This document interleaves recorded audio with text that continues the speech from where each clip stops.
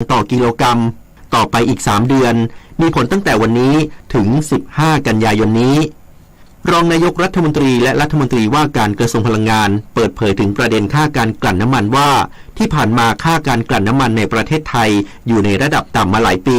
นับตั้งแต่เกิดการแพร่ระบาดของโควิด -19 ส่งผลให้ความต้องการใช้น้ำมันลดลงแต่ต่อมาตลาดเกิดความผันผวนจากสถานการณ์ระหว่างรัสเซียและยูเครนความต้องการใช้น้ำมันจึงเพิ่มขึ้นทำให้ค่าการกลั่นน้ำมันเพิ่มสูงขึ้น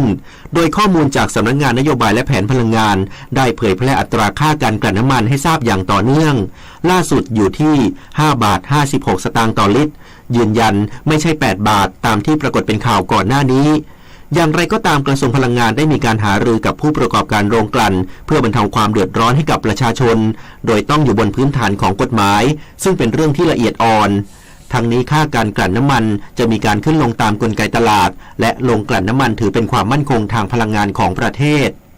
ช่วงแรกๆเนี่ยที่เขาอยู่กันนิ่งๆเนี่ยนะครับประมาณสัก2 บาทขึ้นลงก็นิดหน่อยในช่วงโควิดเนี่ยต่ำกว่า1 บาทต่อลิตรครับก็ต้องถือว่าผู้ประกอบการไม่มีกำไรนะครับพอในช่วงปลายปีของปี64ต่อ65เศรษฐกิจมันเริ่มดีขึ้นก็ทำให้กำลังการผลิตมากขึ้นแล้วยิ่งมีเรื่องรัสเซียยูเครนเข้าไปอีกในช่วงต้นปีก็ยังอยู่ประมาณสัก2 บาทกว่าๆแล้วก็ตายขึ้นมาช่วง2 เดือนที่ผ่านมานี่ไปถึง5 บาทต่อลิตรแต่ไม่ใช่8 บาทอันนี้8 บาทนี่ผมไม่ทราบที่มาจริงๆไม่ใช่ว่ากระทรวงพลังงานนิ่งนอนใจนะครับเพราะว่าเรื่องนี้เป็นเรื่องที่ละเอียดอ่อนก็ได้ส่งสัญญาณให้กับผู้ประกอบการไม่ใช่แค่โรงกลั่นอย่างเดียวนะครับผมเชื่อว่าในเวลานี้นะครับผู้ประกอบการไทยทุกคนจำเป็นจะต้องเข้าใจและเห็นอกเห็นใจสถานการณ์ปัจจุบันแต่จะต้องร่วมไม้ร่วมมือกันช่วยเหลือภาคประชาชนอย่างไร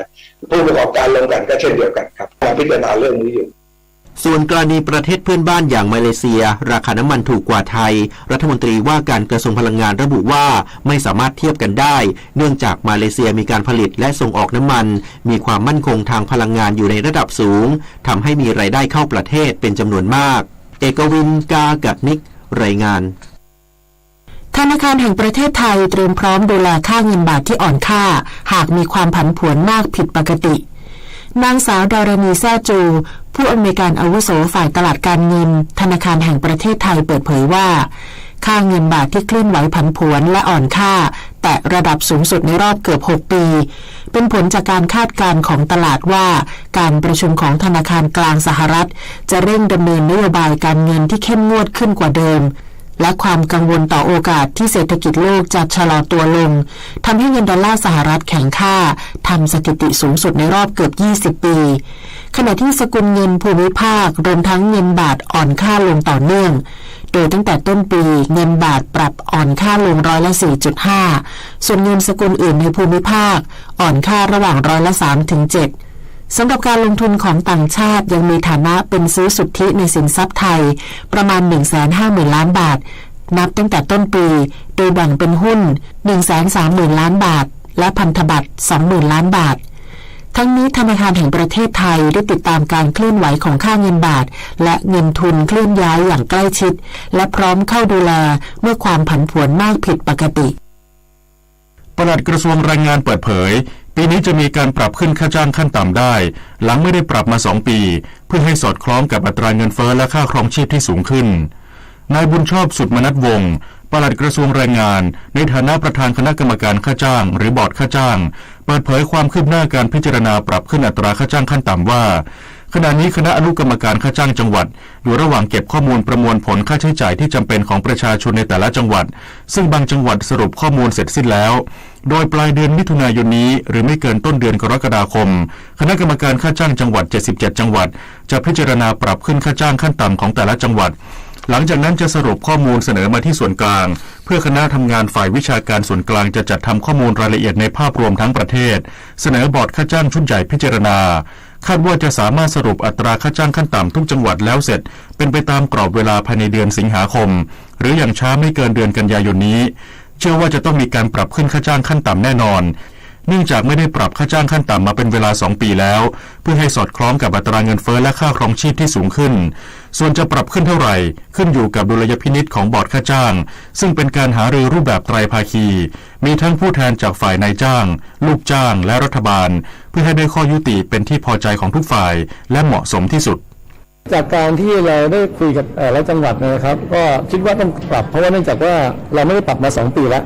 และสำคัญก็คือต้องยอมรับว่าในเรื่องของเงินเฟ้อซึ่งเป็นปัจจัยตัวหนึ่งที่เอามาใช้ในการคำนวณเนี่ยก็เพิ่มขึ้นนะครับดังนั้นตรงนี้ก็เป็นตัวเลขที่เห็นว่ามันคงจำเป็นต้องมีการปรับขึ้นนะครับส่วนจะปรับเท่าไหร่อย่างไรเนี่ยก็เป็นดุลพินิจของแต่ละจังหวัดนะครับเพราะนั้นเนี่ยก็ต้องยอมรับแล้วว่าค่าครองชีพเราสูงขึ้นเงินเฟ้อมีมากขึ้นก็สิ่งเหล่านี้เป็นปัจจัยที่จะเป็นตัวเลขที่ทำให้อัตราการปรับเนี่ยมีการขยับขึ้นแต่เท่าไหร่อย่างไรคงต้องรอแต่ละจังหวัดอีกทีครับปลัดกระทรวงแรงงานกล่าวด้วยว่าเมื่อได้ข้อสรุปที่ชัดเจนกระทรวงแรงงานจะนำเสนอคณะรัฐมนตรีและน่าจะมีผลบังคับใช้ตั้งแต่วันที่1 กรกฎาคม 2566รัฐบาลยืนยันเร่งพิจารณากฎหมายกัญชากัญชงโดยเร็วที่สุดพร้อมรับฟังข้อมูลจากทุกภาคส่วนเพื่อประโยชน์สูงสุดนายสุภชัยใจสมุทรประธานคณะกรรมาการวิสามัญพิจารณาร่างพระราชบัญญัติกัญชากัญชงกล่าวว่าสภามีมติเห็นชอบปลดล็อกกัญชาให้สามารถใช้ได้เพื่อประโยชน์ทางการแพทย์และเศรษฐกิจไม่ได้สนับสนุนทางสันทนาการโดยหน่วยงานที่เกี่ยวข้องเน้นย้ำอย่างต่อเนื่องให้ประชาชนใช้กัญชาด้วยความระมัดระวังซึ่งจะมีคำเตือนและคำแนะนำในการใช้แอปพลิเคชันปลูกกันที่ให้ประชาชนลงทะเบียนอยู่แล้วพร้อมยืนยันว่าไม่ได้ปล่อยปละละเลยและเร่งออกกฎหมายควบคุมให้เร็วที่สุดโดยยินดีรับฟังความคิดเห็นอย่างเต็มที่เพื่อก่อให้เกิดประโยชน์สูงสุดวันนี้เนี่ยเราจะก้าวข้ามเรื่องนี้ไปสู่ความสำเร็จอันยิ่งใหญ่ในการที่จะทำให้กัญชาเป็นสิ่งที่เป็นประโยชน์ที่สุดให้กับประเทศของเราในเรื่องประโยชน์ทางการแพทย์ในเรื่องเศรษฐกิจเนี่ยก็ต้องช่วยกันว่าอย่าไปใช้ในที่สาธารณะแล้วทำให้คนอื่นเดือดร้อนรำคาญก็อาจจะไม่คุ้นชินกับกลิ่นเหล่านี้เป็นต้นถ้าท่านจะเอาไปปรุงอาหารขอให้คำนึงว่าพอเหมาะพอควรขณะที่พลเอกประยุทธ์จันทร์โอชานายกรัฐมนตรีกล่าวว่าระหว่างที่รอให้พระราชบัญญัติกัญชากัญชงมีผลโดยสมบูรณ์ได้กำชับให้คณะกรรมการบูรณาการนโยบายพืชกัญชาและกัญชงที่มีนายอนุทินชาญวีรกูลรองนายกรัฐมนตรีและรัฐมนตรีว่าการกระทรวงสาธารณสุขเป็นประธานออกแนวทางการควบคุมและสร้างการรับรู้ในการใช้และบริโภคกัญชาเดี๋ยวคณะกรรมการก็จะเป็นเรืออย่างที่ว่าเราจะออกเรือมาเพิ่มเติมอีกบ้างในหลังที่พรบยังไม่ผ่านการพิจารณาเลยนะก็มีมาตรการควบคุมแต่ก็มีการกำหนดพื้นที่หลักไม้มีการในเรื่องของสร้างความรู้ในการบริโภคต่างๆวันนี้เรา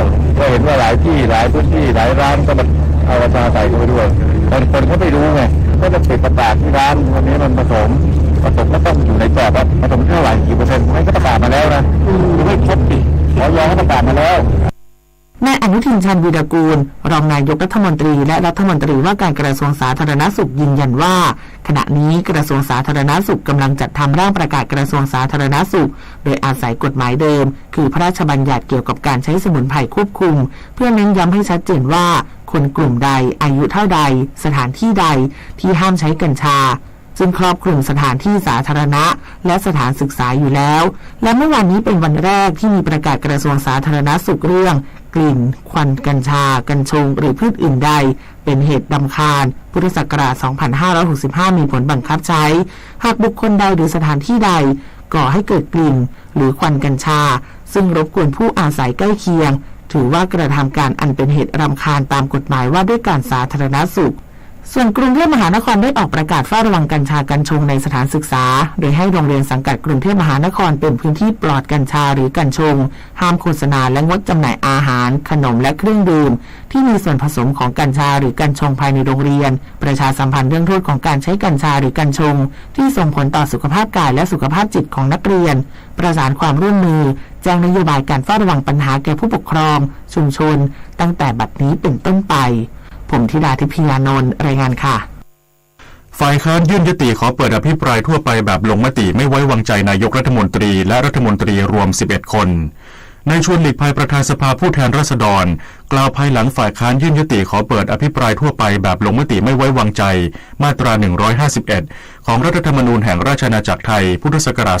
2560ว่าจะนำยติไปพิจารณาภายใน7วันว่าถูกต้องหรือไม่ จากนั้นก็จะบรรจุเข้าสู่การพิจารณาซึ่งโดยทั่วไปจะมีปัญหาเรื่องลายเซ็นไม่ตรงกับรายชื่อซึ่งกระบวนการตรวจสอบน่าจะใช้เวลาประมาณ 2-3 สัปดาห์กรมชลประทานเตรียมพร้อมรับมือพื้นที่เสี่ยงน้ำหลากและน้ำท่วมฉับพลัน 25 จังหวัดจนถึงวันพรุ่งนี้นายประพิตรจันมาอธิบดีกรมชลประทานเปิดเผยว่าตามประกาศของกองอำนวยการน้ำแห่งชาติให้เฝ้าระวังพื้นที่เสี่ยงอุทกภัยในช่วงวันที่ 15-17 มิถุนายนนี้ในบางพื้นที่ภาคเหนือภาคตะวันออกเฉียงเหนือและภาคใต้รวม 25 จังหวัดกรมชลประทานได้เตรียมความพร้อมรับสถานการณ์ที่อาจจะส่งผลกระทบต่อพื้นที่ทั้งในเขตชลประทานและนอกเขตชลประทานโดยโครงการชลประทานในพื้นที่ที่คาดว่าจะได้รับผลกระทบติดตามเฝ้าระวังสภาพอากาศและสถานการณ์น้ำอย่างใกล้ชิดโดยเฉพาะพื้นที่ที่มีฝนตกสะสมมากกว่า90มิลลิเมตรในช่วงเวลา24ชั่วโมงรวมถึงพื้นที่จุดเสี่ยงที่เคยเกิดน้ำท่วมขังอยู่เป็นประจำพร้อมทั้งตรวจสอบความมั่นคงแข็งแรงของอ่างเก็บน้ำอาคารบังคับน้ำและกำจัดสิ่งกีดขวางทางน้ำเร่งระบายน้ำในพื้นที่ที่มีน้ำท่วมขังอยู่เดิมเพื่อเป็นการเตรียมความพร้อมรับน้ำหลากป้องกันน้ำท่วมให้สามารถใช้งานได้อย่างมีประสิทธิภาพวันนี้มูลนิธิแพทย์อาสาสมเด็จพระศรีนครินทราบรมราชชนนีหรือพอสวจะออกให้บริการประชาชนในพื้นที่จังหวัดกระบี่ที่หมู่2ศูนย์การเรียนตำรวจตระเวนชายแดนบ้านแผ่นดินเสมอตำบลคลองท่อมเหนืออำเภอคลองท่อมจังหวัดกาญจนบุรีที่หมู่5บ้านแม่น้ำน้อยตำบลไซโยกอำเภอไซโยกจังหวัดกาฬสินธุ์ที่หมู่12โรงเรียนบ้านนาคูพัฒนาตำบลนาคูอำเภอนาคูจังหวัดขอนแก่นที่หมู่1โรงเรียนบ้านภูเหล็กตำบลภูเหล็กอำเภอบ้านไผ่จังหวัดชัยนาทที่หมู่6วัดศรีมงคลตำบลหาดอาสาอำเภอสัพพยา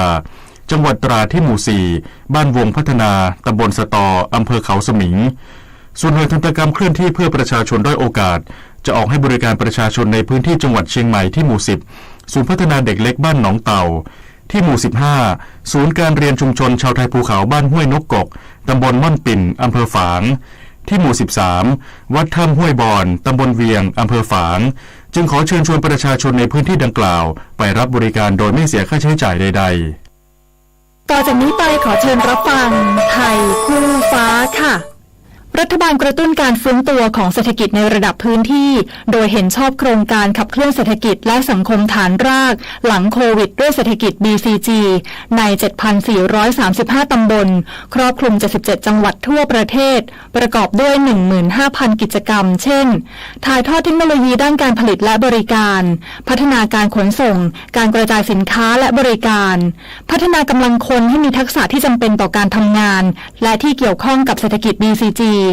จ้างงานบัณฑิตที่จบการศึกษาไม่เกิน5ปีและประชาชนที่ว่างงานในพื้นที่ 3,000 ตำบลเดิมต่อยอดจากโครงการ1ตำบล1มหาวิทยาลัยตำบลละ8คนและพื้นที่ 4,435 ตำบลใหม่10คนต่อตำบลรวมแล้วเกิดการจ้างงานไม่น้อยกว่า 68,350 คน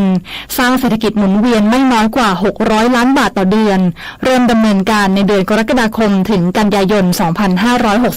ค่ะสื่อสารธุรกิจรัฐบาลกับสำนักโฆษกสำนักเลขาธิการนายกรัฐมนตรีเราจะสืบสานรักษาและต่อยอดและครองแผ่นดินโดยธรรมเพื่อประโยชน์สุขแห่งอาณาราษฎรตลอดไปพระปฐมบรมราชโองการพระบาทสมเด็จพระเจ้าอยู่หัวในพระราชพิธีบรมราชาภิเษกเมื่อวันที่4พฤษภาคมพุทธศักราช 2562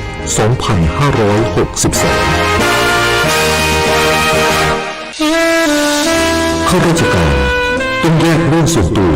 ออกจากตำแหน่งหน้าที่และยึดถือประโยชน์ส่วนรวมของประเทศชาติเหนือกว่าประโยชน์ส่วนตนสารประโยชน์ของชาติและปวงประชาอีกหนึ่งหัวข้อเรื่องจริยธรรมที่ข้าราชการพลเรือนทุกคนเพิ่งควรปฏิบัติทำความดีเพื่อชาติไทยขณะนี้เวลา 7:17 นาทีต่อไปเสนอข่าวต่างประเทศ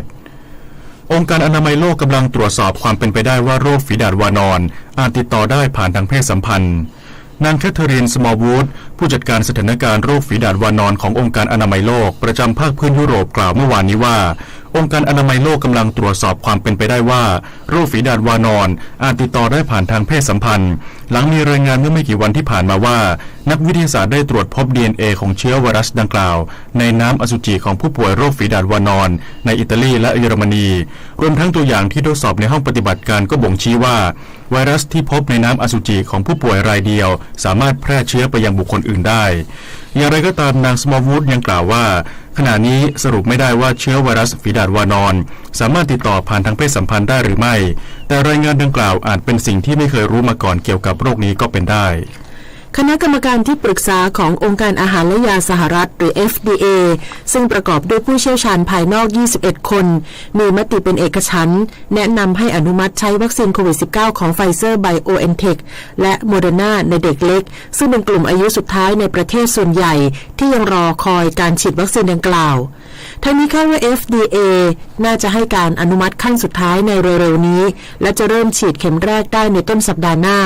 โดยวัคซีนของ Pfizer BioNTech จะฉีดให้กับเด็กอายุ6เดือนถึง4ปีส่วนวัคซีน Moderna จะฉีดให้เด็กอายุ6เดือนถึง5ปีตามที่ยื่นขออนุมัติขณะที่ผลทดลองกับเด็กหลายพันคนพบว่า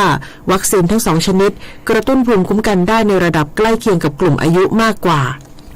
ผลศึกษาใหม่ในอังกฤษพบว่าผู้เคยติดเชื้อโควิด -19 กลายพันธุ์โอมิครอนและสายพันธุ์ย่อยต่างๆไม่ได้ทำให้ร่างกายเกิดภูมิคุ้มกันที่จะช่วยป้องกันการติดเชื้อซ้ำอีกโดยผลการศึกษาก่อนหน้านี้ชี้ว่าผู้เคยติดเชื้อโควิด -19 ร่างกายจะสร้างภูมิคุ้มกันที่จะทำให้ไม่ติดเชื้อซ้ำอีกแต่ผลการวิจัยล่าสุดพบว่าสิ่งนั้นไม่ได้เกิดขึ้นสำหรับคนที่ติดเชื้อโอมิครอนและเชื้อโอมิครอนสายพันธุ์ย่อย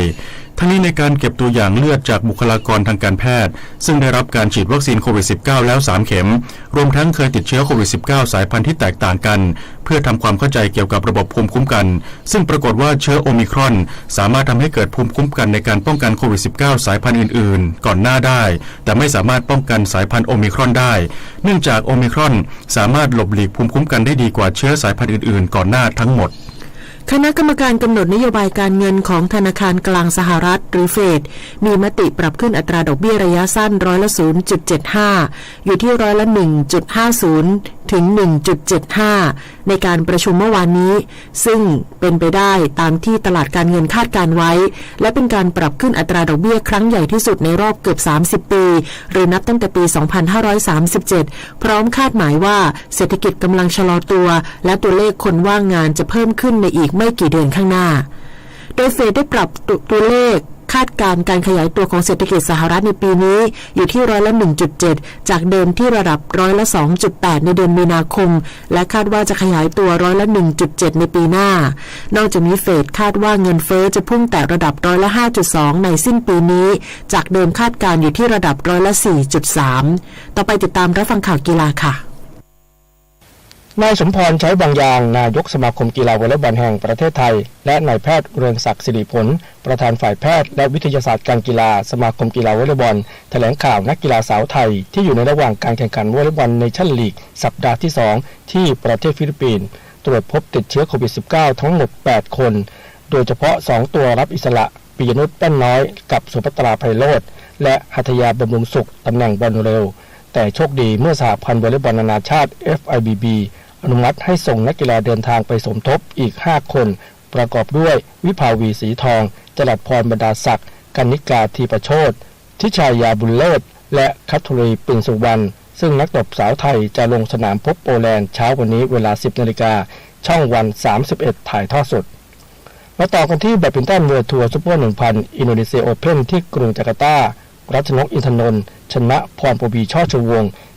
21-17 ทั้ง2เกมรอบ2พบกับกุไลฮอสมาร์กจากเดนมาร์กพิชยาพรชัยวันแซงชนะเกรโกเรียมาริสกาตันจงของเจ้าถิ่น 2-1 เกมด่านต่อไปเจอโนโซมิโอกุฮาระมือ6จากญี่ปุ่นประเภทคู่ผสมสุภักจอมเกาะกับสุพิศราพริวสามพรานตบชนะคิมวันโฮกับจองงาอึนจากเกาหลีใต้ 2-1 เกมเข้าไปเจอศึกหนักเจิ้นซี่เว่ยกับหวงหยาเฉียงคู่มือ2ของโลกจากจีนส่วนชายเดี่ยวกุลวุฒิวิทิสารกับกันตพลหวังเจริญแพ้คู่แข่งตกเพียงรอบแรกเทนนิสพานิพักษ์วงศ์พัฒนกิจพร้อมกับพรรณภาหารสุจินและจุฬานันท์ ขันติกุลานนท์เดินทางไปเกาหลีใต้เพื่อสมทบกับโค้ชชัดชัยชเวเตรียมแข่งขันเทควันโดชิงแชมป์เอเชียวันที่ 24-27 มิถุนายนและโคลีโอเพ่นวันที่ 1-4 กรกฎาคมเป็นอีกความท้าทายของพานิพักษ์วงศ์พัฒนกิจเนื่องจากจะขยับขึ้นไปแข่งในรุ่น 53 กิโลกรัมหลังจากในรุ่น 49 กิโลกรัมทำสถิติไม่แพ้ใครมา 36 แมตช์ตลอด 3 ปี 7 เดือนนายกิตติศักดิ์ชัยมงคลตระกูลเลขาธิการและกรรมการแข่งขันสมาคมกีฬากอล์ฟแห่งประเทศไทยให้การต้อนรับคณะนักกอล์ฟเยาวชนจากการคัดเลือกเป็นตัวแทนไปแข่งชิงแชมป์โลกเยาวชนพร้อมมอบโอวาทและอุปกรณ์สนับสนุนก่อนเดินทางไปแข่งขัน2รายการใหญ่ IMG Junior World Golf Championship และ FCG Callaway World Championship ในเดือนกรกฎาคมที่สหรัฐอเมริกาซึ่งกอล์ฟเยาวชนนานาชาติ Junior World Championship นักกอล์ฟชื่อดังของโลกต่างเคยผ่านการแข่งขันมาแล้วอาทิฟิลมิเคลสันและโรเรนาโอชัวส่วนนักกอล์ฟสัญชาติไทยที่ได้แชมป์ครั้งแรกในปี 1996 จากอาลีวงศ์ลือเกียรติต่อด้วยพรหมิสวัสดิ์กิรเดชอภิบาลรัตน์ชินรัตน์พดุงศิลป์โดยปีที่ผ่านมานักกอล์ฟไทยได้มา2แชมป์จากทัศกรโพทองคลาสสีชายและณชาสถิตสัมพันธ์คลาสดีหญิงพงษ์เกษมสมสุขรายงานต่อไปรับฟังพยากรณ์อากาศค่ะกรมอุตุนิยมวิทยารายงานลักษณะอากาศทั่วไปพยากรณ์อากาศ24ชั่วโมงข้างหน้ามรสุมตะวันตกเฉียงใต้กำลังอ่อนพัดปกคลุมทะเลอันดามันประเทศไทยและอ่าวไทยประกอบกับมีหย่อมความกดอากาศต่ำปกคลุมประเทศเวียดนามตอนบนและประเทศจีนตอนใต้ในขณะที่มีลมใต้และลมตะวันออกเฉียงใต้พัดปกคลุมภาคตะวันออกเฉียงเหนือตอนล่างภาคกลางตอนล่างและภาคตะวันออกลักษณะเช่นนี้ทำให้ประเทศไทยมีฝนลดลงแต่ยังคงมีฝนฟ้าคะนองและมีฝนตกหนักบางแห่งบริเวณภาคเหนือตอนบนขอให้ประชาชนบริเวณดังกล่าวระวังอันตรายจากฝนตกหนักและฝนที่ตกสะสมไว้ด้วยสำหรับพยากรณ์อากาศตั้งแต่เช้าวันนี้จนถึงเช้าวันพรุ่งนี้ภาคเหนือมีฝนฟ้าคะนอง140ของพื้นที่และมีฝนตกหนักบางแห่งบริเวณจังหวัดเชียงใหม่เชียงรายพะเยาและน่านภาคตะวันออกเฉียงเหนือมีฝนฟ้าคะนอง140ของพื้นที่ส่วนมากบริเวณจังหวัดเลยหนองคายบึงกาฬหนองบัวลำพูอุดรธานีสกลนครนครพนมชัยภูมิมุกดาหารสุรินทร์ศรีสะเกษและอุบลราชธานีภาคกลางมีฝนฟ้าคะนอง130ของพื้นที่ส่วนมากบริเวณจังหวัดอุทัยธานีนครสวรรค์นครปฐมกาญจนบุรีราชบุรีสมุทรสงครามและสมุทรสาครภาคตะวันออกมีฝนฟ้าคะนอง130ของพื้นที่บริเวณจังหวัดชลบุรีระยองจันทบุรีและตราดลมตะวันออกเฉียงใต้ความเร็ว 15-30 กิโลเมตรต่อชั่วโมงทะเลมีคลื่นสูงประมาณ1เมตรบริเวณที่มีฝนฟ้าคะนองคลื่นสูงมากกว่า1เมตรภาคใต้ฝั่งตะวันออกมีฝนฟ้าคะนอง140ของพื้นที่ส่วนมากบริเวณจังหวัดเพชรบุรีสุราษฎร์ธานีนครศรีธรรมราชสงขลาปัตตานียะลาและนราธิวาสลมตะวันตกเฉียงใต้ความเร็ว 15-30 กิโลเมตรต่อชั่วโมงทะเลมีคลื่นสูงประมาณ1เมตรบริเวณที่มีฝนฟ้าคะนองคลื่นสูงมากกว่า1เมตรภาคใต้ฝั่งตะวันตกมีฝนฟ้าคะนอง140ของพื้นที่ส่วนมากบริเวณจังหวัดระนองพังงาตรังและสตูลลมตะวันตกเฉียงใต้ความเร็ว 15-30 กิโลเมตรต่อชั่วโมงทะเลมีคลื่นสูงประมาณ1เมตรบริเวณที่มีฝนฟ้าคะนองคลื่นสูงมากกว่า1เมตรกรุงเทพมหานครและปริมณฑลมีฝนฟ้าคะนอง130ของพื้นที่สภาวะระดับน้ำในแม่น้ำเจ้าพระยาที่หน้ากองบัญชาการกองทัพเรือคำนวณโดยกรมอุทกศาสตร์กองทัพเรือวันนี้น้ำขึ้นเต็มที่เวลา 5:24 นาทีสูงกว่าระดับทะเลปานกลาง89เซนติเมตรและเวลา 22:45 นาทีสูงกว่าระดับทะเลปานกลาง1เมตร54เซนติเมตรน้ำลงเต็มที่เวลา 1:40 นาทีสูงกว่าระดับทะเลปานกลาง69เซนติเมตรและเวลา 15:36 นาทีต่ำกว่าระดับทะเลปานกลาง1เมตร25เซนติเมตร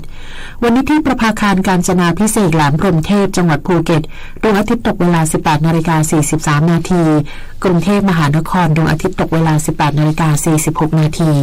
ขณะที่เมื่อวานนี้กรมฝนหลวงและการบินเกษตรได้ขึ้นบินปฏิบัติการฝนหลวงจำนวน8หน่วยปฏิบัติการช่วยเหลือพื้นที่การเกษตรที่ขาดแคลนน้ำจำนวน13จังหวัดและเพิ่มปริมาณน้ำเก็บกักให้กับเขื่อนแม่งัดสมบูรณ์ชนเขื่อนภูมิพลและอ่างเก็บน้ำคลองสียัด1 นาทีกับกปท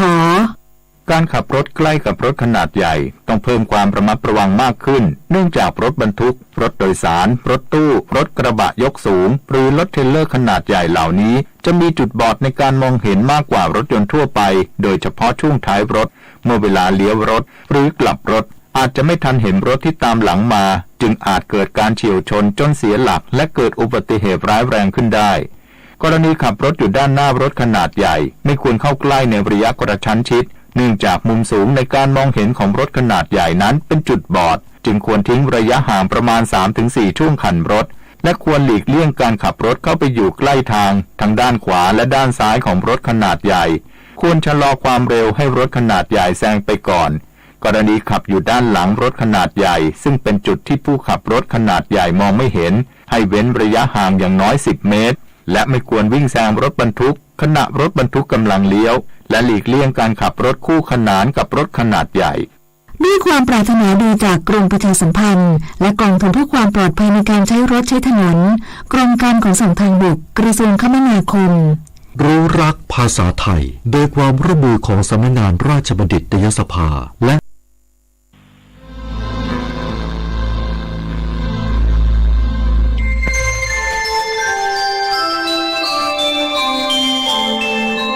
ขณะนี้ท่านกำลังฟังสถานีวิทยุกระจายเสียงคลื่นเพื่อการศึกษาพระพุทธศาสนาและวัฒนธรรมระบบ FM 104.5 เมกะเฮิรตซ์ออกอากาศณวัดฝายหินตำบลสุเทพอำเภอเมืองจังหวัดเชียงใหม่โทรศัพท์053-226-058-406-053-943-691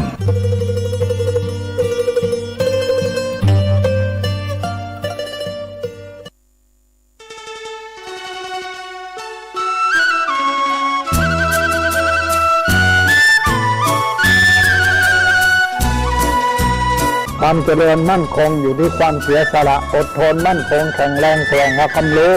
ต่อสู้กับศักดิ์กำจัดสิ่งเสื่อมติดเสริมสร้างชีวิตพอมีพอเพียงพระบาทสมเด็จพระเจ้าอยู่หัวท่านรับสั่งให้ใช้ชีวิตพอมีพอเพียงเราก็อยู่กันได้เพราะฉะนั้นคนไทยต้องสมัครสมานสามัคคีหันหน้าเข้าหากันปรึกษาหากันรักกันฉันพี่น้องเราก็จะอยู่ได้เพราะเวลานี้ยุคโลกาภิวัตน์มันจะมีการเปลี่ยนแปลงทางขนบธรรมเนียมจริยธรรมบางสิ่งบางอย่างก็ขอให้นึกถึงบรรพบุรุษของชาติว่าบรรพบุรุษปู่ย่าตายายเราได้สั่งสอนอบรมลูกหลานของคนไทยทุกคนให้ตั้งอยู่ความสามัคคีมีความสมัครสมานกลมเกลียวเมตตาปราณีเอื้ออารีเอื้ออาทรในราชการเวลานี้ประเทศชาติของเราก็เจริญมั่นคงเพราะเหตุว่าคนไทยรวมน้ำจิตน้ำใจกันสร้างสรรค์ความเจริญงอกงามเพื่อความเจริญงอกงามแก่ชาติพระพุทธศาสนาสำนักงานของพระมหากษัตริย์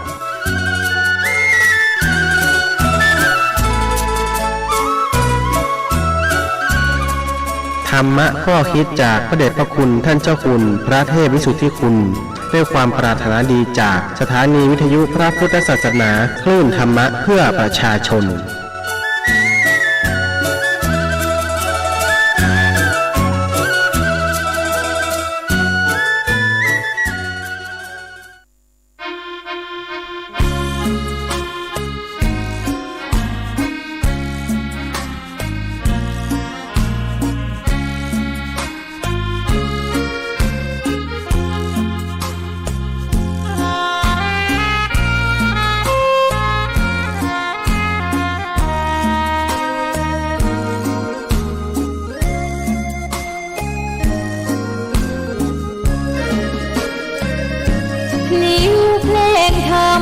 ถูกถ้อยคำเข้าถึงจิตใจฟังรายการวิทยุเสียงใสส่งถึงใจไปสู่ปลายนาสารธรรมน้อมนำมองพระศาสดาบอกผู้คนทั่วลาหันมาเข้าวัดฟังธรรมคือ ยงนี้เป็นคลื่นธรรมะจากใจส่งถึงบ้านไกลบ้านไกลฟังได้สุขใจล้ำยามดึกดื่น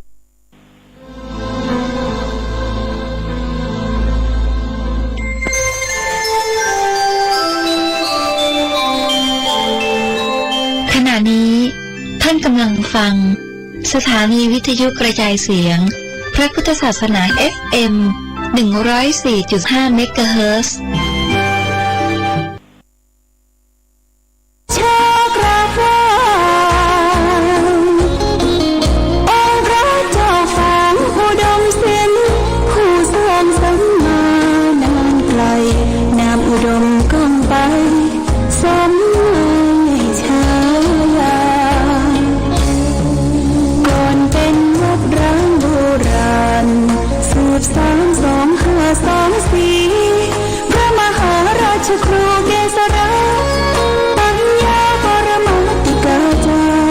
จากวัดดับภัยเชียงใหม่สืบสานเวลาผ่านรำ31 ปีนานไกลวัดพระบาทอุดมรุ่งเรืองงามตาเจ้านายบุญธรรมสาขาหลวงเมืองเชียงใหม่ปกครองหัวเมืองฟ้าทุ่มเทแรงกายแรงใจทุกชาติพันธุ์รวมใจรักษามัคคี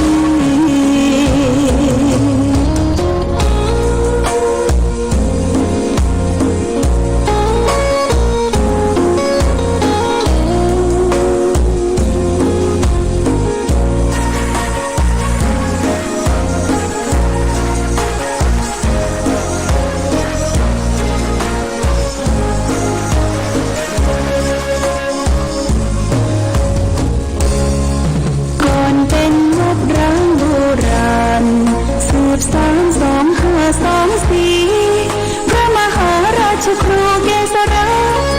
ปัญญาปรมาติกาจารย์จากวัดดับภัยเชียงใหม่สืบสานเวลาผ่านรำ31 ปีนานไกล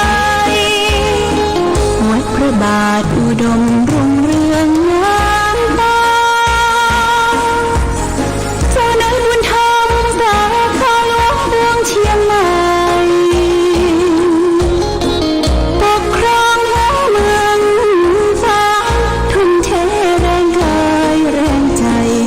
ชาติพันธุ์รวมใจ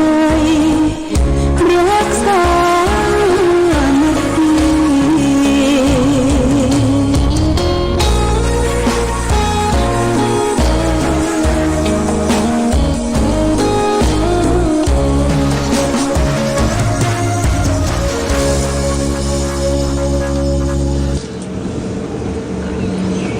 เจริญสุข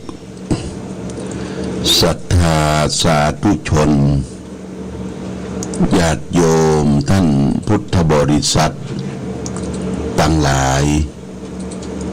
วันนี้รายการธรรมประทีปส่องต่างก็ได้มาพบปะกับพ่อแม่พี่น้อง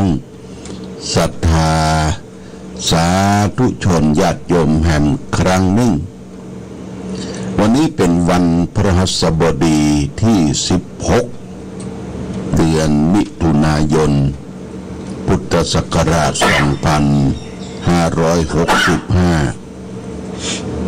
ซึ่งตรงกับเดือนเก้าเหนือเดือน7ใต้แรม2 ค่ำญาติโยมวันนี้เป็นวันเดือนเก้าเหนือแรม2 ค่ำเป็นวันที่16เป็นวันความหวังญาติโยมความหวังของพ่อแม่พี่น้องประชาชนความหวังนั้นอยากจะถูกหวยรวยเบอร์แต่ความหวังนั้นก็แล้วแต่โชคมาวาสนาช่วยญาติโยมประเดี๋ยวนี้ตึงหันสภาพการของคนเฮาพี่น้องประชาชนทุกข์ยากลำบาก เกี่ยวกับรายได้บ่พอรายจ่าย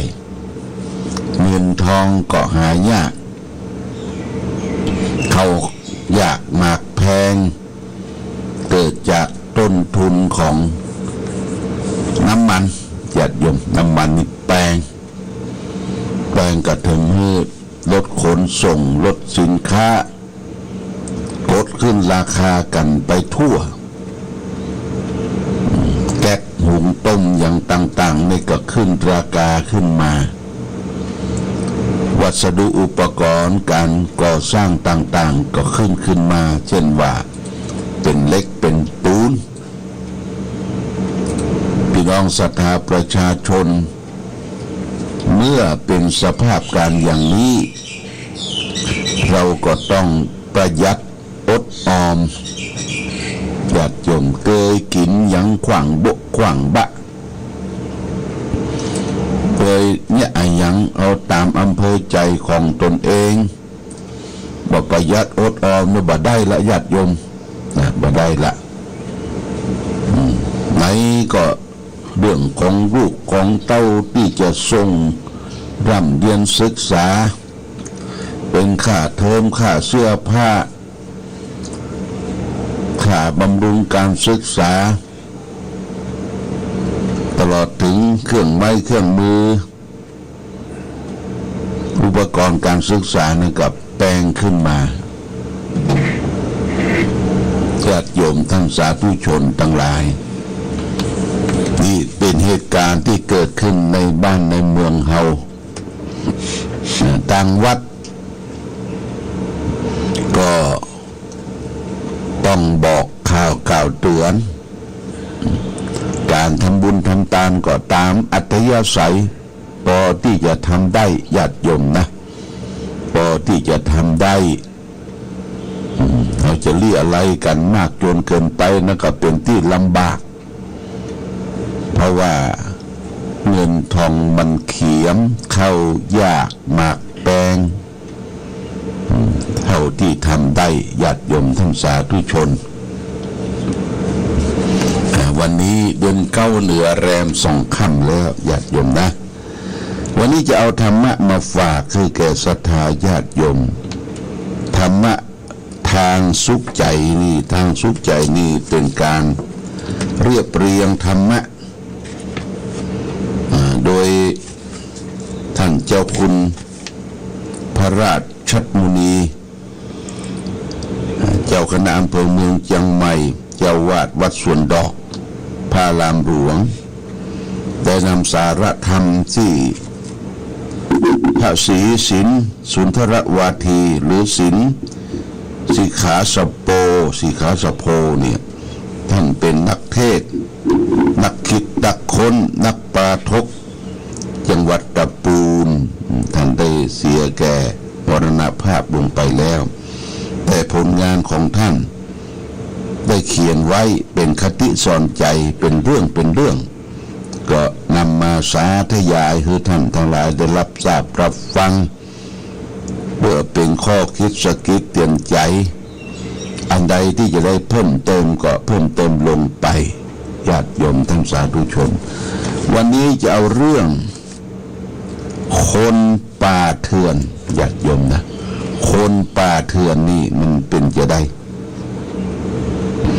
พูดถึงคนป่านี่ก็คนที่อยู่ในแพะในป่าในเขาบ่ได้การรับการพัฒนาและกระเทือนนี่ก็มีจิตใจเหี้ยมเกรียมมีจิตใจเหี้ยมเกรียมและก็เป็นคนบ่มีตัวบทกฎหมายแล้วว่าคนป่าเถื่อนเนี่ยเพิ่งเขียนไว้จะได้เฮาก็ลองฟังญาติโยมเพิ่งบอกว่าความหันแก่ตัวเป็นภาวะที่แสดงออกซึ่งความเป็นคนป่าเถื่อนได้ง่ายที่สุดในการเสาะแสวงหาปัจจัยเครื่องปนเปื้อชีวิตร่างกายคนเฮาจะย่อมขนขวายมาเพื่อตัวก่อนอื่นจนบางครั้งมีความทะเยอทะยานมากจนเกินไปก็ทำให้เกิดการกระทำที่แสดงออกมาซึ่งความป่าเถื่อน ทำให้เกิดละเมิดกฎข้อบังคับหลีกเลี่ยงระบบแบบแผนผิดศีลผิดธรรมความทารุณโหดร้ายเป็นเหตุของแสดงออกซึ่งความป่าเถื่อนประการที่สองการเบียดเบียนกันด้วยความเครียดแค้นจากเหตุเพียงเล็กน้อยการปล้นฆ่ากันเพื่อชิงเอาทรัพย์การหลอกลวงกันเพื่อสนองความใคร่ในทางกามการพูดส่อเสียดเพื่อเบิดบังเอาผลประโยชน์มาเพื่อตัวเองสืบเนื่องมาจากแรงโทสะความโกรธความฉุนเฉียวความโมโหการดื่มสุรายาเมาก็เป็นการทำด้วยความโหดร้ายต่อตนเองเหมือนกันเบียดเบียนตนเองเหมือนกันประการสุดท้ายคือความรู้จักผิดชอบชั่วดีที่เรียกว่าโมหะมันครอบงำใจโมหะนี่แปลว่าความหลงนะญาติโยมความหลงครอบงำใจบ่ฮื้อหันผิดได้หันผิดเป็นชอบลงทำลายชีวิตสัตว์อื่นเพื่อบำรุงชีวิตตัวลักลวงเอาทรัพย์สินของคนอื่นมาเป็นของตนแต่สูญเสียคุณธรรมทางจิตใจการคบจู้สู่นางด้วยความมัวเมาในความสุขทางกามเพื่อชั่วนั่นเหล่านี้เป็นต้นบุคคลที่ปล่อยให้กิเลสชาติทั้งสามที่ครอบง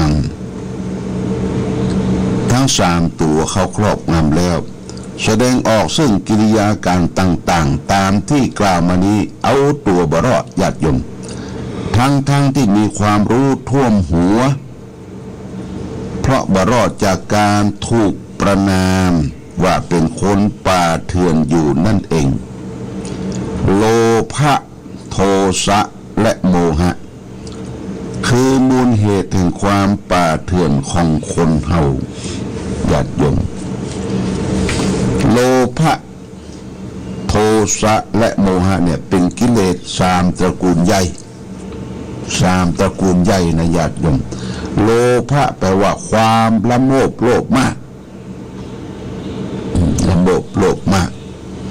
อยากจะเอาของคนอื่นมาเป็นของตนไปลักไปจกไปแมกของคนอื่นหันของคนอื่นตกหายเก็บได้ถือว่าโชคดีเป็นกรรมสิทธิ์ของตนบ่ใจญาติโยมนะบ่ใจอันนี้ญาติโยมทั้งสาธุชนทั้งหลายทุกท่านทุกคนเป็นเงินเป็นทองเป็นเข้าของสมบัติพระสถานมีเจ้าของญาติโยมไปกาดไปลีไปวัดไปวาหันของเปิ้นตกนะคือเก็บแล้วก็ประกาศหาเจ้าของเพราะว่าคนที่เผลอเลอขาดความมีความประมาทขาดความยับยั้งชั่งใจขาดความยั้งคิดประมาทนั่นเสียเข้าของตกลงไปเปิ้นก็เสียดายเหมือนกับใจเฮาใจเปิ้นญาติโยมนะจะไปคิดว่าโชคดีเก็บของได้บ่ใจจะไปคิดอย่างนั้นญาติโยมเปิ้นมีเจ้าของต้องประกาศหาเจ้าของถ้าเปิ้นมีเจ้าของเปิ้นรับไปแล้วก็เปิ้นยินดีสีไขบางทีก็ยกย่องเทิดทูนว่าเป็นคนดีมีชื่อญาติโยมเป็นคนที่มีความซื่อสัตย์ทั้งต่อหน้าและรับหลังต่อคนอื่นนี่คือตัวเนี่ยตัวโลภเนี่ยเราบ่ควรที่จะโลภเอาของคนอื่นมาเป็นของตนคืออยู่อย่างเสือกัดก้อนกินเกลือญาติโยมบ่มีกินก็บ่กินอ่ะบ่มีนุ่งก็บ่นุ่งอ่ะ คืออยู่อย่างเสือกัดก้อนกินเกลือจะไปอยู่อย่างเสือผอมนี่มันพอตั้งได้ก็ล้ายหูล้ายตาได้ก็แมดได้ก็โจกได้ก็โลภอำของคนอื่นอย่างที่บดีนะโลภะเนี่ยเป็นความโลภโลภะเนี่ยเป็นกิเลสตัวตระกูลแรกเขาจะกำจัดตัวโลภะโดยคือการให้การช่วยเหลือเฟื้อฟายอนุเคราะห์สงเคราะห์แก่บุคคลอื่นที่เขาเกิดมาในประเทศเกิดมาในโลกนี้เปิ้นได้แบ่งทรัพยากรให้คนเฮาได้มาบริโภคที่อยู่ที่อาศัยที่กินที่รับที่นอนเนี่ยพอดีนะญาติโยมพอดีบ่คือละโมบโลภมากเอาเกินกว่าตัวบ่ฮู้จะเอามาเนี่ยอย่างปะล่ำปะเลือญาติโยมนะบางคนเนี่ยมันติดนิสัยความโลภอยากได้เจ้าของมีอยู่เนี่ยฝันบ้านบางคนเนี่ยอายุแก่ละเท่าละบั้นปลายชีวิตว่าเงินฝากธนาคารไว้เป็น30 ล้านก็ยังมาเอาไปจ่ายไปใช้ประโยชน์เพื่อแก่สาธารณประโยชน์ตลอดถึงสถานการศึกษาอนุเคราะห์สงเคราะห์คือการแก่วัดวาอารามที่เปิ้นปัดเปิ้นแปลงเปิ้นเกิดเปิ้นสร้างบ่ยังอันญาติโยมเสียดายวะเสียดายเดี๋ยวตายละเข้าละของลงไปลูกหลานก็มาสืบสานแย่งชิงกันแทนที่จะทำเงินปัจจัยให้มันเป็นประโยชน์เป็นอนุสรณ์ของความดีเป็นอนุสรณ์ของการเกิดมนุษย์มาครั้งหนึ่งได้พบพระพุทธศาสนาเราสมควรที่จะเสียสละญาติโยมเสียสละได้การ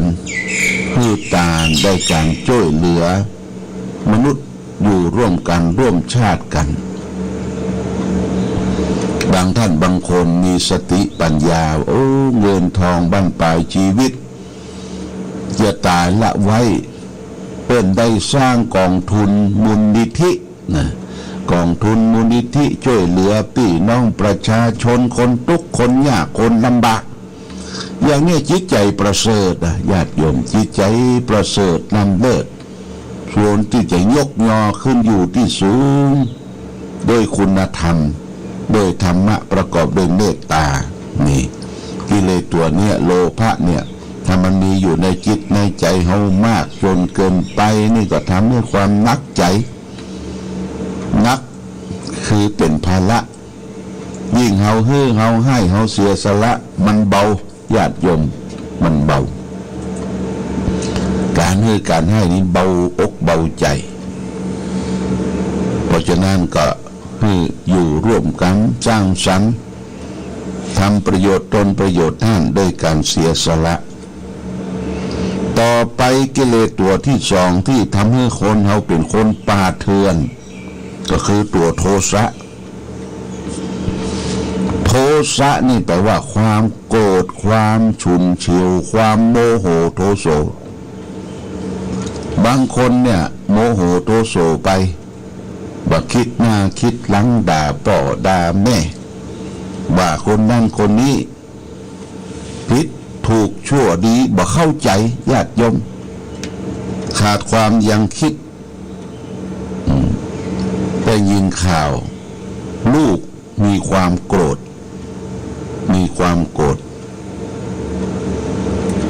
ไปกินยานั่นไม่ใช่อย่างกินยาสติฟั่นเฟือนญาติโยมยังเปิ้งแม่อยู่นะอายุสาวยังเปิ้งแม่ให้ทำสำรับกับข้าวให้กินวันนั้นแม่กำลังจะทำสำรับกับข้าวทำบัตตันติ่นบัตตันมือเอามีดมาปาดคอแม่ว่าปดโทมหานรกแต้เนี่ยญาติโยมตกนรกมกไหมทั้งชาตินี้ชาติหน้าชาตินี้ได้รับกรรมไปตกนรกทั้งเป็นก็คืออยู่ในคุกในตาราง ทำกรรมต่อผู้บังเกิดเกล้าผู้ฮือชีวิตสืบสายเลือดเนี่ยนักญาติโยมนะนักเขาไม่มีสิทธิ์ที่จะไปต่อล่อต่อเถียงว่าฮือพ่อฮือแม่เขามีชีวิตโลดแล่นอยู่ในโลกยี่เขี้ยวยี่กลางได้ถึงวันนี้ก็พ่อแม่แล้วพ่อแม่มีตีนมีมือเตียวไปหันเตียวไปนี่เนี่ยนั่งอย่างนี้พ่อแม่ลูกที่เลี้ยงเขามาเนี่ยไปทรยศมีความอากตัญญูต่อพ่อต่อแม่จึงมาเป็นคนดีนะญาติโยมนะสังเกตญาติโยมจะคบเพื่อนคบฟุ้งอย่าเอาลูกเอาเมียสืบสานดูก่อนว่าเขาฮักพ่อฮักแม่ก่อนมีความกตัญญูต่อพ่อต่อแม่ก่อนคนไหนฮักพ่อฮักแม่มีความกตัญญูต่อพ่อต่อแม่นั้นตามคติในทางพระพุทธศาสนาที่ว่าเป็นคนดีนะเป็นคนดีพระพุทธเจ้ายกย่องเทิดทูนว่าเป็นคนดีถ้าบ่ฮักพ่อบ่ฮักแม่บ่ฮักผู้มีอุปการะคุณเนี่ยเป็นคนล้มเหลวเป็นคนสุญโญเป็นคนว่างคนเปล่าแต่ญาติโยมนักโลกนักที่อยู่นักที่อาศัยเพราะฉะนั้นตัวโทสะตัวเนี่ยมีในจิตในใจนักเปิ้นให้มีความเมตตาธรรมเมตตาธรรมต่อสรรพสัตว์ทั้งหลายเมตตาธรรมต่อเพื่อนต่อฝูงเมตตาธรรมต่อผู้มีอุปการะคุณนี่ถ้าใครมีโทสะนักความเกลียดความชุนเฉียวไอ้ยังบุกเหลวทำอย่างผิดพลาดหมดนี่ก็เป็นคนป่าเถื่อนญาติโยมนะเป็นคนป่าคนเถื่อนประการที่สามทำให้คนเขาเป็นคนป่าเถื่อนคือโมหะแต่แปลความเข่าความโง่ความหลงโมหะนี่นะบัดตื่นรับทั้งที่มีลมหายใจอยู่บัดตื่นที่บัดตื่นจากความดีบัดตื่นจากความรู้แจ้งเห็นจริงบ่เป็นพุทธะบ่เอาพุทธะมาใส่จิตใส่ใจรู้ตื่นเบิกบานมีแต่โมหะครอบงำหลงอยู่ในกามคุณห้ารูปเสียงกลิ่นรสโผฏฐัพพะเข้าใจผิดคิดตัวเองว่าเลิศประเสริฐกว่าบุคคลอื่นเนี่ยโมหะเขาครอบงำเมื่อโมหะเขาครอบงำตัวนี้ตัวใหญ่เหลือเปิ้นเนี่ยโมหะนี่นะใหญ่กว่าโลภะใหญ่กว่าโทสะกิเลสตัวนี้โมหะตัวเนี้ยเพราะฉะนั้นเมื่อเราได้มีสติมีความรู้ตัวทั่วพร้อมมีสมาธิมีความตั้งมั่นของจิตใจและสุดท้ายมีปัญญารู้แจ้งเห็นจริงในกองทุกข์ในปัญหาต่างๆเราก็จะกำจัดตัวโมหะตัวหลงได้เมื่อมีโมหะเขาครอบงำจิตใจเฮาคนนั้นว่าเป็นคนป่าเถื่อนญาติโยมนะคนป่าคนเถื่อนเนี่ยมีโลภะโทสะโมหะกิเลสสามตัวกุ้มรุมสุมจิตใจใครไปอยู่ใกล้ใครก็กลัวญาติโยมคนป่าเถื่อนเนี่ยบอกว่ามันจะจิตใจมันเป็นจะได้มันป่าเถื่อนเพราะฉะนั้นนี่ฝากคือแก่ญาติโยมทั้งสาธุชนนี่ก็คือนำหลักธรรมทางสุขใจซึ่งครูบาอาจารย์เปิ้นได้เรียบเรียงเขียนไว้มามาจาให้ญาติโยมทั้งสาธุชนทั้งหลายรับทราบรับฟังเพื่อจะได้น้อมนำมาประพฤติปฏิบัติในชีวิตประจำวันเอาละก่อนจากกันโมทนาสาธุเจ้าภาพสังฆทานทานในงานประเพณีส่งน้ำพระธาตุพระบาทพระเจ้าละแข่งไหว้สาอนุสาวรีย์พระเจ้าฝางพระนางสามผิวเดือนเก้าเหนือแรม7 ค่ำ 8 ค่ำตรงกับวันที่22 เดือนมิถุนายน2565นี้นัดญาติโยมนะที่เราเป็นเจ้าภาพสังฆทานมีพ่อหลวงศรีมาแม่จันสมยอดแก้วเหลืองบ้านสันต้นมืดเจ้าภาพสั่ง2 ชุด 2,000 บาทพ่อคำบุญแม่วันเพ็ญมณีรัตน์ส่วนดอก1 ชุด 1,000 บาทแม่จันตาชัยวงศ์บ้านส่วนดอก1 ชุด 1,000 บาท คุณกนกพิษชัยนาพร้อมด้วยครอบครัวร้านนานาพันธ์สันทราย1 ชุด 1,000 บาทพ่ออ้ายคนโตบ้านสวนดอก1 ชุด 1,000 บาทพ่อหวนสุทธเสนาบ้านเต่าดินพร้อมด้วยลูกหลาน1 ชุด 1,000 บาทแม่สมควรดงดังบ้านสวนดอก1 ชุด 1,000 บาทแม่หลวงศรีดาจันทวีบ้านหนองอึงเหนือ1 ชุด 1,000 บาทแม่เกวียนสุทธเสนาบ้านเต่าดิน1 ชุด 1,000 บาทและแม่ลำดวนเป่งแก้วบ้านเต่าดิน1 ชุด 1,000 บาท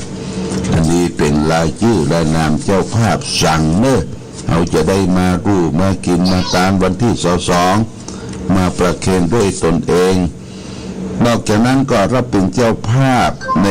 การถวายอาหารโต๊ะจีนเลี้ยงพระภิกษุสงฆ์และผู้เฒ่าผู้แก่ศรัทธาญาติโยมที่ร่วมทำบุญมีพ่อหลวงศรีมาแม่จันสมยอดแก้วเหลืองบ้านสันตุมือ2 โต๊ะ 2,000 บาทพ่อแก่นทาเป่งบ้านหูฝาย1 โต๊ะ 1,000 บาทคุณกนกพิษชัยนาร้านนานาพันธ์ด้าน2 พี่น้องสันทราย1 โต๊ะ 1,000 บาทนี่มา4 โต๊ะ 5 โต๊ะแล้วต้องขออนุโมทนาขอบคุณกับญาติโยมท่านสาธุชนสังฆทานนั่นกับประมาณ35 ชุดนะและนอกจากนั้นทางวัดเราก็ได้ทำบัตรทำใบได้แจกจ่ายให้ศรัทธาวัดพระบาอุดมทุกหลังคาเรือนและก็พี่น้องศรัทธาญาติโยมเคยรู้เคยกินเคยตามได้รับทราบนั้นก็ทำบุญตามเจตนาในวันที่21-22มาร่วมทำบุญร่วมกันก็ขออนุโมทนาสาธุกับทุกท่านมาณโอกาสนี้โดยเอาละวันนี้รายการธรรมประทีปส่องต่างหมดเวลาก็ต้องขออำลาจากศรัทธาญาติโยมท่านสาธุชนไปก่อนขอความผาสุขความเจริญความมีธรรมยงบังเกิดมีแก่สัตว์ธงชาติและเพลงชาติไทยเป็นสัญลักษณ์ของความเป็นไทยเราจงร่วมใจยืนตรงเคารพธงชาติด้วยความภาคภูมิใจในเอกราชและความเสียสละของบรรพบุรุษไทยประเทศไทยรวมและเชื้อชาติไทยเป็นประชารัฐอาไทยของไทยทุกส่วนอยู่ดำรงคงไว้ได้ทั้งมวลด้วยใจร่วมหมายรักษาพันธุ์ไทยนิรักสงบแต่ทุรบไม่กล้าเอกราชจะไม่ให้ใครคนดีสละเลือดทุกอย่างเป็นของตัวเองพลังประเทศชาติไทยก็ไม่มีใครช่วยอยู่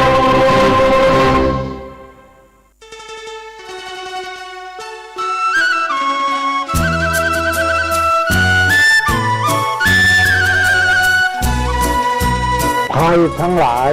ที่ผ่านพ้นไปนั่นสุขบ้างทุกข์บ้างมันเป็นธรรมชาติของชีวิตแต่ขอทั้งวัดทั้งบ้านทั้งราชการทั้งโรงเรียนครูบาอาจารย์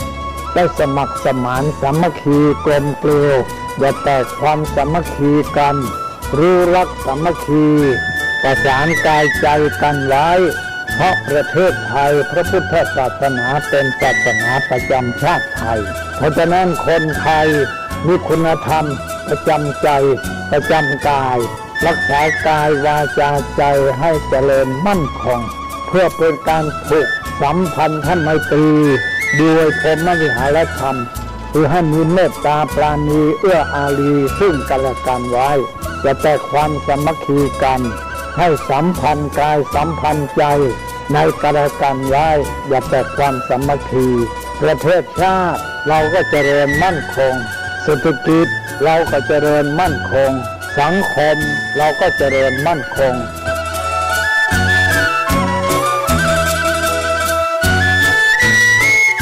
ธรรมะข้อคิดจากพระเดชพระคุณท่านเจ้าคุณพระเทพวิสุทธิคุณด้วยความปรารถนาดีจากสถานีวิทยุพระพุทธศาสนาคลื่นธรรมะเพื่อประชาชน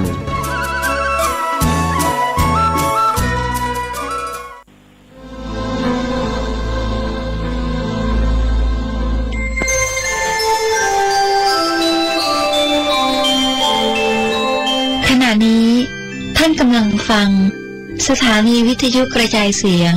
FM 104.5 เมกะเฮิรตซ์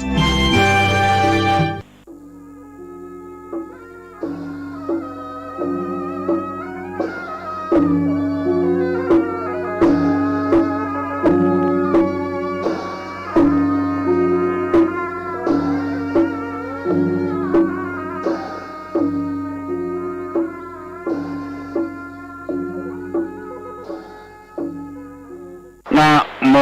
ตัสสะภะคะวะโตอะระหะโตสัมมาสัมพุทธัสสะนะโมตัสสะภะคะวะโตอะระหะโตสัมมาสัมพุทธัสสะนะโมตัสสะภะคะวะโตอะระหะโตสัมมาสัมพุทธัสสะพุทธังสรณังกัจฉามิธัมมังสรณังกัจฉามิสังฆังสรณังกัจฉามิตุติยัมปิพุทธังสรณังกัจฉามิตุติยัมปิธัมมังสรณังกัจฉามิตุติยัมปิสังฆังสรณังกัจฉามิตติยัมปิพุทธังสรณังกัจฉามิตติยัมปิธัมมังสรณังกัจฉามิตติยัมปิสังฆังสรณังกัจฉามิอิติปิโสภะคะวะอะระหังสัมมาสัมพุทโธวิชชาจารณะสัมปันโนสุขโตโลกาวิโตอนุตตะโลปุริสธรรมสารถิสัทธาเทวะมนุษย์สานังพุทโธภควาติสวากขาโตภควตาธัมโมสันติทิโกอากาลิโกเอหิปัสสิโกโอปนะยิโกปัจจัตตังเวทิตพโพวินยูหิติสุปฏิปันโนภควโตสาวกสังโฆอุจุปฏิปันโนภควโตสาวกสังโฆญาญาปฏิปันโนภควโตสาวกสังโฆสามิจิปฏิปันโนภควโตสาวกสังโฆญาติตังจัตตาลิปุริสายุคานิอัฏฐาปุริสาปุคลาเอสะภควโตสาวกสังโฆอาหุไนโยปาหุไนโยตัคขิไนโยอัญจลิกาลนิโยอนุตตะลังปุญญเขตังโลกัสสติกราบหนึ่งกราบสองกราบสามขอบคุณเนื่องที่ได้ไหวพระเจ้าร่วมกันเกิดมาพบใดชาติใดก็ได้ปะกันเป็นพี่เป็นน้องกันต่อไปปะที่ไหนก็ได้เป็นพี่เป็นน้องกันต่อไปก่อนที่ท่านผู้ฟังทั้งหลายจะฟังตุลุงขอสัญญากับตุลุงอยู่ก่อนเนิ่งถ้าบ่6:00 เตื้อฟังโทรมาหาตุลุงเน้อเพราะว่าทางวัดฝ่ายหินเพิ่นอัดเอาเสียงตุลุงไว้เพื่อให้คนที่ใครได้เทปใครได้ซีดีได้มาขออัดถึงวันถ้าเอาโทรศัพท์มาหากันมันศูนย์เปิ้นอดใจเอาเนอะกำเดียวบ่ได้2การบ้านการเมืองที่เปิ้นวุ่นวายกันบ่ต้องโทรมามาถามเนอะตุลุงจะบ่ตอบเพราะว่าบ่เกี่ยวข้องกับเฮา3เรื่องส่วนตัวเรื่องในครอบครัวเรื่องผัวเรื่องเมียเรื่องพ่อแม่กับลูกกับพ่อกับแม่ กับพ่อผัวแม่ผัวพ่อเมียแม่เมียอันนี้ก็มันเสียเวลาเปิ้นฟังหลายคนถ้าจะโทรก็เป็นเรื่องส่วนตัวโทรหลังไมค์ก็ได้ขอบคุณเนอะที่ให้ความร่วมมือกับตุลุงวันนี้ดีใจเป็นอย่างมากที่มีคนฟังนักเขาว่าแฟนรายการประเดี๋ยวนี้เขาว่าแฟนรายการเขาว่าคนฟังนักแล้วก็ชวนกันฟังแนะนำกันฟังเพื่อจะมีประโยชน์มันไม่ใช่ไร้สาระไร้ประโยชน์ตุลุงจะเอากรรมบักเก่ามาเล่าให้พี่น้องทั้งหลายให้ฟังมีกรรมบักเก่าว่าอย่าดูหมิ่นเจ้าอย่าเล่าขวัญนายอย่าขายของฝากอย่าปากบ่เป็นธรรมอันนี้นะคือกรรมบักเก่าอย่าดูหมิ่นเจ้าอย่าเล่าขวัญนายอย่าขายของฝากอย่าปากบ่เป็นธรรมอันนี้ก็อธิบายไปในตัวแล้วดูหมิ่นเจ้าจะเป็นเจ้าใหญ่เจ้าน้อยเจ้าอย่างก็จ้างแต่ก่อนนี่เช่นสมบูรณาญาสิทธิราชนี่เปิ้นเอาเจ้าเป็นใหญ่เจ้าเมืองเชียงใหม่นามสกุลณเชียงใหม่อย่างนี้คือเจ้าอยู่หัวจะไปดูหมิ่นดูแคลนเปิ้นว่าเปิ้นมีความรู้น้อยเปิ้นบ่มีประสบการณ์อย่างนั้นเพราะว่าสิ่งเจ้านี่ก็คือสิ่งศักดิ์สิทธิ์ที่ปกครองบ้านคุ้มครองคนอยู่บอกว่าจะเป็นที่ไหนเจ้านายนี่มีอำนาจสั่งฆ่าก็ได้สั่งเอาไปใส่คอกก็ได้มีโทษบ่มีโทษการเปิ้นบ่พอใจแล้วสั่งได้หมดเพราะฉะนั้นเจ้านี่มีอำนาจบักกึดหาอย่างกฎหมายอย่างเสียอย่างสั่งก็จำเป็นเมื่อเป็นอย่างนี้แล้วก็คิดในใจเอาก็ได้บ่ต้องไปออกปากออกคอว่าเจ้านั้นบดีเจ้านี้บดีการเปิ้นหูละตายกับตายนะอันนี้ว่าจะไปดูหมิ่นเจ้าอย่าเล่าขวัญนายที่เป็นหัวหน้าคนเนี่ยตั้งแต่นายกลงมาแถวอย่างต่างๆเพราะว่านายนี่มีบริวารนัก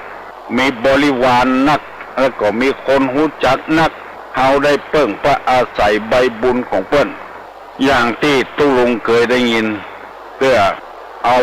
ขวัญทุหลวงเจ้าวัดนะมาเล่าให้ฟังเอาขวัญแก่ขวัญแคว้นมาเล่าให้ฟังหมู่นี้ไม่ได้เพราะว่ามันมีคนรู้จักนักคนได้เปิ้งพระอาศัยนักอย่าไปดูหมิ่นเจ้าอย่าไปเล่าขวัญนายอย่าไปขายของฝาก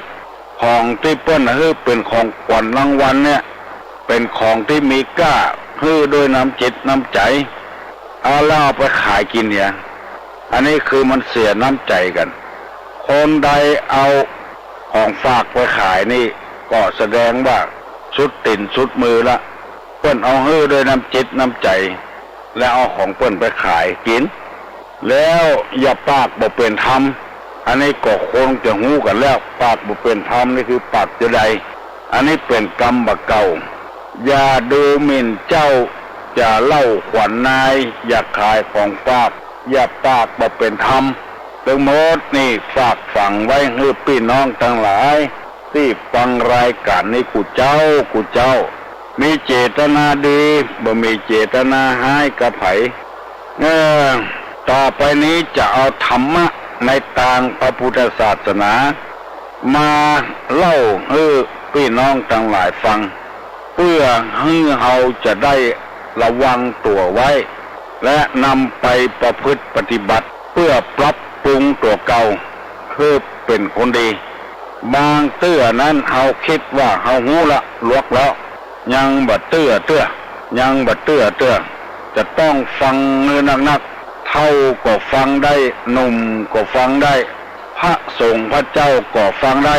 เพื่อจะได้เอาไปประพฤติปฏิบัติจะได้สังเงียมเจียมตัวแล้วจะได้ระวังไว้อนาคตไปหน้าเขายังมีแถมอยู่บ่ใจจะได้จากพลาดกันไปง่ายๆบางทีก็พอตายแล้วคืนมาก็มีมันมาแน่บนอนฟังไปเถอะมีหลายคนว่าฟังตุลุงแล้วได้สาระได้ประโยชน์เพราะบางอย่างบ่เคยฟังกันเรื่อง เพราะอานิสงส์การฟังเนี่ยเปิ้นว่าไว้5อย่างก่อน1ได้ฟังสิ่งที่ยังบ่เคยฟัง2อันใดได้ฟังแล้วบ่เข้าใจดีจะได้เข้าใจสิ่งนั้นดี3บรรเทาความสงสัยที่เฮาสงสัยว่าได้ฟังไปแล้วมันยังสงสัยอยู่ได้ฟังแถมจะได้บรรเทาให้เข้าใจนี่4ทำความหันให้ถูกต้องหันผิดเป็นชอบหันชอบเป็นผิดจะให้ได้ถูกต้องแล้วอันที่สุดนั้นก็คือทำใจจะได้ผ่องใสใจจะได้สะอาดใจจะบ่ได้สกปรกบ่คิดหายต่อไผวันนี้จะเอากรรมว่าสิ่งบ่ควรเล่าให้ไผฟังจะเอากรรมว่าสิ่งที่บ่ควรเล่าให้ไผฟังมันจะเป็นจะได้อย่างว่าเพิ่นจะดูแคว้นหอกาอันเนี้ยบ่ควรเล่าให้ไผฟังเพราะว่ามันเป็นสิ่งที่เป็นบ่เป็นมงคลฟังไว้เน้อและจดไว้เน้อโยมละอชัยวงชัยถ้าอย่าฟังอยู่โยมละอนี่ก็เก่งเน้อจังกับแปลงนะฟังตุลุงถึงวันสิ่งที่บอกควรเล่าให้ไผฟังมี5อย่าง1การเสียทรัพย์2ความเดือดร้อนใจ3ความเสียหายในบ้าน4การถูกหลอก5การถูกดูหมิ่น5ข้อนี้โบราณเป็นว่าบอกควรจะเล่าให้ไผฟังการเสียทรัพย์การเดือดร้อนใจการเสียหายภายในบ้านการถูกหลอกนี่การดูถูกดูหมิ่นคนใดล็อกนี่บ่ควรจะเปิดเผยให้ไผฟังอันนี้ที่ตุลุงนำมาเสนอนี่หมายความว่าอู้พระอู้ผายไปเลยถ้าเราจะไปปรึกษาหารือกับผู้หลักผู้ใหญ่ผู้รู้อันนี้ไปแถมยังถ้าเฮาอู้ไปเลยนี่มันจะเสียศักดิ์ศรีของเฮาจะขอเมตตาเวลากับพี่น้องทั้งหลายอธิบาย ว่าสิ่งที่บ่ควรเล่าให้ไผฟังนั้นมันเป็นจะใดบ่ควรเล่าการเสียทรัพย์เพราะว่าจะเสียเครดิตไผบ่อวดบ่อ้างการที่เฮาเสียเงินเสียทองไปโดยที่บ่ได้ประโยชน์อย่างมา เพราะเหตุว่าไปอวดไผว่าเฮาเสียเงินเสียทองต่ออันต่ออีกระใดมันก็บ่มีประโยชน์อย่างขึ้นมาบัดใจเขาจะแบ่งให้เฮาซ้ายเฮาใจให้เฮาเสียแล้วเสียไปหาไม่ดีกว่าบางคนบ่เข้าใจจ้างเอากรรมหมู่นี้ไปอู้ให้เปิ้นฟังแล้วเปิ้นจะดูแควนหัวบ่มีเครดิตบ่มีศักดิ์ศรีอันนี้การเสียทรัพย์ซื้อหวยก็บ่ถูกเสี่ยงจะเป็น700 800ปุ่นแทนที่เปิ้นจะอวดเปิ้นว่าเง่าเล่นใบเล่นเง่าอันนี้จำไว้เน้อพ่อแม่พี่น้องลูกเต้าหลานเหลนทั้งหลายเสียไปแล้วอย่าไปอู้ไปฟังเล่นการพนันเสียต่ออันต่ออีไปหันไปนี่เสี่ยงเงินต่ออันต่ออีอย่าไปอู้ไปฟังจำไว้เน้อเพิ่นจะดูแควนหัว2ความเดือดร้อนใจบ่ม่วนอกบ่ม่วนใจไปอู้ให้เพิ่นฟังถ้าเอาไปปรึกษาหารือกับผู้งูผู้หลักผู้ใหญ่นี่ไปทำอย่างความบ่ม่วนของอกหัวใจถ้าไปอู้คนทั้งหลายฟังอู้พระอู้ผายไปเลยนั่นมันบ่ดียังบ่ปอเขาไปเล่าแถมหมอนั้นหมอนี้เดือดร้อนอย่างอันอย่างอี้เอาไปเล่าชืบไปแถมบ่มีเครดิตละ บ่มีศักดิ์ศรีอย่างสักอย่างละความเดือดร้อนใจของตัวเองถ้าไปปรึกษาหารือกับตุเจ้าพนายปรึกษาหารือกับครูบาอาจารย์ปรึกษาหารือกับผู้รู้นี่เพิ่นจะแก้ไขอันนี้ได้ความเดือดร้อนใจตัวเองนี่จะไปเอาไปเล่าให้ไผฟัง2ข้อแล้วเน้อ1เสียทรัพย์ บดีเอาไปเล่าให้ไผฟังเสียเงินเสียทอง2ความเดือดร้อนใจอย่าไปเล่าให้ไผฟัง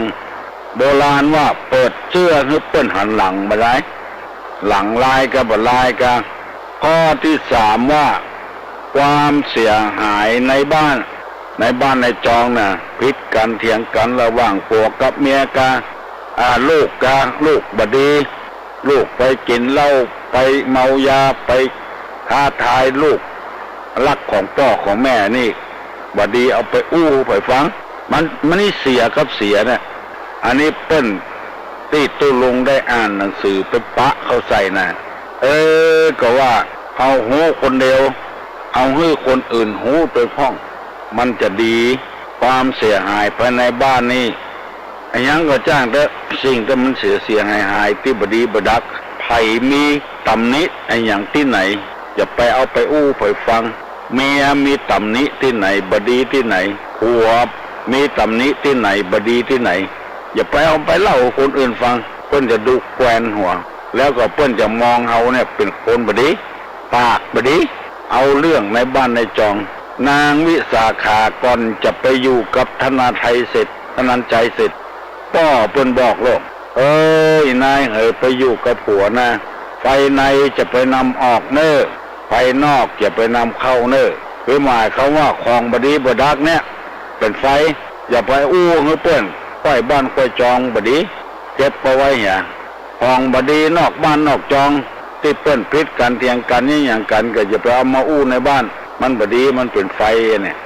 ไฟในจะไปนำออกไฟนอกจะไปนำเข้าป้อเศรษฐีเปิ้นสอนนางวิสาขาว่าอันนี้ข้อที่3นะตุลุงอธิบายมาแล้วว่าความเสียหายในบ้านบดีเอาไปเล่าให้ไปฟังดับเหียเอาน้ำหดเดี๋ยวมันเป็นไฟแล้วข้อที่4การถูกหลอกถูกลวงน่ะถูกเปิ้นมาจุมันบ่ใช่ลวกเอาง่าวไปบอกให้เปิ้นฟังโบราณเปิ้นว่าหูปั้นตักหรือดักหัวอยู่ถ้าเอามีเจตนาดีอย่างตุลุงว่ามาเนี่ยอันนี้เอาไปเผยแพร่ให้คนอื่นได้รู้ว่าจดจำไว้เนอะหมอนั้นมันจะมาขายอันนั้นอันนี้ไปทำอย่างอันถูกหลอกถูกลวงไปอู้ฮือ10 สาวจากบ้านฟังเนี่ยบอกควรได้เล่าถูกแล้วก็แล้วไปเปิ้นบ่ใจว่าเฮาเป็นคนดีเฮานี่เป็นคนง่าวถ้าโดยเมตตาธรรมรับไปทำอย่างถูกหลอกถูกลวงนี่มันเคยมีลูก ขอโทษเถอะถ้าไม่ย่าไม่ยิงเนี่ยถูกหลอกถูกลวงไปเด็กก็ไปข่มขืนเนี่ยเราไปอู้กับพี่น้อง10 เจ้าจากบ้านเป็นโรคนั้นโรคนี้สมมติว่าอย่างมาเดียวเนี่ยโรคระบาดโรคเอดนะเขามาข่มขืนเขามาเนี่ยบดีบดักแล้วก็เอาไปเล่าเปิ้นลูกแควนหัวจะไปนี่ไฟหูมีก็หมออย่างเดียวนะหูได้เปิ้นจะช่วยเฮาบาล่ามีเนอะกรรมอย่างอี้นะฟังทีเนอะตุลงนำมาเสนอให้พี่น้องทั้งหลายฟังการถูกลอกถูกลวงถูกล่อถูกกันอย่างนี้ ถ้าเอาไปเจ็บใจไปแจ้งกับเจ้าหน้าที่อย่างที่เขาเอาหวยปลอมมาขายให้เฮานี่นะบ่มีนึง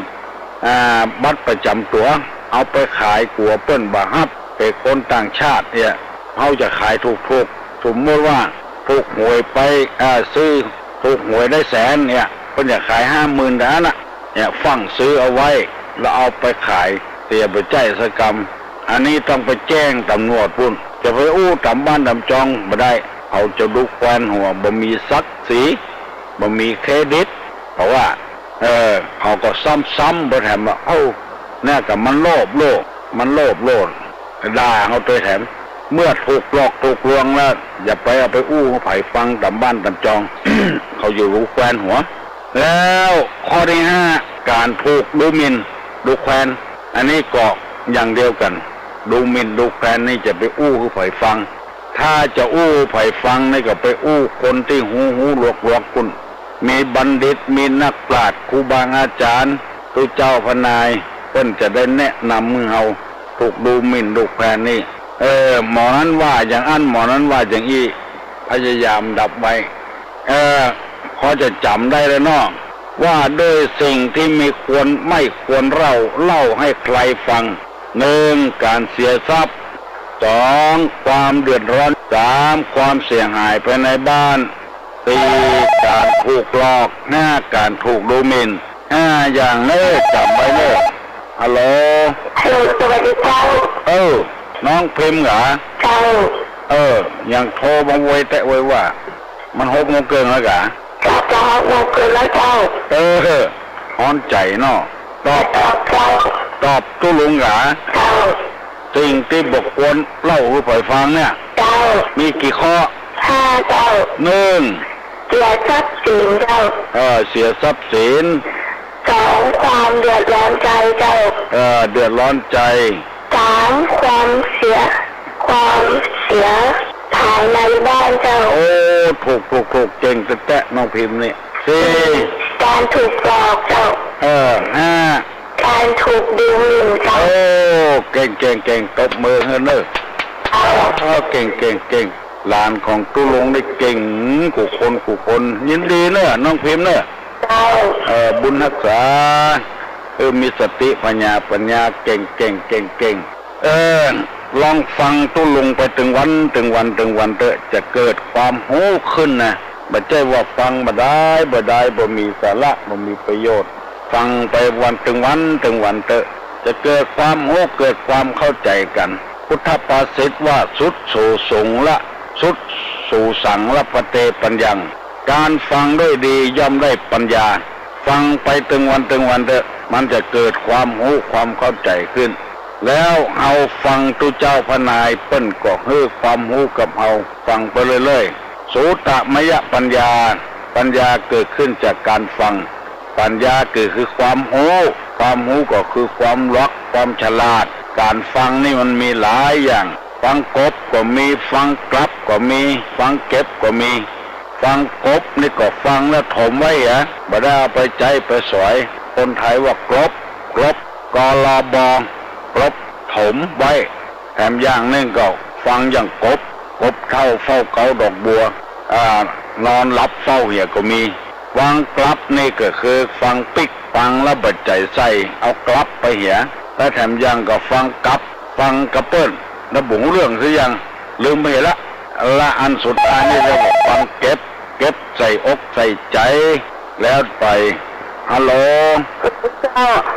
ไปสาเจ้าสถานีมันแสกกับตัวเจ้าอย่างนั้นฮะเนี่ยฟังแล้วมีสถานีอื่นมันแสกเบียดมาเกี่ยวกับเสียงกระหายไปเป็นอาทิตย์ละเจ้ากว่าจะได้แต่อยากจะฟังได้กึ่งมากลางวันนี้นะแต่เนาะมาได้แต่ติดนะเจ้าวันทวีสุขวันทวีโชคแต่ถ้าฟังตู้ลุงตึงวันละเกิดได้ฟังของมาได้ฟังของว่าเสียงมันแตกถ้างั้นวัดไผ่หินต้นกดไฟทอดนะอย่างนั้นฮะลองหมุนไปทางอื่นต้องลองก็ลองปั๊บหมุนไปหมุนมาสงสัยจะมันเกี่ยวกับสถานีมันเปิดมันหนักลงไปแต่สถานีเดียวที่มันแทรกหนักมันแทรกหนักลงไปแต่ไปใส่ไปขวาจะได้แต่เนาะนี่จะได้ฮะขาดแล้วก็ไม่ยิ่งเสียงมาเบียดมาแทรกให้ฟังแต่ก็ไม่ได้ฟังดีแต่หมู่ที่ใกล้ๆนี่ก็บ่ฟังแกล้งกันตั้งใจฟังหรือไม่แกล้งนะยินดีว่า5 ข้อนี้จะกดจดไว้จำไว้เนอะจะไปอู้หัวไปฟังจะไปเล่าไปฟังเขาดุกแกวนหัวแต่เนาะกรรมการก็จึงถือขนาดเนาะนั่นน่ะไฟในบ่เดียวออกเนาะปล่อยไฟนอกบ่เดียวเข้าเนาะเอาไว้สาเจ้าบุญรักษาเนอเจริญรุ่งเรือง1210558เนอโทรศัพท์ในห้องส่งนะ1210558ถ้าในห้องตู้ลุงก็12122ฮัลโหลเจ้าตู้ลุงเจ้าไว้สาเจ้าแต่ว่าปีอย่างก็จะเป็นอยู่ห่างดงหรือว่าปปตคนที่ถามปัญหาน้องเอาไว้ถามมันอย่างว่าก็ตอบกันแล้วกันตอบถึง2 ข้อนะแต่ว่าจะทุกตรงประเด็นที่ปัญหาหรือไม่นี่น้องก็ยังมาหูเนาะเพราะน้องยังมาพาว่าน้องได้เก่งเหมือนเปิ้นคิดเราไม่ได้มีหนังสือเหมือนเปิ้นก็มีเนาะถ้าน้องขอตอบนะก็ถามว่าศีลกับปัญญาเป็นอุบายอะไรในโลกเนาะน้องขอตอบว่าขอตอบรวบรัดเป็นสั้นกับว่าการทำมือเข้าใจง่ายเนาะก็คือวิธีที่คน คนที่ประพฤติดีประพฤติดีประพฤติชอบเนี่ยเนาะเข้าสู่พระนิพพานถ้าคนขาดติดจะทำให้ได้ปัญญาทำให้มีปัญหาเหมือนดังกรุงเทพมาเนาะถ้าอย่าเป็นอย่างนี้ค่ะถ้าอย่าเป็นอย่างนี้เนาะศีลกับปัญญาจะถูกหรือไม่น้องยังหูน่ะจะทำข้อหนึ่งปัญหาว่าเสือยังบ่มีหางบ่มีเล็บแต่เนาะตัวลุงก็ลืมไปแล้วแล้วก็ตอบว่าเสือเฮาเสาเฮือนนะเจ้าอันนี้ใช่เป็นปัญหาเท้าปริศนาปัญหาเช่าเนาะเสือเฮาเสาเฮือนบ่มีหางมีเล็บเนาะคิดเอาคนเดียวคิดเอาแต่ดีแต่สติปัญญาดีโอ้แต่ว่านี่มันก็สบายเลยตัวลูกเป็นไข้ก็เหมือนตาแล้วเป็นไข้แต่ว่าเป็นท้อนเหมือนจะตายน้องนอนห่มผ้าแต่ว่าไม่นอนแต่น้องนอนห่มผ้าแล้วนี่เรามาตื่นมาตอบปัญหาน้องแทบเปิดตื่นก็แหละอยู่วันนี้ยังนอนอยู่นอนอยู่เสียเนาะขอบคุณเจ้าบุญรักษาเสือบ่มีหางบ่มีเล็บคือเสือเฮาเสาเฮือนในห้องส่งนี่121-058แล้วก็ในห้องตุลุงนี่121-222ฮัลโหลนมัสการท่านเจ้าเป็นวัดเหมือนกันนอนโชว์เหมือนกันนะจ๊ะมันเปลี่ยนดูยังเร็วกันนะเนาะมันเปลี่ยนละดูเลยเนาะเจ้าคอยตรงแม่จะเนื้อเสียงมันห่างเจ้าม่วนอยู่หรอเจ้าเจ้านะคะยังมาถูกดีเจ้ามาถูกดีเหรอศีลช่วยให้ปัญญาบริสุทธิ์เจ้าศีลช่วยให้ปัญญาบริสุทธิ์เจ้าช่วยให้ศีลช่วยให้บริสุทธิ์จ้ะศีลให้ทำให้ใจบริสุทธิ์แล้วก็ใหญ่ในโลกเจ้าเป็นใหญ่ในโลกเป็นใหญ่ในโลกเจ้าศีลนี่นะเจ้าที่ว่าเสียมันมีแหงมีเท้าเนี่ยต้นมะกาเสียจ้ะมะกาเสียต้นมะกาเสียจ้ะเหรอเจ้า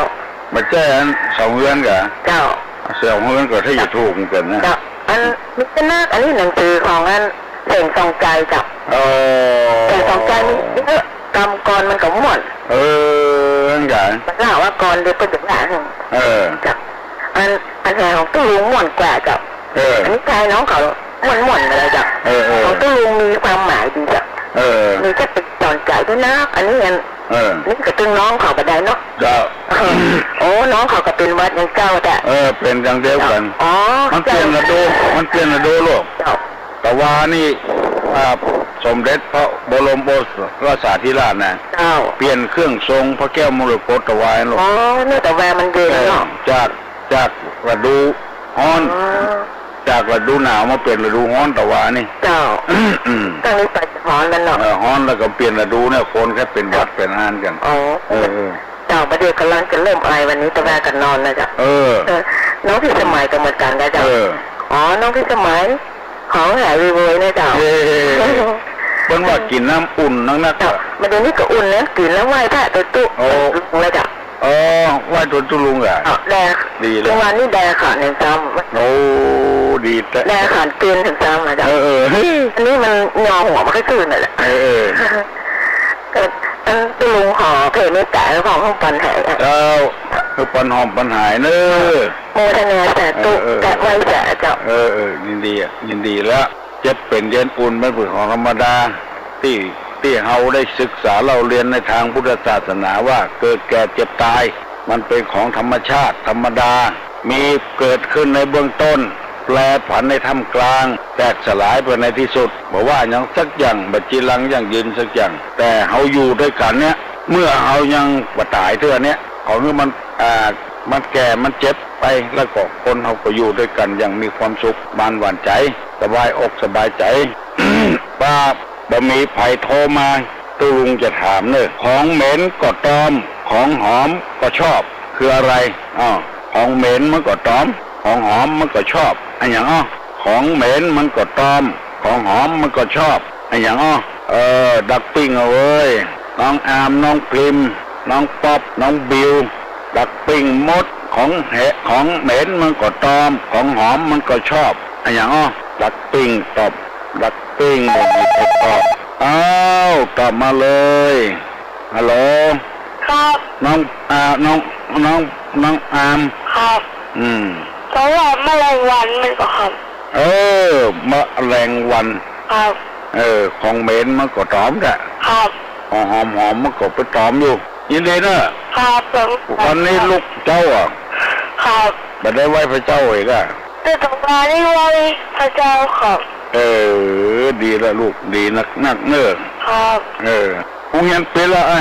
วันนี้จะปิดครับวันนี้จะปิดละครับโรงเรียนปิดเลยไปไหนวัดไปไม่ต้องสอนครับโอ้วัดดอนแก้วเปิ้นจะบวชฤดูร้อนเนอะครับบวชแล้วเปิ้นไงวันที่อย่างโอนตุลุงจำปิดไปละลืมไปละจะถามเรื่องกรรมเนาะถ้ามีเวลาก็บวชแล้วเปิ้นนะไอ้เนอะสวัสดีครับสวัสดีครับของเหม็นก็ตอมของหอมก็ชอบคือแมลงวันมันเอากูอย่างเลยเปิ้นนี่อย่างมันเนี่ยหมดแมลงวันแมงโอนเขียวนี่หัวมันสีอย่างฮะไอตอบได้แมงโอนหัวเขียวเนี่ยฮัลโหลมันก็อย่างถ่ายทอดบอกงูนะอันนี้วันจะลงสวรรค์วันนี้เปิ้นถ่ายก่อนถ่ายต้องถ่ายแบบโจลง2-3 วันแต่วันสวรรค์นะพระด็อกเตอร์เปิ้นก็ว่าถ่ายถึงวันเนี่ยอัดไว้ถึงวันเนี่ยมันถ่ายแล้วมันเหนื่อยโจกับลุงมาโจประจำมันได้ปั่นปอนทั้งวันนะมันได้ปั่นปอนทั้งวัน3-4 วันแล้วนะครับบางวันนี่มันล้ำเวลาเปิ้นก็เลยปิดเนี่ย3 วันแล้วนะลุง3 วันละครับจะได้ถามไปแล้วเปิ้นน้องๆบัดเดี๋ยวนี้ได้ยินก่อนถึงวันเนี่ยวันนี้ได้ยินก่อนได้ยินเขาได้ยินมันก็ไม่ได้ยินนะครับถ้ามันตอนปลายไม่ได้ตอนปลายไม่ได้ยินตอนปลายมันจังล้ำเวลาไปแล้วกับเปิ้นนั้นถ่ายเปิ้นปิดของเปิ้นเนี่ยครับครับก็เลยพอเนอบุญรักษาใช่อย่างนั้นเขาเลยซอฟบอกออนแอนนะฮะอันนี้มันถึงว่านี่กรรมของเปิ้นเดี่ยวมันถึงอย่างต่อไปเนอตัวลุงจะถามกับเนอโทรมาฮัลโหลสวัสดีเจ้าน้องพิมพ์เจ้าน้องพิมพ์นะหมอตอบว่าหัวสีแดงเจ้าไม่งงหนูเขียวนะเจ้าแม่น่ะวัดไหนยังมีน้ำล้อมรอบวัดไหนยังมีน้ำล้อมรอบน้องพิมพ์ตอบได้ก่อนวัดไผ่ยาวใจไม่ใจเกินวัดอะไรมีน้ำล้อมรอบไม่ได้เจ้าได้ก่อนเน่าใครได้ตอบมาวัดอะไรมีน้ำล้อมรอบฮัลโหลตัวลุงวัดแสมล้อมไหมก่อนไม่ใช่มีน้ำล้อมรอบวัดอย่างเจ้าบ่งงูทำหมดลองว่าเราคิดใจดีๆเน่าเนาะใคร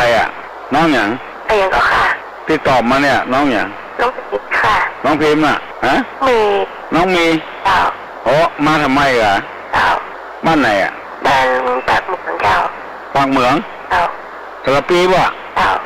ได้ยินวะได้ยินเจ้าชัดดีกว่าชัดค่ะปากเหมืองปุ้นน้องปากเหมืองสระปีปุ้น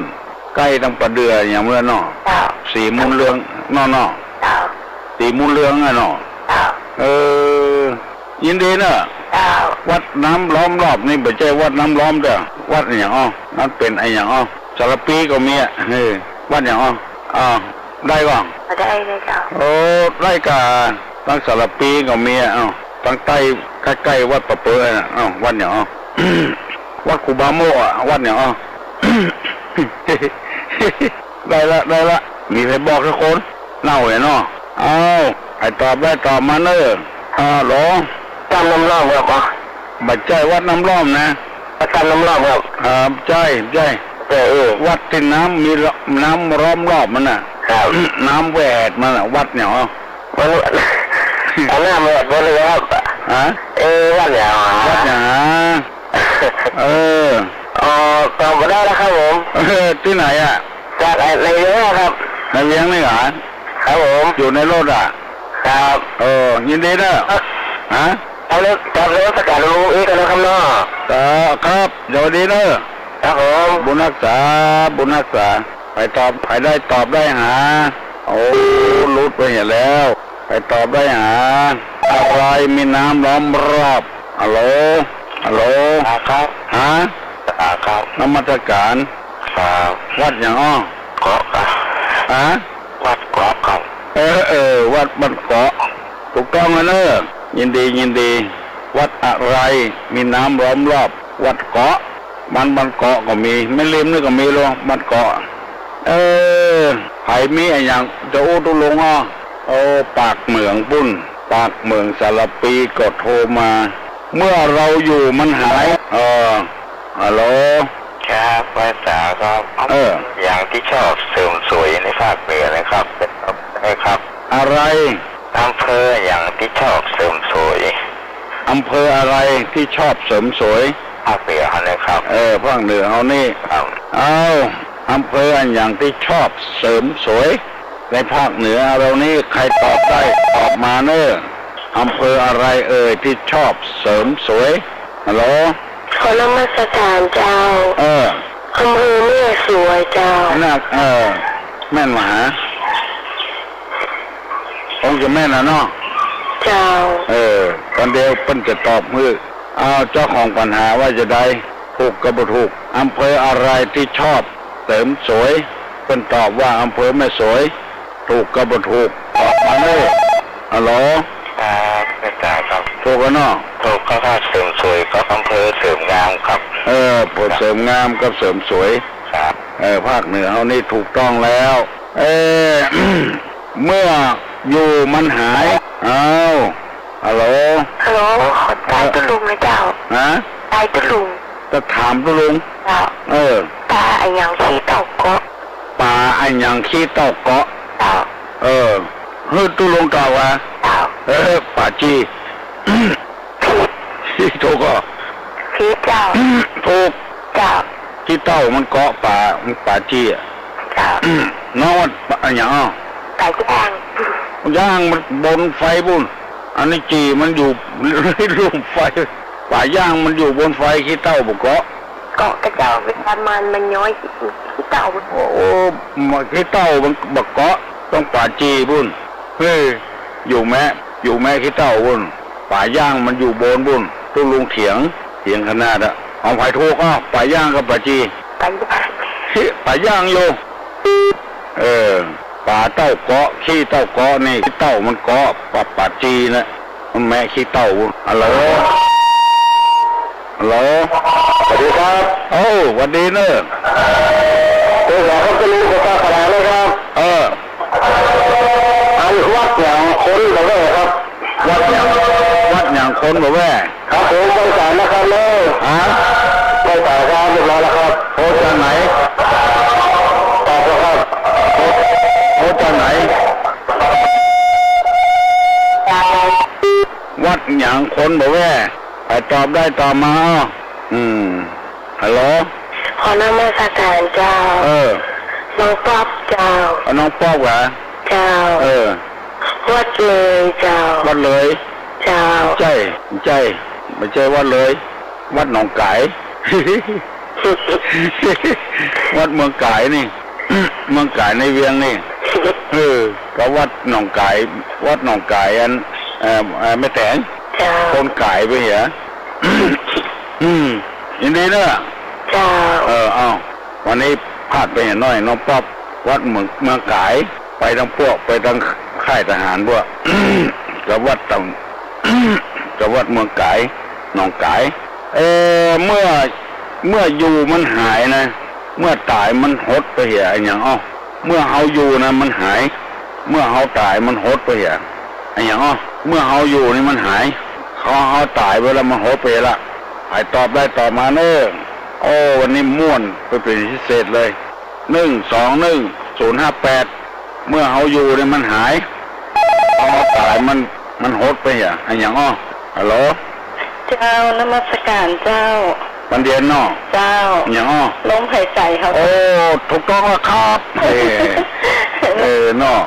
เขาอยู่เนี่ยมันหายไปนะหายใจแล้วเนาะมันตายแล้วก็โหดไปหายใจแล้วจะยินดีเนาะนมัสการยินดีไอ้กาบ้านสลากกดตอบน้องป๊อบน้องพิมพ์กดตอบกันมาเยอะแยะเลยฮัลโหลครับฮัลโหลครับอยากจะถามน้องป๊อบว่าถนนสายใดในมือสมัยเราที่เข้าไปแล้วให้รับครับถามน้องป๊อบเนาะครับน้องป๊อบน้องคิมน้องอาร์มก็ได้ครับถนนสายใดในมือสมัยเราที่เข้าไปแล้วให้รับน้องป๊อบน้องพิมพ์น้องอาร์มน้องบิวเนาะครับผมแล้วก็น้องปุ้นปังเหมืองเนาะถนนสายใดเข้าไปแล้วให้รับครับผมคือตัวลุงตอบก็ได้ง่ายน้อยเดียวเนาะเอาไปตอบได้ตอบมาเนอะน้องป๊อบน้องอาร์มน้องบิวน้องพิมพ์น้องปักเหมืองถนนสายใดเข้าไปแล้วให้รับอะถนนเนี่ยง่ายแป๊บเดียวตอนฮัลโหลเจ้าอันตื้ออันเจ้าให้ถามปัญหาที่ลุงจ้อยเจ้าถามก็ที่ลุงเจ้าหรือวิทยุไหมวันนั้นตัวเอวที่ว่าที่บาดเสียหวยนะเจ้าต้นเขียนติดที่หน้าโบสถ์อะต้นหวานแท้กลางตัวลุงหนองคือแกงแล้วก็ไม่มีเอาผัวประกายมีลูกน้ำเป็นอย่างไรเจ้าแล้วเปิ้นบักแก้ไขได้เจ้าที่แห้งสั่งตัวแล้วหนองติดแกงนี่ก็เป็นเจ้าก็ว่าเป็นอย่างก็จะพูดเพื่อทำพระสงฆ์ลงในวัดเจ้าอยู่ในวัดเจ้าแห้ง3 ตัวลงหนอง4 แก้งเจ้าแล้วก็อันที่ข้องใจที่เป็นที่ว่าไม่มีเอาผัวประกายมีลูกนะเจ้าไม่แยงเอาผัวแล้วประจายมีลูกตัวลงก่อนตอบมาได้วันนี้จะขึ้นไปแถมแต่งตู้บริจาค2 แกนจะเอาไปตานเดี๋ยวบื้นถ้ามีโอกาสจะถามวันพุกอย่ามาตอบเนอะวันนี้ขึ้นไปยันต้นกลางกรุงเทพต้นของมาต้นถามว่าเป็นคนเหนือก่อนเราก็ถามเนาะเจ้าว่าเป็นคนเหนือแล้วก็ถามเจ้าเป็นผู้ตอบเป็นอย่างไรจ้ะวันพุกคุณลุงจะตอบเขาเนี่ยเจ้าผู้มาเจ้าเนาะผู้มาเจ้านะเจ้าขอให้ก็ลุงอยู่ดีสบายนะเจ้าแห้ง3 ตัวลงหนอง4 แก้งไม่ยิงเอาผัวประจายมีลูกฮัลโหลนมัสการอยากจะถามไอ้ที่เขาไปทำบุญเขาเอาใส่ถุกขาวถุกเขาบอกข้าวก็ทำอะไรครับไม่เข้าใจมันเป็นกระท่อนกระแท่นว่าอะไรก็ที่เขาเอาใส่ถุงพลาสติกนะคะแล้วเขาก็บอกว่าให้พระเจ้าพระธรรมอะไรก็พระเจ้าพระธรรมอะไรอย่างเงี้ยค่ะเขาบอกเขาใส่พวกดอกไม้ไปค่ะลุงเข้าใจไหมคะมันมีที่ไหนอ่ะเขาก็มีงานอะไรหรอกคะงานสลากนะคะแล้วเขาทำถังต่างหากแล้วก็มาทำใส่ถุงเป็นกลวยแบบใส่ดอกไม้อ่ะแล้วก็มีเหรียญ5 บาทใส่ด้วยค่ะใส่ถุงไป3-4ไปตามสลากค่ะแล้วเขาบอกว่าให้พระเจ้าพระธรรมเขาเอาเข้าใจแล้วมันเป็นประเพณีของทางเมืองเหนือถ้าจะทำบุญอะไรเนี่ยจะมีจะถวายพระพุทธด้วยถวายพระธรรมด้วยค่ะเลยไม่เข้าใจค่ะเลยไปถามเขาบอกว่าเอาไปไว้ยังไงเขาบอกเอาขึ้นไปไว้หน้าพระประธานแต่เราก็ไม่เข้าใจคือเราทำเราก็จะเป็นสังฆทานเลยนี่ค่ะทำสังฆทานก็ได้ทำเป็นเป็นสลากก็ได้มันมีอยู่ไม่มีอยู่4 อันกันนะ1ถวายพระพุทธ2ถวายที่อันธรรมาสของพระมาสแล้วก็ว่าพระธรรมแถมอันก็เอาให้ปูจานมาคทายกนะและแถมอันก็เป็นการเทศอันนี้ส่งทำสลากมี4 อันก่อนเราไม่เข้าใจนะคะแล้วเราก็ซื้อสังฆทานมา5-6 แล้วเขาบอกว่าต้องมาแกะเอานู้นเอานี้ใส่ แต่ว่าเขาทำมาครบแล้วก็ใส่ซองได้ได้เขาบอกต้องใส่ถุงอีกต่างหากอ๋อทั้งบ้านเฮานี่มันถือว่าจังอี้ต้องใส่ข้าวสุกต้องใส่แกงต้องใส่อาหารอีกใส่เมี่ยงมูลีแถมกำเขาบ่ทำก็ได้โยมไม่ทำก็ได้มีที่นั่นหมดแล้วเรามีปัจจัยนะแบงค์เนี่ยเขาว่าปัจจัย4ปัจจัย4นี่ก็1จีวร2อาหาร3ยารักษาโรค4ที่อยู่ที่อาศัยเรามีปัจจัยแล้วเรียกว่าปัจจัย4เราทำสังฆทานเขาเลยบอกว่าทำไมไม่ให้พระเจ้าพระธรรมแล้วว่ายังไงเราไม่เข้าใจเขาบอกถุงแล้วก็มีกลวยมีเหรียญ5ใส่ไปเราไม่เข้าใจเราทำนี้ไม่ได้เหรอเขาบอกไม่ได้เราเลยงงไม่เป็นไรไม่ต้องงงเราไม่ทำก็ได้อันนั้นมันเป็นวัฒนธรรมเป็นประเพณีไม่ได้เป็นพุทธบัญญัติไม่เป็นไรแล้วเข้าใจแล้วค่ะหลวงลุงค่ะนมัสการหลวงลุงเตียนลอยอ่ะเข้าใจดีแล้วมันเป็นวัฒนธรรมเป็นประเพณีของเขาทางเมืองเหนือ ทางเมืองเหนือ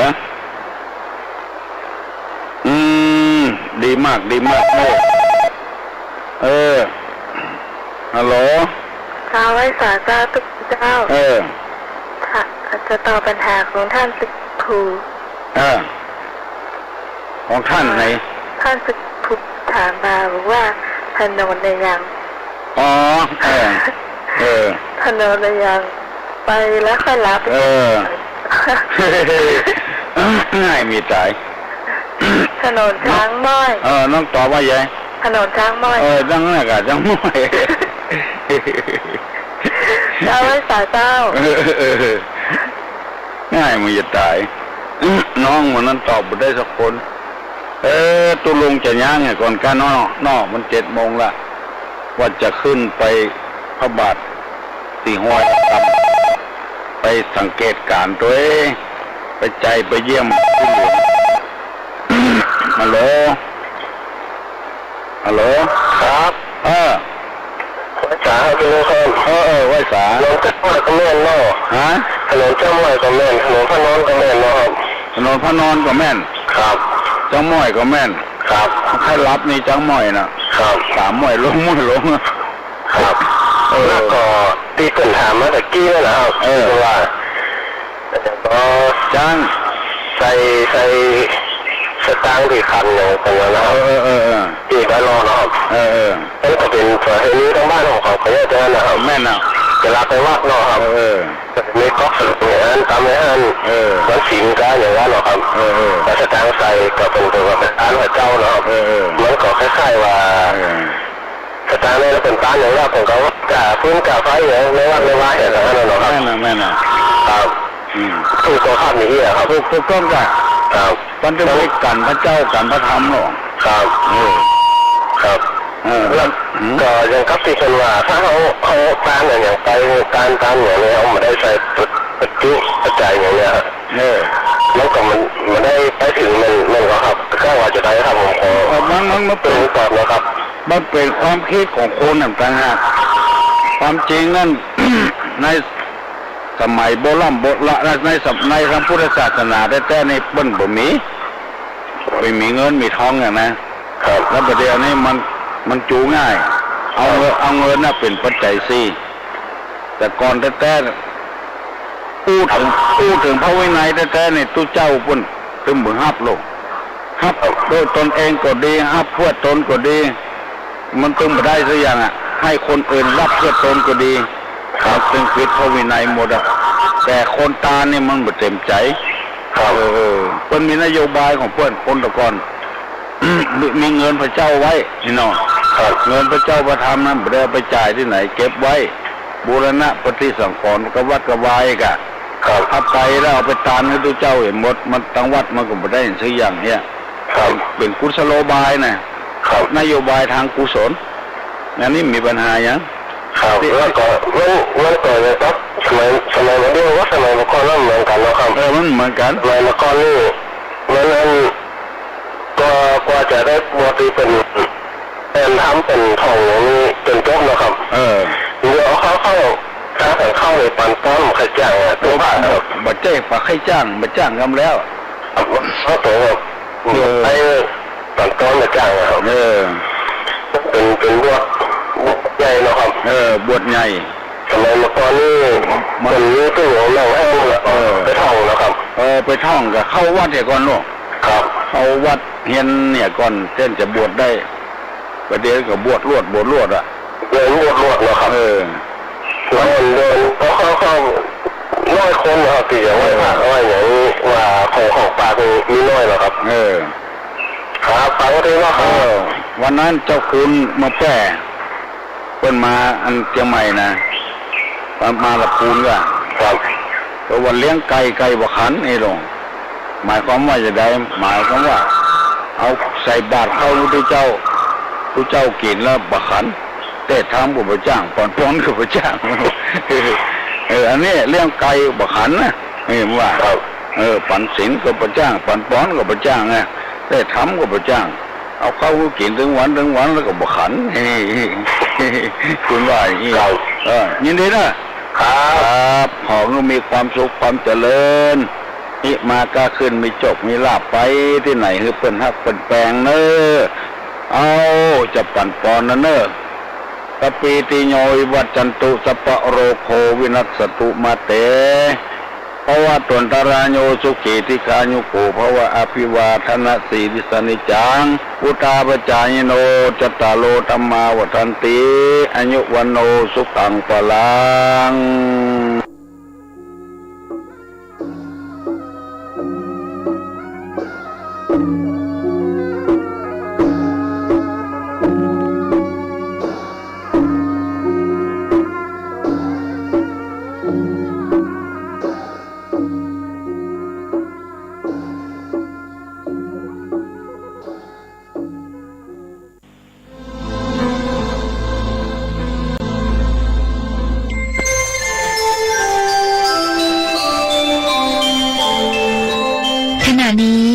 ท่านกำลังฟังสถานีวิทยุกระจายเสียงพระพุทธศาสนา FM 104.5 เมกะเฮิรตซ์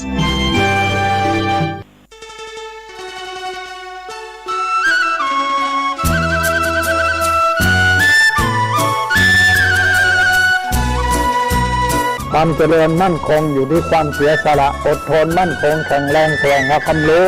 ต่อสู้กับศักดิ์กำจัดสิ่งเสื่อมติดเสริมสร้างชีวิตพอมีพอเพียงพระบาทสมเด็จพระเจ้าอยู่หัวท่านรับสั่งให้ใช้ชีวิตพอมีพอเพียงเราก็อยู่กันได้เพราะฉะนั้นคนไทยต้องสมัครสมานสามัคคีหันหน้าเข้าหากันปรึกษาหากันรักกันฉันพี่น้องเราก็จะอยู่ได้เพราะเวลานี้ยุคโลกาภิวัตน์มันจะมีการเปลี่ยนแปลงทางขนบธรรมเนียมจริยธรรมบางสิ่งบางอย่างก็ขอให้นึกถึงบรรพบุรุษของชาติว่าบรรพบุรุษปู่ย่าตายายเราได้สั่งสอนอบรมลูกหลานของคนไทยทุกคนให้ตั้งอยู่ความสามัคคีมีความสมัครสมานกลมเกลียวเมตตาปราณีเอื้ออารีเอื้ออาทรในราชการเดี๋ยวนี้ประเทศชาติของเราก็เจริญมั่นคงเพราะเหตุว่าคนไทยรวมน้ำจิตน้ำใจกันสร้างสรรค์ความเจริญงอกงามเพื่อความเจริญงอกงามแก่ชาติพระพุทธศาสนาสำนักงานของพระมหากษัตริย์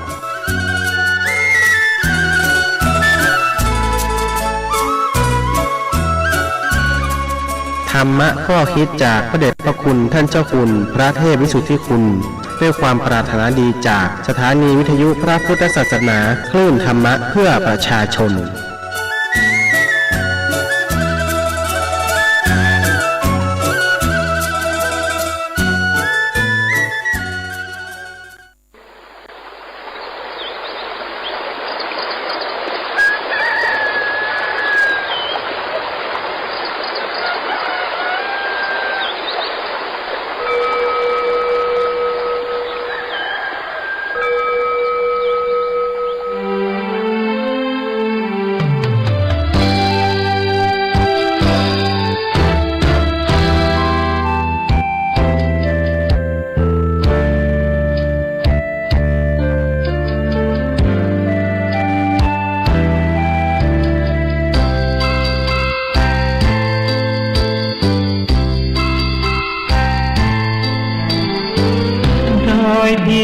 านน้ำงดงามสูงดินรอยธรรมเทระพระเนตรฝากเพียนผ่านสายล่อนลอยเชิญชวนศรัทธาร่วมบูรณาวัดป่าดงดอยยอดภูนางแก้วยังคอยเท้าแสงส่งฟ้าอำไพคลื่นคำสีขาวพาเราแช่มชื่นเป็นผู้รู้ผู้ตื่นเบิกบานทั้งกายและใจเผยแผ่คำสอนองค์ชินวรขจรกว้างไกลข่าวสารงานบุญที่ใดสื่อออนไลน์ไปถึงญาติโยมพระธาตุเจดีย์สีทองเมืองเปล่งประกายแล้วบนยอดดอยนางแก้วมีโอกาสได้เวียนไหวชมจำลองจากดอยสุเทพดอยทุ่งคู่ธาตุบรมพลังแรงใจญาติโยมร่วมสร้างสมทันบารมีสีขาวคลื่นธรรมนำพาความสุขพระเนรชี้ทางคลายทุกข์เกิดปิติสุขให้ทุกทินทีเปิดฟังธรรมะพระจัดรายการหลายคลื่นบางร่วมสร้างมหาทานบารมีพระธาตุเจดีย์สีทองเมือง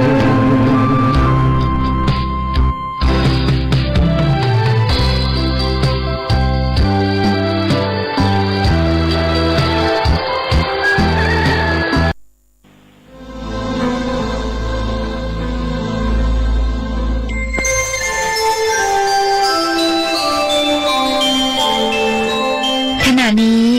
ท่านกำลังฟังสถานีวิทยุกระจายเสียง FM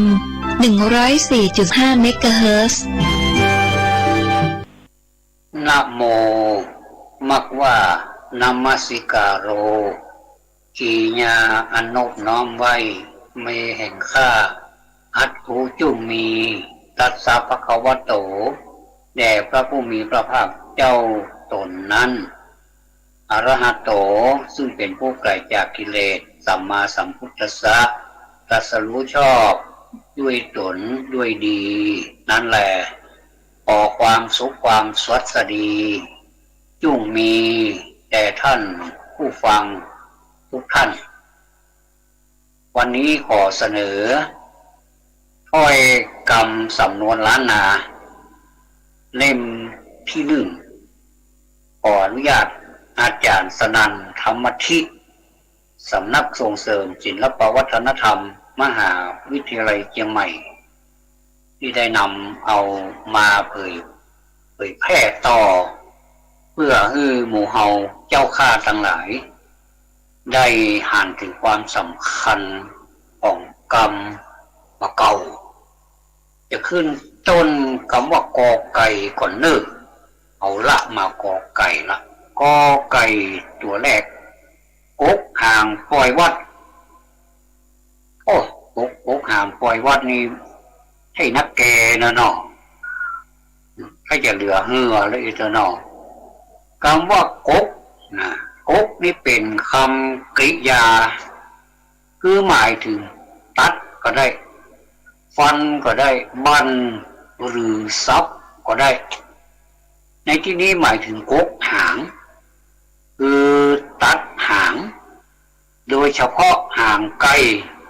ที่จะนำไปปล่อยวัดธรรมชาติของไก่จะเป็นสัตว์ที่จดจำทิศทางได้ดีนะหันมันปากน้อยๆนะมันไปตามันก็นิ้วเดียวละแต่มันจำจะดีแต่ถ้าถูกตัดหางจะจำที่ทางเดิมมาได้แล้วโอ้แสดงว่าสัญญาความจำอยู่ที่หางคุณก็ว่าใหญ่ดังนั้นหากได้ไก่จากบ้านอื่นมาเลี้ยงเนี่ย จะต้องตัดหางออกนะตัดหางออกให้ก่อนนะเอาออกให้ส่วนหนึ่งเพื่อให้ลืมบ้านเดิมถ้าหมาอันมันจะซดปิกไปบ้านเดิมเนี่ยซื้อกันเรียบร้อยแล้วว่าปิกไปอยู่ต้องซื้อซ้ำ2 เชือก3 เชือกรู้นะแล้วก่อนถ้าบักโกกเนี่ยนะมันจะจำบ้านเดิมทีนี้เอาโกกเห็นมันจะลืมบ้านเดิมแล้วมาตั้งต้นชีวิตใหม่กับบ้านใหม่เจ้าของใหม่อันนี้ความจริงเป็นความปรารถนาดีของเจ้าของคนเอามาเลี้ยงหรอกเอาไว้ขันมันเจ้าคนเฮามันจะลูกควายใกล้ขันแล้วมันจะลูกกระหลอกไก่นี่มันตื่นเจ้าอย่ามันขันแล้วก็จับพอดีลูกสีหน้าสีตาถ้าอาบน้ำได้ก็สมอกนี่นะจะสดชื่นคนโบราณเชื่อว่าสิ่งที่เกิดในบ้านเนี่ยหากผิดธรรมดาโดยเฉพาะสัตว์เลี้ยงที่เกิดมาพิกลพิการเช่นแมว3 ตากาเนี่ยมาขาไปไก่ขากดก็ถือว่ามันบดีถ้าเราถึงสัตว์ที่มีพฤติกรรมบ่พึงปรารถนาเช่นแมวขี้ลักกาเนี่ยแมวขี้ลักก็มีรู้เนาะ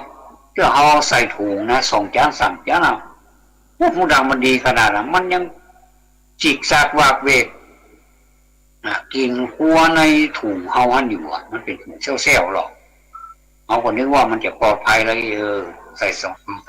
3 จานนี่เนาะเอาวางไว้หันปอดท่อเจ้าแมวเหมียวจัดการเรียบร้อยหมดเลียปากเลียคอแลบๆเลยไม่ได้กินสักคำหรือก้างเนี่ยแมวขี้ลับแมวขี้ขโมยเนี่ยนะมาซวกหรือไก่ขึ้นเรือนไก่ที่ยังชอบขึ้นบ้านหรือว่าขึ้นเรือนนี่นะต้องนำไปปล่อยนอกเขตบ้านแต่จะเอาไปปล่อยไหนก็กลัวว่าสัตว์นั้นจะถูกทำร้ายหรือไม่ก็จะอดอยากเนี่ยเนาะก็เลยนำไปปล่อยวัดซึ่งเป็นเขตอภัยทานและมีอาหารตุยทุกเจ้ามันถึงมีเข้าก้นบาทหรอกเพื่อนล้างบาทนี่ก็ร้องแรงก็กองแกงเอาหื้อไก่เอาหื้อนกมันทอดมันสอบมันทอดยิ้มหรอสับปอกแปลกๆมดกูเม็ดเลยสัตว์เลี้ยงที่ว่านี่นะก็บอกปรากฏว่ามีการตัดหางออกก่อนปล่อยวัดสัตว์ที่ว่านี่นะซึ่งเป็นเขตอภัยทานและมีอาหารตัวเนี่ยจะมีเฉพาะไก่เท่านั้นที่ตัดหางก่อน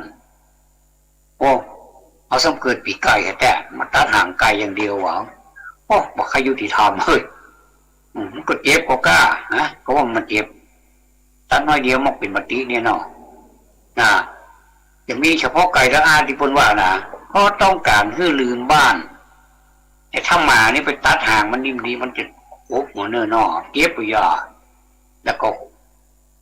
คงจะมีการปล่อยกันจัดนักเหมือนกัน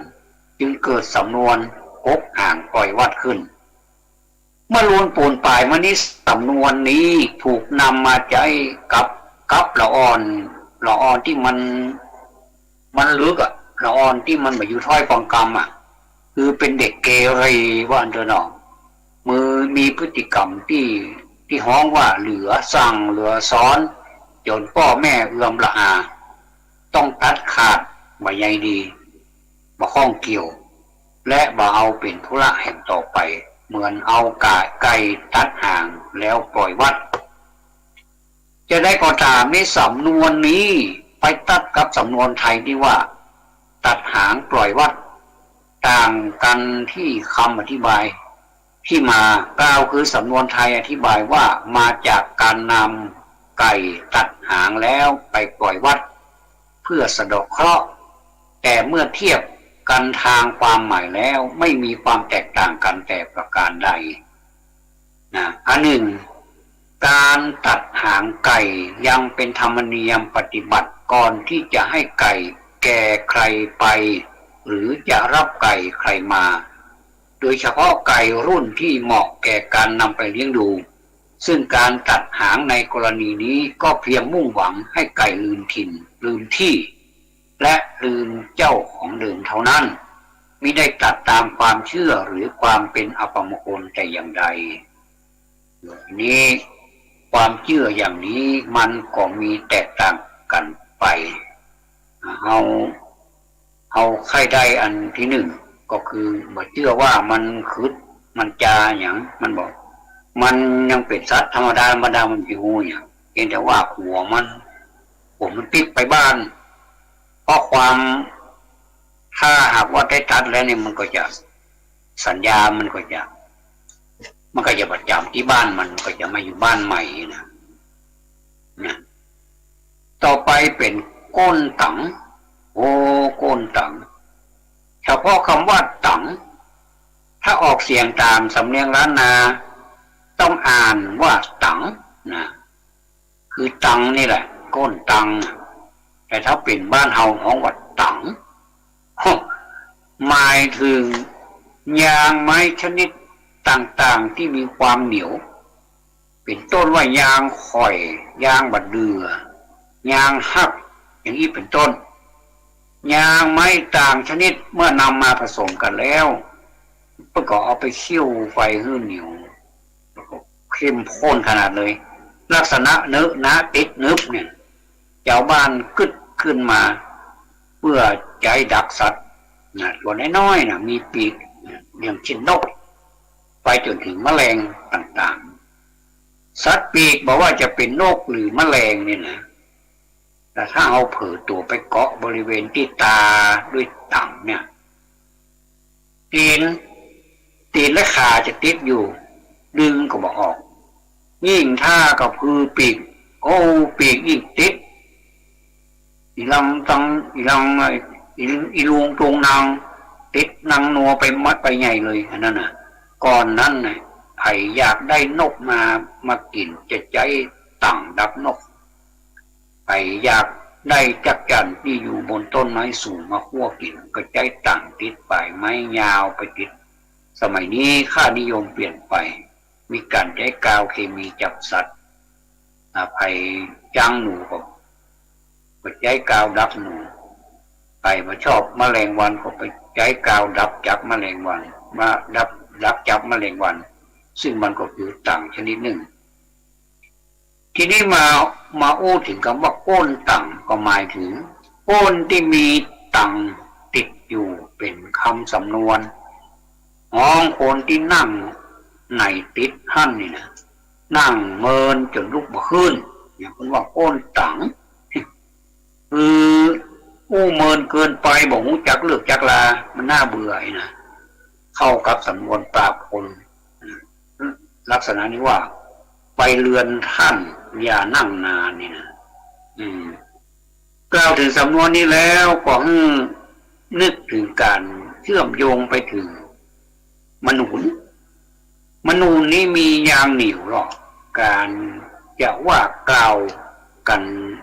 ซื่อๆนี่มันคงจะว่าสนอไพเราะโสดว่าก้นตังจึงอู้กระทบว่ากินแกงมนุนอย่ากล้าเห็นนะมันก็หมายความว่ามันเหนียวมันลุกมาได้ก้นมันตังเหมือนยางมนุนให้ติดที่ก้นให้หน่อยกินคือกินแกงมนุนหรือเปล่าเนาะแปลเป็นภาษาไทยถ้าหากว่าได้ยินคำอู้ลักษณะนี้เนี่ยจะต้องรู้สึกตัวและขอตัวปิกในที่สุดสมัยบักเก้านี่บ่าวคนใดที่แบบเป็นที่เปิงใจของสาวนี่นะเวลาไปนั่งอู้เมินนี่สาวมักจะอู้กระทบเป็นกรรมบูหารว่าไอ้พี่จันกินแกงมนุน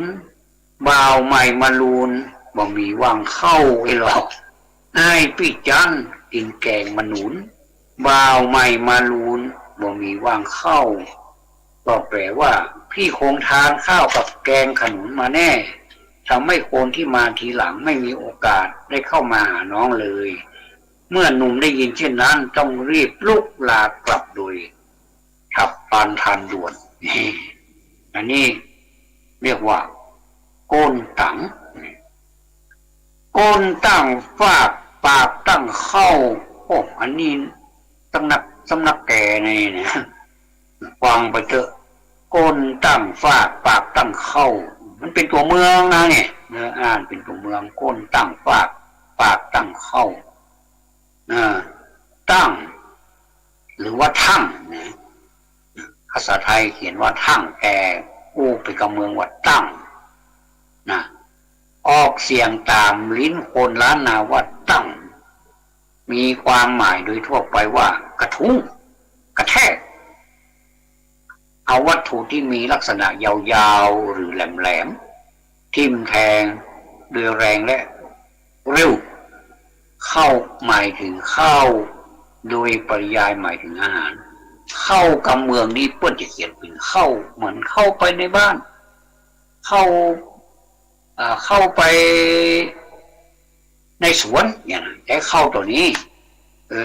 คือออกใครสละเอาไม่โทเข้านะเข้าที่กู้เขาออกอินเอาอินเช็คอินเนี่ยเช็คอินก็หมายถึงเข้าไปเช็คเอาก็หมายถึงเช็คออกมาอย่างนั้นก็เวลาเขียนนี่ก็จะเป็นเข้าตัวนี้แต่ความหมายก็คือข้าวอาวไม่โทนั่นแหละนะอันนี้ตัวเมืองนี้นอกจากจะเขียนเหมือนเปิ้ลละแต่ความหมายเหมือนเปิ้ลมันก็มีลีลาของพวกนู้นเนาะมันว่าลวดลายคนบอกเขาลวดลายจะดีเหมือนกันเข้าตัวนี้ใช้แทนคำว่าข้าวหรือว่าใช้คำว่าเข้าไปได้เหมือนกันใช้คำเดียวกันแต่ต้องดูบริบทนะพอบริบทของมันว่าใจในความหมายของมันอย่างนี้นะก้นตั้งฟากคือก้นถึงปืนเนี่ยก้นตั้งฟากก็คือก้นถึงพื้นอย่างรวดเร็วนี่นะมันเฮือนมันสมัยก่อนนี่ส่วนใหญ่ปลูกด้วยฟากนะมันบอกให้มีแป้นบอกให้มีไม้บอกให้มีปูนเปิ้นมันนิยมปูนเขาบอกมันแปลงเขาบอกมันบอกให้มีขายเขาบอกว่าฟากมันหาง่ายเนาะเอาไม้มาซับเป็นฟากบอกว่าจะเป็นฟางเงินบอกว่าจะเป็นปืนเฮือนเปิ้นก็จะปูฟากเนาะหรือเนี่ยเปิ้นของบอกฟากจึงมักมีการใช้คำว่าฟากแทนคำว่าปืนเช่นห้องเวลาที่ละอ่อนตัวน้อยละอ่อนเกิดใหม่นี่นะเกิดประกองป้นคันมารดาแล้วก็ตกสู่ปืนว่าเวลาตกฟากเวลาตกฟากเพราะว่าตะกอนมันนิยมฟากกันห้องลักษณะการที่โต้เถียงกันโดยบยุทธปากคือกำอู้ตกมาถึงปืนว่าเพียงคำไม่ตกฟากนี่นะปากตั้งเข้า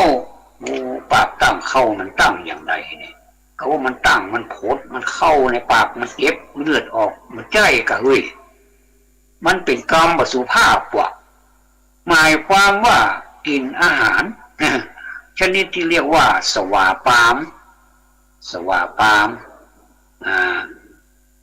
อย่างเนาะกรรมนี่สุมาเนื้ออันนี้มันมีในกรรมนี่แต่หรอกแดกเข้าไว้นะสวาปามแดกเข้ากระแทกเข้าทันทีโดยบริรอผู้ใดก็คือมุมมามร่วมตัวนะเนาะสวาปามก็ได้มุมมามก็ได้สำนวนก้นตั้งฟากปากตั้งเข้านี่นะแปลว่าทันทีที่ก้นกระทบปืนก็ฟั่งช่วยอาหารใส่ปากเลยโดยที่บ่ท้องบ่ทามไปทั้งนั้นมือก็ว่าล้างแหมสะหากอีนะโอ้อย่างมันน่าจังกันนะแต่ล้างมืออย่างกับบ่อายเนาะไปลุกไปกำอย่างมากก็บอกก็มาถึงก็จดเข้าหันล่ะเนี่ยมือก้นตั้งฟากกับปากตั้งเข้าเนี่ยเป็นสำนวนเปรียบเลยว่าคนที่ชอบเอาเปรียบผู้อื่นวันเนี่ยเอาแต่ขี้ค้านบ่ยอมเงี่ยการแต่พอถึงเวลากินมันก็ฟังกินคนอื่นป่นแฮมบ่พอนี่ยังบ่พอด้วยนะยังกินอย่างงานชนิดแบบฮีบฟังมุมมามจนน่าเกลียดเนี่ยและแน่นอนที่สุดผู้ใดมีพฤติกรรมอย่างนี้ย่อมบ่มีภัยอยากพบสมาคมตัวเองบอกว่าจะเป็นคนล้านนาหรือคนจัดได้ก็ตามนี่ อันนี้ก็ก้นตั้งฝากปากตั้งเข้าทีนี้มาถึงก้นลงก้นลงนี่ฟังชื่อมาได้ก็บอกให้ม้วนหูแล้วจ้ะมันจะเป็นประการใดนี่ก็เจิญท่านสดับรับฟังต่อไปหนึ่งคำว่าลงนี่นะลงนี่ภาษาล้านนาหมายถึงทะลุภาษาไทยหมายถึงทะลุเป็นรูหรือโล่งภาชนะเครื่องใช้ต่างๆตลอดจนถุงสำหรับใส่ใส่สิ่งของถ้าเกิดชำรุดก้นทะลุหรือว่ามันปุดมันโล่งจะห้องภาชนะหรือเครื่องใช้ที่มีลักษณะเช่นนี้ว่าก้นโล่งอย่างกระเป๋าสตางค์มันโล่งใส่สตางค์เข้าไปเป็นเรียนเป็นอย่างโล่งหายหมดเนี่ยหรือว่าผงเตี้ยวถุงเสื้อนะก็คือกระเป๋ากางเกงกระเป๋าเสื้อนะถ้ามันขาดมันทะลุก็หนอว่าก้นโล่งเหมือนกันนี่ก้นมันปุดใส่อย่างเข้าไปมันก็โล่งสตางค์มันก็หายอะกะนะนอกจากนี้ยังหมายถึงรวมไปถึงบ่อน้ำที่เก็บน้ำมาอยู่นะคือมีน้ำในบ่อหน้าฝนพอถึงหน้าแล้งน้ำซ้ำแห้งซ้ำหายไปเหี้ยเพิ่นก็ฮ้องว่าน้ำบ่อก้นลงเช่นเดียวกันภาชนะใดๆหากก้นทะลุเนี่ยเป็นของชำรุดเสียหายใช้การมาได้เอาอันอย่างใส่ลงไปย่อมทะลุลุดรอดไปหมดเนี่ยเก็บไว้บ่อยู่อันนี้มันมีคำเปรียบเทียบคนโบราณนี่โอ้สมองดีนะเนาะสมองดีสมองมันสั่งสมองสั่งงานเนี่ยเพิ่นเปรียบเสมือนคนที่มีทรัพย์สินเนี่ยเก็บไว้บ่อยู่แต่ขาดการบริหารจัดการที่ดีพอจึงเก็บรักษาไว้หมื่นบ่ได้มาเท่าใดก็หมดไปเท่าอันน่ะป่านพอ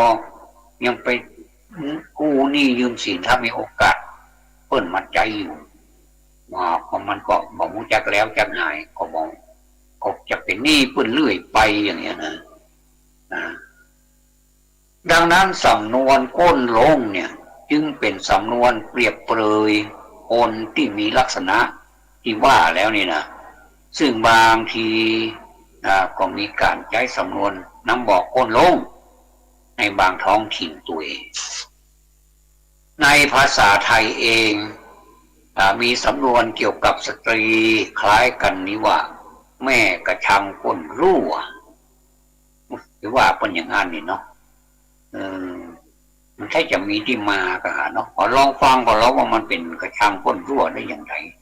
แม่กระชังก้นรั่วนี่หมายถึงแม่บ้านที่มักใช้จ่ายเงินทองอย่างสุรุ่ยสุร่ายใช้อย่างไม่บรรยังเงินทองที่หามาได้มากน้อยเพียงใดก็ไม่พอจับจ่ายเหมือนกระชังที่ก้นมันรั่วจับปลามาใส่เท่าไรปลาก็ถลายออกรอยรั่วไปหมดนะชายใดอยากได้ภรรยาที่ดีไว้เป็นแม่สีเรือนหากได้ภรรยาที่เข้าลักษณะนี้คงต้องเปลี่ยนคำใหม่ว่าเป็นแม่ผีเรือนเป็นแน่นะโอ้อยากแม่สีมาเป็นแม่ผีโอ้เด็กไกลกันขนาดเนาะอันนี้เพิ่นว่าคอนเวิร์ตหรือว่าตรงมันข้ามกันเลยสำนวนก้นลงนี่กับกระชังก้นรั่วมีความหมายทั่วไปค่อนข้างตรงกันแต่ก้นลงมันจะกว้างกว่านะเพราะว่าก้นลงมันไม่ได้หมายถึงภาชนะใดหรือเพศใดพิษกับกระชังก้นรั่วหมายเอาเฉพาะกระชังและเจาะจงเปรียบเลยกับเพศผู้หญิงเท่านั้นที่พ่อใจนี่ยังบอกเปรียบเปรยพ่องแสดงว่าพ่อใจนี่เปิ้นฮือเกียรติไม่ยิงเก็บสตางค์เรื่องของมันเรื่องเวลาพ่อใจไปหิหามาได้เต้าอี้ก็เอามาฮือไม่ยิงซึ่งเป็นแม่สีเรือนนี่ก็เก็บไว้จัดการบริหารสตางค์ที่หามาได้ด้วยหยาดเหงื่อแรงงานของผัวเนี่ยหรือว่าสามีเนี่ยเก็บไว้เป็นสัดส่วนว่าเจ้าว่าจ่ายตะบี้ตะบัน พอบเหลือมีอย่างสักอย่างกลายเป็นกระชังก้นรั่วไปยากเพราะฉะนั้นนี่จะต้องพิจารณาดูตัวเก่าตัวว่าตัวเก่าเป็นไม่ยิงในลักษณะไหนถ้าเข้าลักษณะกระชังก้นรั่วแล้วก็รีบแก้ไขทันทีทันใดเลยทราบแล้วเปลี่ยนหมู่เฮาแล้วเขาก็จะได้บอกห้องเฮาว่าเอากระชังก้นรั่วเขาแล้วเขาก็จะแปลกใจแล้วเขาก็จะฮักเฮาเหลือเก่าเขาดึงไปไหนเนอะเนี่ยการเซ็ตก็ปิดมานะสตางค์ได้400 300ก็มาเต็มนะ300 400นะถึงบ่บ้างบ่บินไปไหนสักทีเชื่อกามีตัวอย่างมาแล้วอย่างอี้นะเรื่องนี้นะมันมีตัวอย่างมาแล้วนะก็เอาก็เปลี่ยนแปลงพฤติกรรมเหียนะเป็นว่าเขาก็มันก็ขอบคุณนะยินดีที่บอกนะเขาก็ไปเปลี่ยนแปลงพฤติกรรมของเขาเนี่ยมันก็เป็นอันเสร็จพิธีกันเนาะก้นเป็นขากปากเป็นหมุยตีลูกอุยที่แห่เหม็นอุยญาติพ่อจายขาไล่คุยยุยเนาะโคตรโทษโอ้ก้นเป็นขากปากเป็นหมุยตีลูกอุยที่แห่เหม็นอุยญาติพ่อจายขาไล่คุยยุยโอ้แปลว่า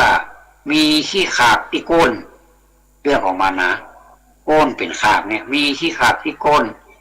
ก็บริเวณริมฝีปากมีหนวดเขาขึ้นอันนี้เป็นว่าปากเป็นหมุยชอบโชกต่อยมีกลิ่นขี้เต่าก็คือขี้แห้นั่นน่ะที่ขามีรอยซับคือลูกหัวใจ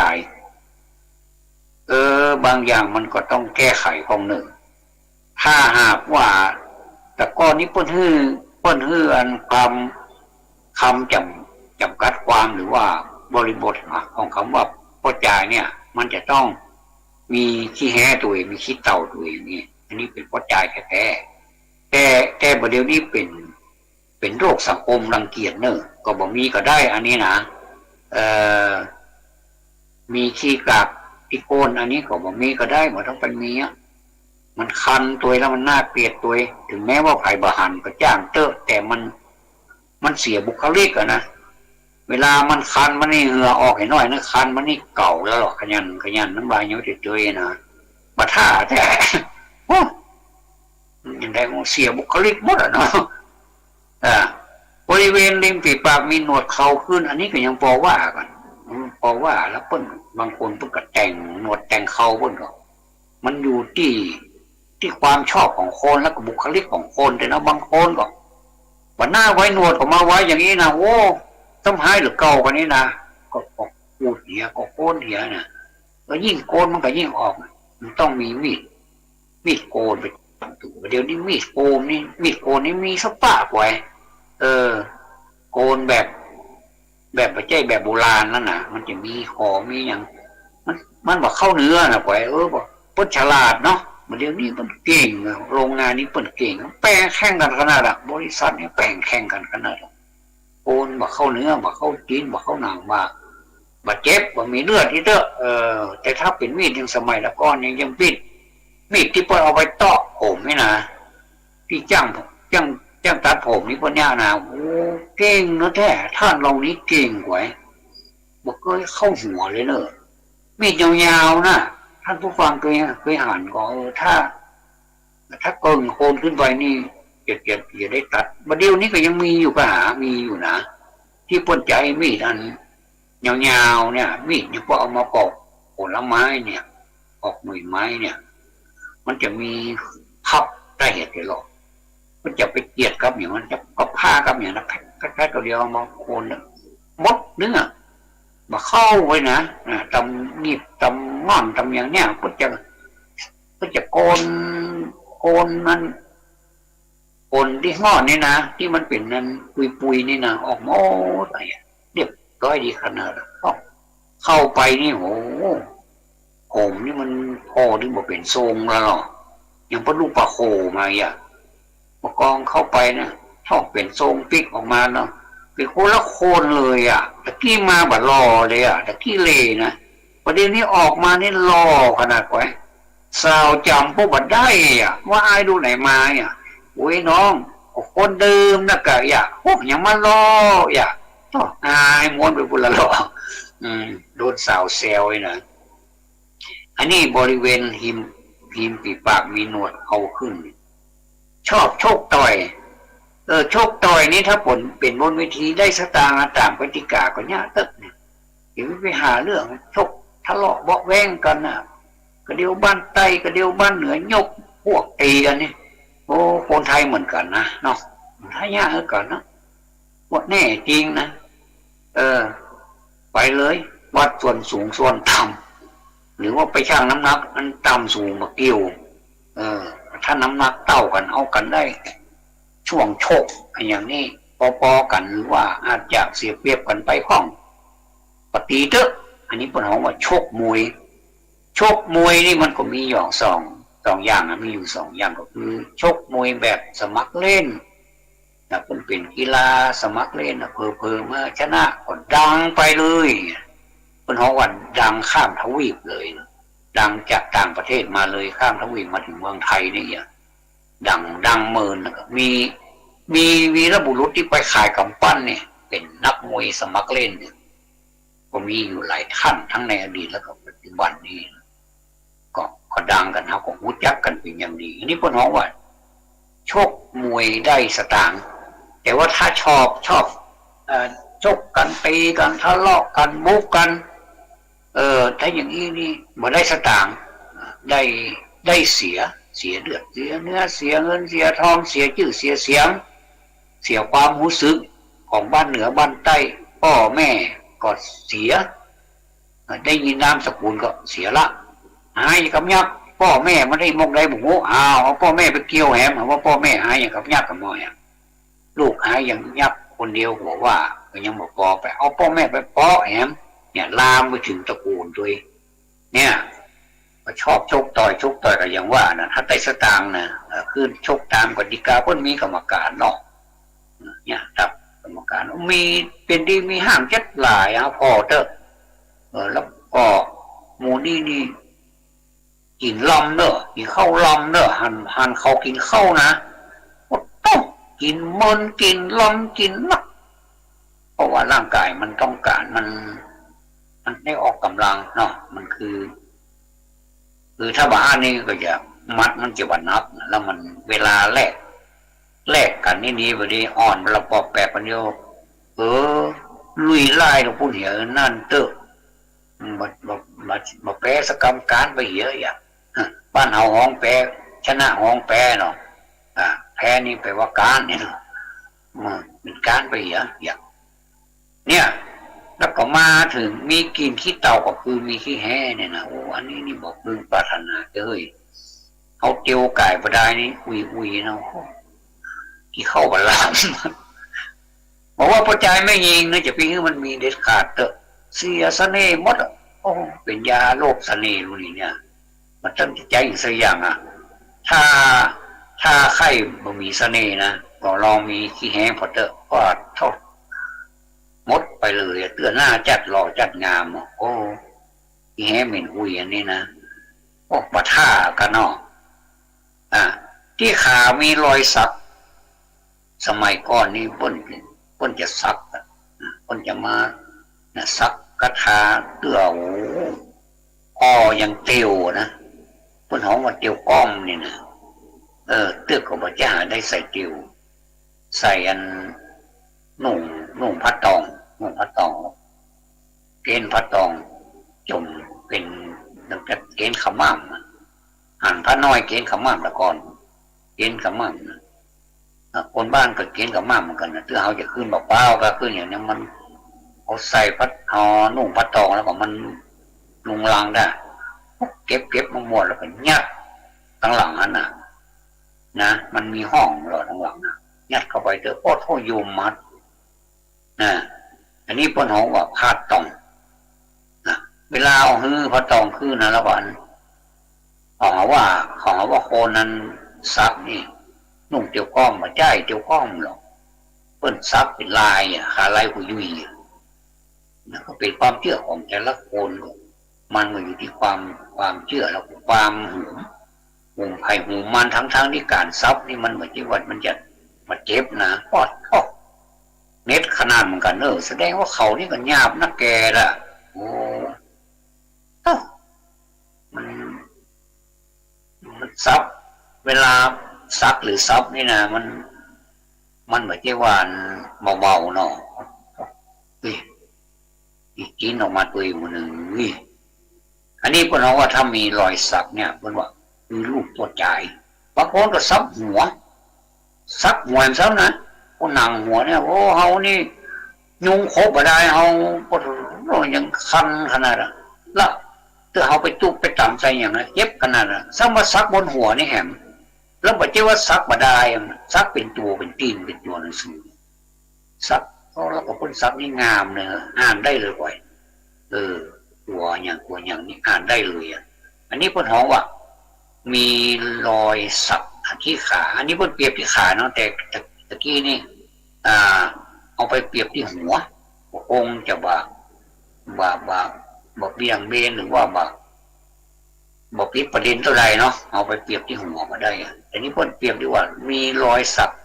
ที่ขานี่มีรอยสักเขาก็ว่าที่หัวก็มีรอยสักเนาะคือลูกพ่อจายเนาะสำนวนนี้บอกรสนิยมของไม่ยิงคนเมืองในยุคก่อนเนี่ยนะ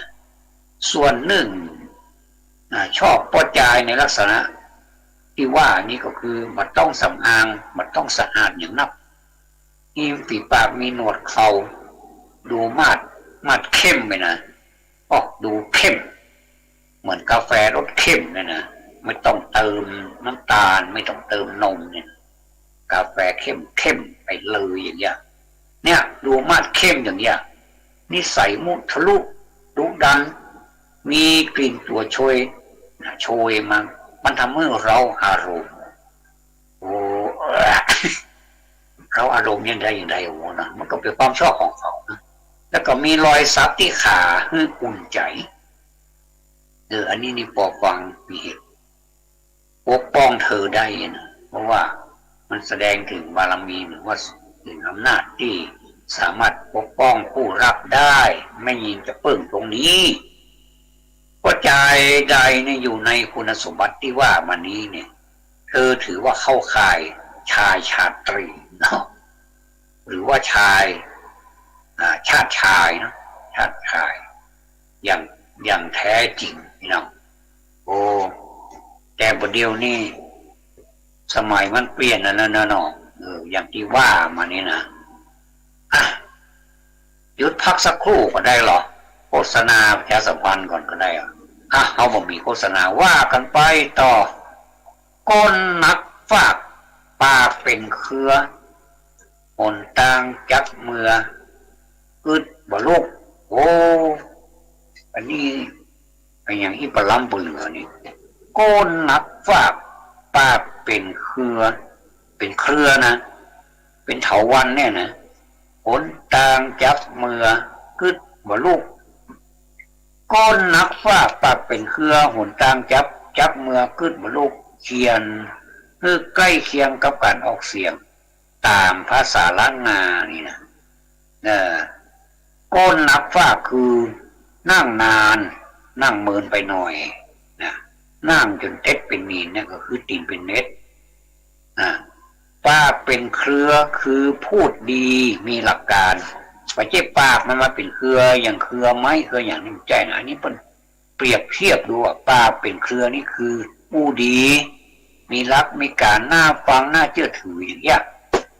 หนทางจากเมือคือหนทางที่จะไปเนี่ยกิจการที่จะดำเนินการนี่เถอะกึดบ่ลูกคือกึดการอย่างวัดสำเร็จนะคนที่นั่งอยู่กับที่เนี่ยนะชอบปั้นกำอู้คือดูดีเนี่ยมีหลักการและก็เหตุผลสอดรับกันฟังแล้วน่าเชื่อถือจวนฮื้อคอยตามแต่พอฮื้อปฏิบัติหนทางจากเมืองก็คือภารกิจที่จะต้องดำเนินการเนี่ยหนทางจากเมืองนี่หมายความว่าภารกิจที่จะต้องดำเนินการนะ ก็คืองานที่หือเนี่ยบัดได้ฟอเนอร์เนี่ยบัดได้หรือเนี่ยบัดสำเร็จอย่างที่เคยอู้ไว้นะเคยคุยไว้เหมือนว่าโม้ไว้เนี่ยประมาณว่าดีแต่อู้นี่นะประเดี๋ยวนี้หันจะได้แก่คนที่ชอบพูดพร่ำนะพูดพร่ำนี่ก็มีหลายอย่างนะพูดพร่ำทำเพลงอย่างนี้นะมันพูดพร่ำแต่มันไปทำเพลงมันเลยได้ฟังเพลงอยู่ได้อันนี้มันพูดพร่ำมาได้นะคนที่ชอบพูดพร่ำตามจินตนาการอยู่ในห้องแอร์นะสิ่งจริงแท้ในทางปฏิบัติมักติดขัดผสมเป็นส่วนใหญ่อันนี้ก็กลับเลยมีนับในสังคมเนี่ยนะนี่ปวดท้องสุมาเป็นตีนเป็นมือปวดท้อง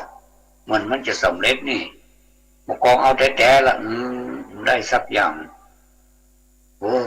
อย่างนั้นเนี่ยโกนโมนไปเกี่ยวอย่างโกนโมนไปนั่งขี้เต้าไปกะโกนโมนไม่ใช่หรอโกนโมนนี่หมายถึงโกนที่มีสีโมนมาอย่างแล้วมันโมนอย่างไรนี่อธิบายให้ฟังโกนที่มีสีโมนมาเพราะเปื้อนด้วยฝุ่นแล้วก็ขี้เปิดก็คือโกนตมนั่นแหละก็หมายเอาเด็กวัยที่มันหายนี่นะหมายเอาเด็กวัยซนเนี่ยโดยปริยายหมายถึงเด็กรุ่นวัยขนองเนี่ยยังไม่มีวุฒิภาวะเนี่ยอันเนี้ยโกนโมนเลยมักมีพฤติกรรมว่าพึงผสมชอบก่อเรื่องวุ่นวายโมเว้นแต่ละวันเดียวก็เว้นเสาร์อาทิตย์สัปดาห์มีเวลาว่างนับสมโกนโมนแล้วเข้าก่อนมีแหมสองกำเนอที่ใกล้เคียงกันนี่นะได้แก่จกโลนหรือว่าจกโลนส่วนมากเขาจะพูดเป็นจกโลนแบบเรียกจกโลนแต่ในหนังสือพน้องเพิ่นเขียนเป็นจกโลนมีสระโอด้วยนะจกโลนเป็นเสียงยาวเสียงอีคับถ้าเป็นจกโลนนี่เป็นเสียงรัศเสียงสั้นจะจกโลนหรือจกโลนก็ได้เนาะโจกโลนนี่ออกเสียงตามภาษาพิมพ์ว่าโจกโลนถ้าเป็นภาษาไทยนี่เป็นโชกโลนเป็นพวกสัปปดนสัปปดนไม่ใช่สัปปโทนนะไม่ใช่จ้องสัปปโทนที่ว่าเอามากลางนี่ใช่นะอันนี้สัปปดนสัปปดีสัปปดนที่เขาว่านะชอบแสดงกิริยาวาจาว่าสมควรและอยู่ในวัยใกล้กัน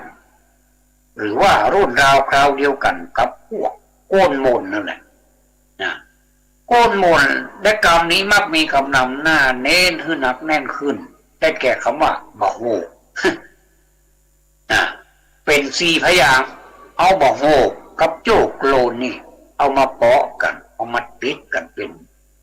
หมู่เดียวกันแปลว่าบะโหโจกโลน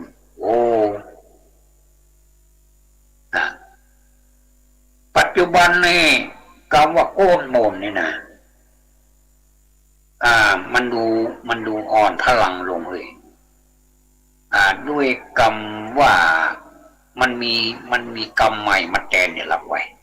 เพิ่งพูดว่าอันนี้จังนะจ๊ะสิ่งที่มันเปลี่ยนแปลงได้เปลี่ยนแปลงไปในทางดีของไปในทางบัดดีของมันจะมีการเปลี่ยนแปลงอยู่ตลอดเวลาอันนี้ก็เหมือนกันโกนโมนนี่อ่อนพลังละแต่คนสมัยบัดเดียวนี่นะใจกรรมที่มันตันสมัยมาแทนที่แล้วไว้ได้แก่คำว่าเด็กแว้นนั่นแหละเด็กแว้นแต่งเล่นภาษาอังกฤษนะเด็กแว้นไม่ได้แว้นไปแว้นมาเนาะเด็กรุ่นใหม่มีอุปกรณ์ใหม่มีของเล่นใหม่คือจักรยานยนต์เนี่ยเนาะรถเครื่องเนี่ยนะผู้คนได้ยินเสียงดังอันเกิดจากการบิดกันเร่งเนี่ยนะมีเสียงออกไอต่อไอเสียงดังแว้นแว้นแว้นแว้นเนี่ย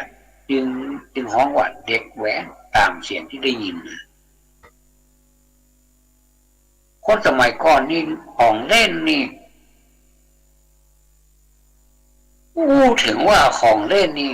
เกือบจะไม่ได้ซื้อเลยก็หาไม่ได้ซื้อเลยนะยังม้าก้านกล้วยอย่างเงี้ยม้าก้านกล้วยนี่ก็เอาก้านกล้วยมาแปลงเอามาตัดแบ่งหูแบ่งตาแบ่งแล้วก็เอาเยือกกองคอนะอันขามันก็คือสองขาเขาเนี่ยโลดแล้วก็ห้องไปได้เสียงเหมือนม้านะแล้วก็อย่างแหมบัดท็อปแล้วก็นี่บัดท็อปมันยิงนี่จะเจ็บเลยท็อปนี่นะมันจะมีเป็นป้องไม้เนาะยัดเข้าไปแล้วก็ตั้งเอาไว้แล้วก็มันจะมีไม้มานี่กระทุ้งเข้าไปแล้วหนึ่งต๊อกเข้าไปมันเป็นห้องบัดท็อปตะแคมหลายอย่างการเล่นตะกอนนี่หาได้ง่ายๆแล้วก็คนก็เต็มใจเล่นแล้วก็บาดเสี่ยงสตางค์บาดเสียพลังงานก็ได้กำลังเหมือนกันพี่น้องมีการเล่นนักเหมือนกันเนาะหมู่เฮาถ้าหากว่าเฮาเอายังอยู่ดีสบายอยู่นี่เนาะโรคไข้เจ็บมันอ่อนแรงลงแล้วเอาขึ้นคนหมู่นี้มันเล่นให้อยู่ดีจ้ะมันจะได้แบบย้อนที่ไปในอดีตนะบัดเจ้าว่าเป็นคนนะอย่างล้าหลังขนาดนั้นแต่เฮาจะเชิญชวนให้หมู่เฮาประหยัดสตุ้งสตางค์เนี่ยเอาไปใจอย่างอื่นเนี่ยมันดีกาอย่ามันก็จะได้ไว้หลายสตางค์เหมือนกันเนี่ยของแต่ละอย่างนี่มันก็ไม่ใช่ว่าถูกนะซื้อรถซื้อลาบัดเดี๋ยวน้ำมันก็แพงเนี่ยอย่ากลับรู้นะเนาะน้ำมันก็ซ้ำมาแปลงเดี๋ยวถ้าได้มาก้านกล้วยน้ำมันก็มาเติมสักหยดดึงได้เสี่ยงสตางค์สักบาทมี500ก็มี500เดี๋ยวว่าวันนี้ก็ได้ไว้500ละฮักกะกินก้าอย่างเงี้ยเหลือไว้สัก300วันนี้ได้300แล้วเอาไปหั่นวันพรุ่งเล่ม500ไปย่างก็ได้หรอเนี่ยกินว่า200หอม300กินมา200หอม300อ่ะ2 วันก็ได้600ละหรอกย่ะในลายที่เพิ่นนับได้นับกว่านั้นเพิ่นได้วันที่800ก็มีวันปันก็มีน่ะเก็บ500เอา500ไปคูณ3ได้535โอ้ได้จะนักกว่าบางคนได้เป็นหมื่นเนี่ยเป็นหมื่นก็เอามาจัดการปันส่วนวางแผนชีวิตก่อนหรอกมันจึงว่าโหเนี่ยสตางค์บอดใจเนี่ยสตางค์เป็นของมันมีข้วนหรอแต่มันจะแย่ใดมันมีข้วนเนี่ยก็หมู่เฮาเนี่ยแปลงข้วนให้มันหรอกจะเป็นยังอ่ะบางคนนี่ควรจะมีที่เก็บหรอเป็นซองก็ดีเป็นยังก็ดีนี่แล้วแต่ละวัสดุในการเก็บสตางค์ก็จะเขียนไว้ทั้งนอกกันหรอกอันนี้กานี้อันนี้กานี้ถ้าบัตรสบาย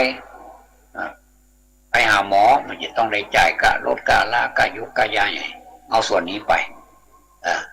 เดี๋ยวไปหาหมอมาเหลือตัวใดก็เอาไม่เพราะว่าการเก็บเป็นนินูนี่มันจำเป็นเอาส่วนนี้ไปจะพิจายมั่วนะนะถ้าจ่ายมั่วนี่นะโอ้รายใดรายนั้นน่ะวุ่นวายขนาดเราเนี่ยที่เราหั่นข่าวดูวันเพราะจ่ายมั่วได้มานี่มันได้มาแต่ว่าเวลาจ่ายนี่มันจ่ายบอกเรื่องมันจ่ายไปเรื่อยอย่างนี้นะไปเรื่อยไปเตยนะอันนี้ไปถึงไปได้คติในการออมสตางค์ตุยเนาะจะได้ก็ตามแม้ว่าก้นมนเนี่ยจะอ่อนพลังลงไปห้องแต่ก็ยังมีลมหายใจอยู่ในสังคมชนบทและอาจถูกนำปิกมาทบทวนแห่งเตื้อหนึ่งเมื่อความสำคัญของภาษาถิ่นปิกคืนมา ตรงนี้มาเนอะตรงนี้นี่ตัดนี้นี่พอมีกรรมแทรกพอมีกรรมความคิดความหันแทรกเข้าไปเกิดของว่ากรรมความสำคัญของภาษานี่ภา ษานี่สื่อให้หมู่เฮาได้รู้ลงมาว่าอย่างมันหมายความว่าอย่างไรคนเมืองเฮาส่วนใหญ่แล้วเวลาเฮาอู้คำเดียวนี่มันจะรู้เลยว่ามันหมายความว่าอย่างก็ต้องพอกิริยาท่าทางแล้วก็บอกพออาการกระทำในขณะนั้นตัวเองว่าเนี่ยอย่างเขาเข้าไปในเฮือนอย่างอันเข้าไปเอาบ่อหรือปอกกระหมออย่างเพื่อป่อมันนอนตื่นมันฮ้อนนอนหน้าฮ้อนเงินเป็นฝ้ากันแล้วมันนอนตื่นลมมันเย็นเนาะอย่างแค่นอนสักนิดพอแล้วเนาะเข้าไปในเฮือนเนี่ยเข้าตัวนี้หมายถึงเข้านะมันจะเข้าที่เอามากินนี่นะแต่ถ้าสมมุติว่าถ้าอยากกินข้าวแท้เนี่ยแสดงว่าข้าวตัวนี้แปลว่าข้าวคืออาหารการกินแต่เวลาเขียนกรรมนี่มันจะมีเป็นกรรมเฉพาะของมันเนี่ยเข้านี่ใจในลักษณะใจในความหมายเป็นสองอย่างก็คือเข้าไปคู่กับออกนี่นะเอาอินเนี่ยนะเข้าออกเข้าเนี่ยเข้าออกนะแล้วก่อนข้าวหรือว่าใจก็ว่าเข้าเหมือนกันนี่คือนี้ของรับประทานเป็นอาหารชนิดหนึ่งที่มีลักษณะเป็นเมล็ดมีหนึ่งข้าวเจ้ามีหนึ่งข้าวนึ่งเนี่ยแล้วก็ข้าวนี่สามารถแปรรูปมาเป็นข้าวหนมแหมอย่างก็ได้เป็นแป้งสารพัดมนุษย์นี่ทำได้หมดเลยเพราะมนุษย์นี่เก่งเพราะฉะนั้นนี่อยากจะให้ภาษาเมืองของเราเนี่ยแพร่ไปทั่วบ้านทั่วเมืองพื้นที่ล้านนาของเราเนี่ยบอกว่าจะในเต่าไฟในบ้านในจองในของมีตัวหนังสือเมืองเนี่ยคู่กันไปตุยเราจะได้ตัวเมืองของเราจะได้เฟื่องฟูแล้วเราจะได้มีความภาคภูมิใจในตัวเมืองของเขาเนี่ยว่าบัดตกบัดโลนไปไหนความจริงก็ไม่ได้หายไปไหนอยู่กับเรานี่ท่านผู้ฟังสังเกตบอกว่าอยู่กับเรานี่อยู่กับเรานี่เพราะอะไรอย่างถึงอยู่กับเราให้ท่านตอบถูกแม่นละหมายความว่าอยู่กับเรานี่ก็เขาอู้นี่หรอกอู้เนี่ยเป็นภาษาที่ถ่ายทอดกันหมายความว่าเป็นภาษาเมืองแล้วนะนี่เนี่ยเป็นคนเมืองเขาเนี่ยนะแต่เขาอยากให้ได้ทั้งภาษาเขียนมาได้เหมือนเขาเรียนไปเรียนภาษาต่างประเทศถ้าเขาอู้ได้อย่างเดียวแต่เวลาคนเขาเขียนมาได้มันก็ยังได้ยังบอกมุนาดามันต้องเขียนได้ตัวมันต้องอู้ได้ตัวอู้ก่อคล่องเขียนก็ได้ไวยากรณ์ก็ได้ก็คือแกมมาก็ได้นะอู้ก็ได้แปลได้คู่กรรมอันนี้ไปดูอันคลิปหนึ่งมีเลขานุการอบตของตำบลหนึ่ง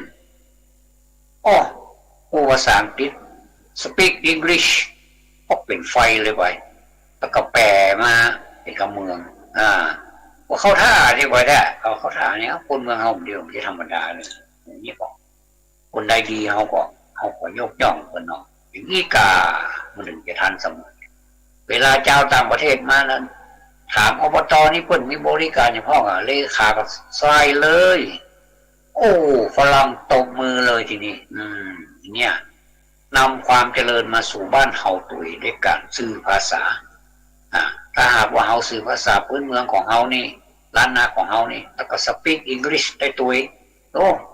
ได้หลายภาษาแล้วเฮาได้เปรียบนะภาษาไทยเฮาก็ได้ภาษาเมืองเฮาก็ได้ภาษาต่างประเทศเฮาก็ได้ได้มามันได้อย่างไรก็ต้องอ่านต้องขยันต้องทำความรู้จักกับเปิดถึงจะได้นี่นะเพราะภาษาแต่ละภาษานี่จะว่ายากมันก็ถึงยากหนึ่งมันไม่ใช่ภาษาแม่ของเราไม่ใช่ภาษาประจำถิ่นเราแต่คนเมืองนี่เก่งภาษาไทยแต่บอกเก่งภาษาเมืองมันก็ดีมืดนี่เนาะประเด็นนี้เลิกมืดละเพราะเราไม่ได้ส่งเสริมกันแต่ผมว่าถ้าเราส่งเสริมกันขอฝากไว้ในความคิดกำกึศกำอ่านของพี่น้องตัวเนื้อว่าพี่น้องทั้งหลายของฝากไว้ตัววันนี้ก็ใช่มาได้แก่ป้นโมเนี่ยเนาะเขาได้กี่อย่างเนี่ยเดี๋ยวนี้ตั้งแต่โกนกกห่างปล่อยวัดอันนี้มันจะโกนอันนี้โกกห่างปล่อยวัด แล้วก็โก้นตังแล้วก็มาโก้นตั้งฝากปากตั้งเข้าอันนี้คนจังว่ากันบ่อยๆเลยเนี่ยความจริงความหมายนี้เราโคตรลึกซึ้งขนาดนี้มันเรียกว่าเป็นกล้า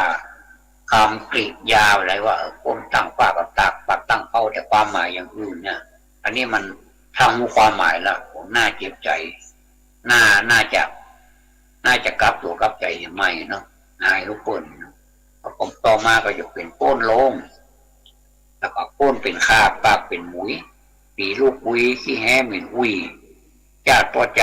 ขาลายหุยยุยนี่นะแล้วก็มาถึงอันต่อไปก็คือก้นนับฝาก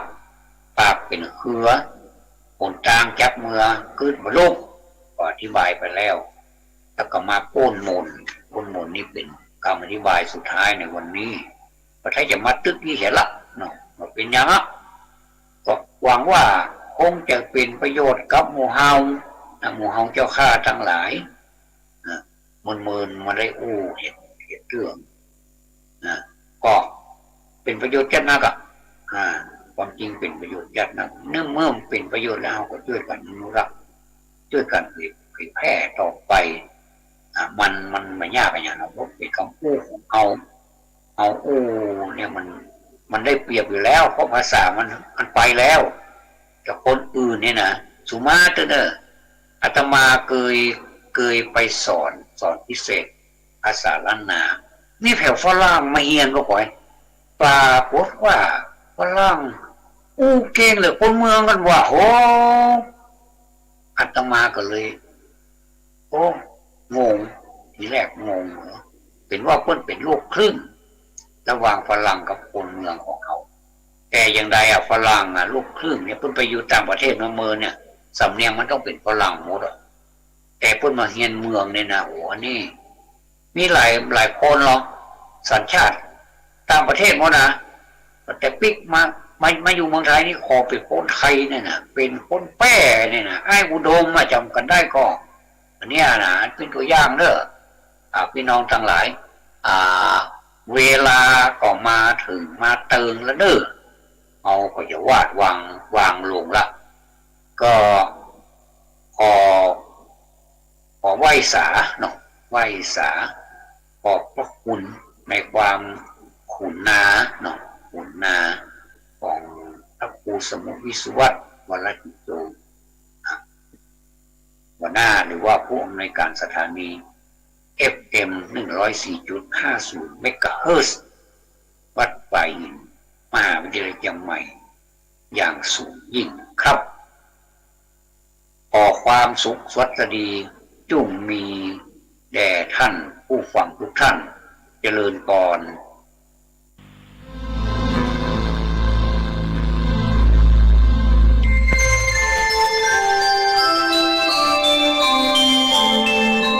ขณะนี้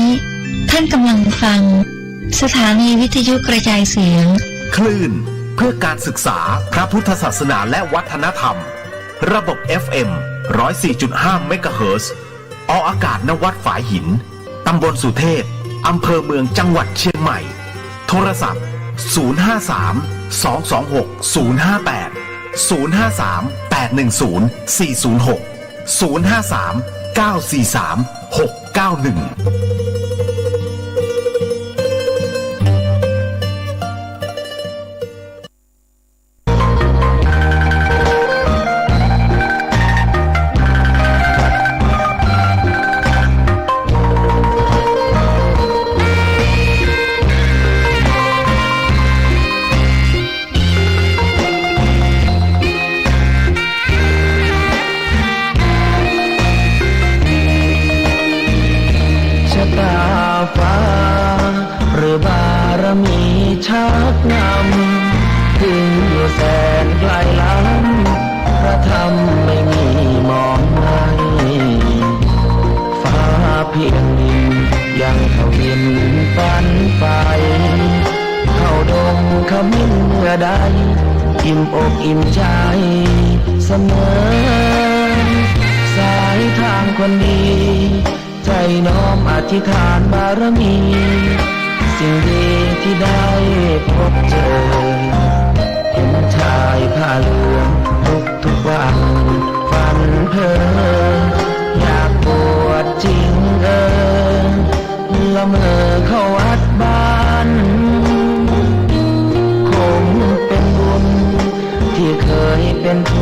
สร้างมารักผ้าเหลืองดังว่าปรารถนาหยุดมันอยากบวชทุกทีผ้าเหลืองตัวนี้ผูกพันอยู่ในใจทุกวันใฝ่ฝันถึงผ้าเหลืองกลายวาจาใจสัญญาว่าไม่เสื่อมคลายหัวใจมุ่งหมายหนึ่งไม่มีอะไรมากันให้คุณคืนศรัทธาผ้าเหลืองบวชเป็นเรื่องใหญ่เราวันรอคอยเข้าโบสถ์ได้บวชเสียทีเป็นคนสุขเต็มที่ตามรอยความดีพระพุทธเจ้าไม่ลืมบุญคุณพ่อแม่การุณเลี้ยงเราผ้าเหลืองห่มกายคลายเศร้า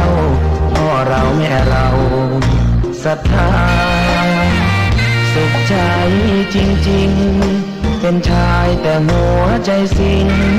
พูดจริงทำจริงทุกอย่างทุกคืนทุกวันผ้าเหลืองพันผูกกายาโอ้น้องวาสนาพระธรรมนำพาชี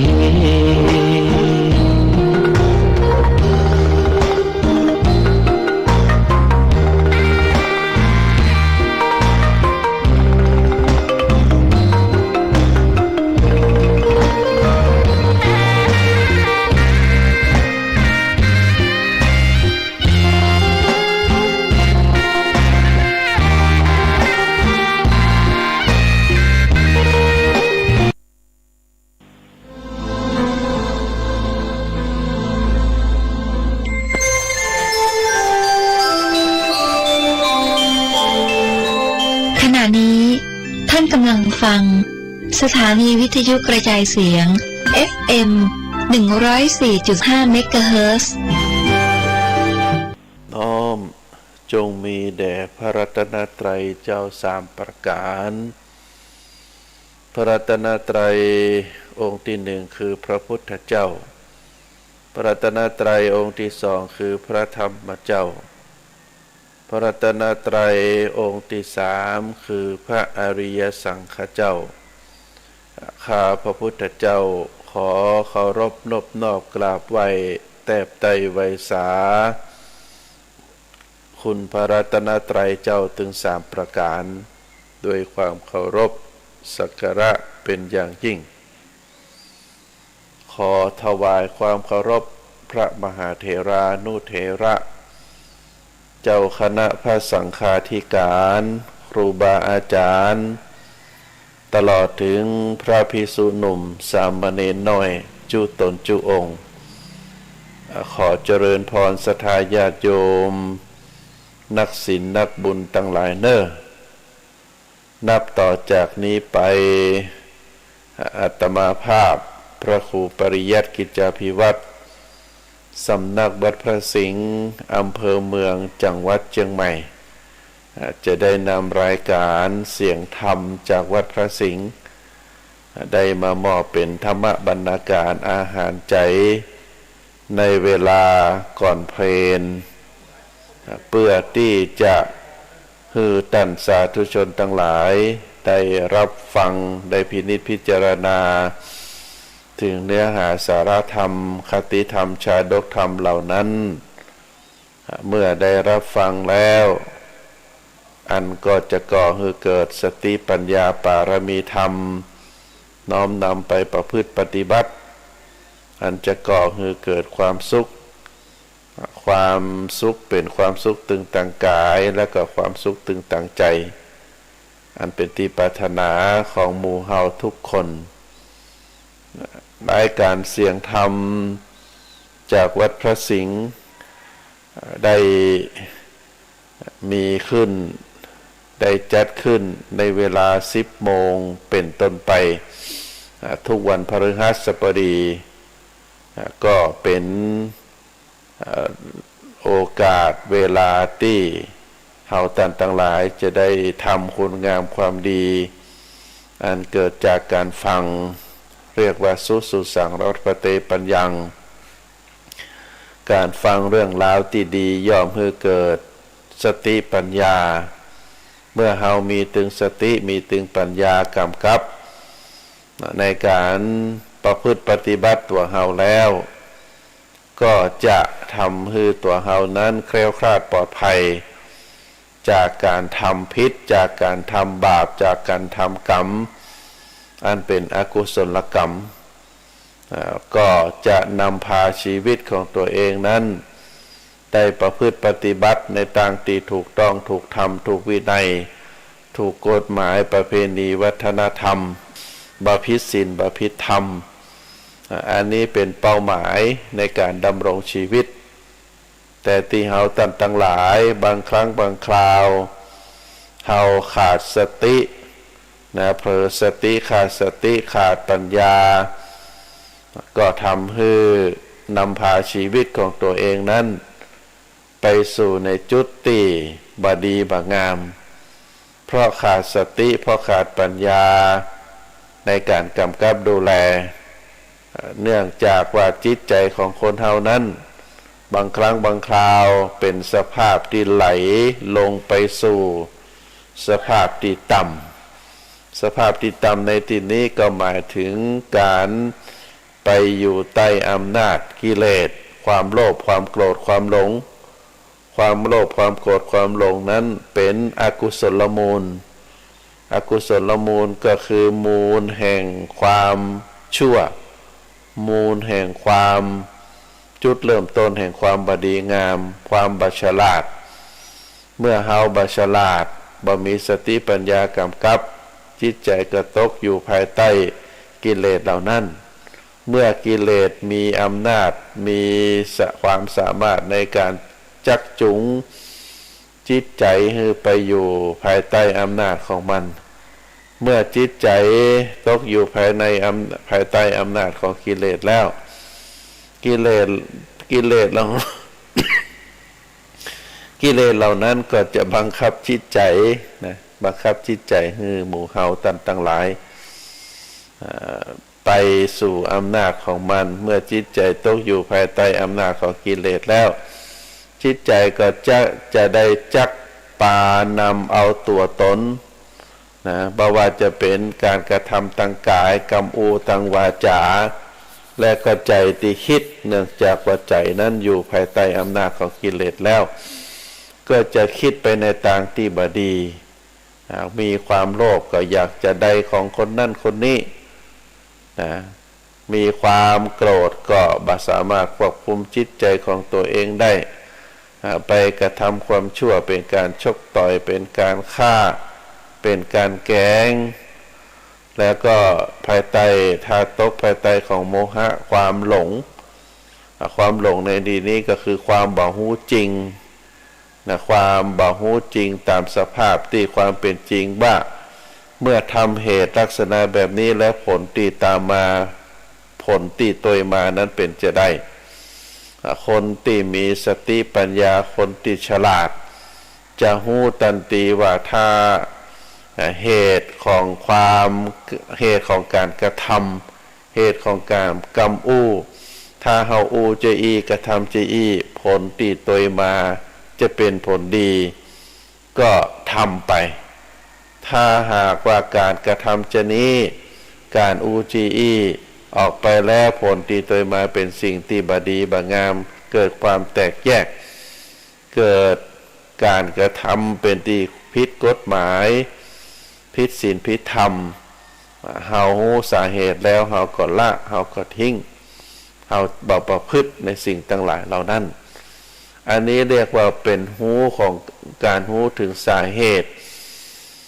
การหูสาเหตุแล้วก็เนื่องไปจากผลที่จะเกิดขึ้นเมื่อหูแล้วเฮาก็บ่ทำแต่ถ้าโดยอำนาจของความหลงความบ่หูจริงบ่หูถึงเหตุถึงผลบ่หูที่มาที่ไปทำตามความต้องการทำตามความต้องการเพื่อสนองความบดีบงามในจิตในใจสนองความโกรธความโลภความหลง ก็ทำให้ปัญหาตัวมา อันนี้คือสิ่งที่เฮาตั้งหลายควรระมัดระวัง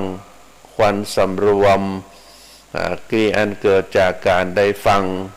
ได้ยินในรายการเสียงธรรมจากวัดพระสิงห์ผลติดโดยมาก็ถ้าเฮาสามารถควบคุมจิตควบคุมใจควบคุมการกระทำของเฮาได้อันเกิดจากการมีสติปัญญาก็เป็นสิ่งที่ดีในช่วงนี้นะเป็นช่วงเทศกาลสงกรานต์ปีใหม่เมืองปีใหม่ไทยเฮานะก็วันนี้เป็นวันที่14เมษายนเป็นวันครอบครัวนะก็ถือว่าเฮาตั้งหลายนะในฐานะเจ้าพุทธก็ได้ยึดถือประเพณีอันดีงามโดยเฉพาะเทศกาลสงกรานต์ปีใหม่เป็นเทศกาลแห่งความกตัญญูความรู้คุณงามความดีปีใหม่เป็นการเถลิงศพเถลิงศักราชใหม่เป็นประเพณีปีใหม่ของคนไทยเฮาก็ถือว่าเป็นแถบเอเชียตึงอินเดียเขมรลาวไทยพม่า4-5 ประเทศนี้ตลอดถึงประเทศศรีลังกาประเทศเนปาลที่นับถือพระพุทธศาสนา ก็ได้ยึดถือในเดือนเมษาวันที่13 14 15เป็นประเพณีสงกรานต์หรือประเพณีปีใหม่การเถลิงศพใหม่อันนี้เป็นเรื่องราวที่เกิดขึ้นเป็นประเพณีวัฒนธรรมอันงดงามได้เจริญมาจนถึงปัจจุบันนี้ก็โดยสรุปแล้วในการประเพณีสงกรานต์นั้นสิ่งที่เฮาได้น้อมเข้ามาสู่ตัวเฮาตามหลักพระพุทธศาสนาการได้ดำรงชีวิตได้ผ่านไปแห่งปีหนึ่งแล้วก็เข้าสู่ปีใหม่พ.ศ.ใหม่อันนี้เป็นเรื่องของปีใหม่เฮาในฐานะเจ้าของชีวิตเมื่อชีวิตเฮาได้แคล้วคลาดปลอดภัยได้มีดำรงชีวิตรอดมาแห่งปีหนึ่งก็ทำให้เฮาตั้งหลายได้น้อมรำลึกถึงคุณงามความดีได้น้อมรำลึกถึงความกตัญญูกตเวทีโดยเฉพาะความกตัญญูกตเวทีต่อตัวเฮาต่อชีวิตเฮาก็ได้น้อมรำลึกว่าการได้ดำรงชีวิตอยู่เป็นมนุษย์เป็นเรื่องยาก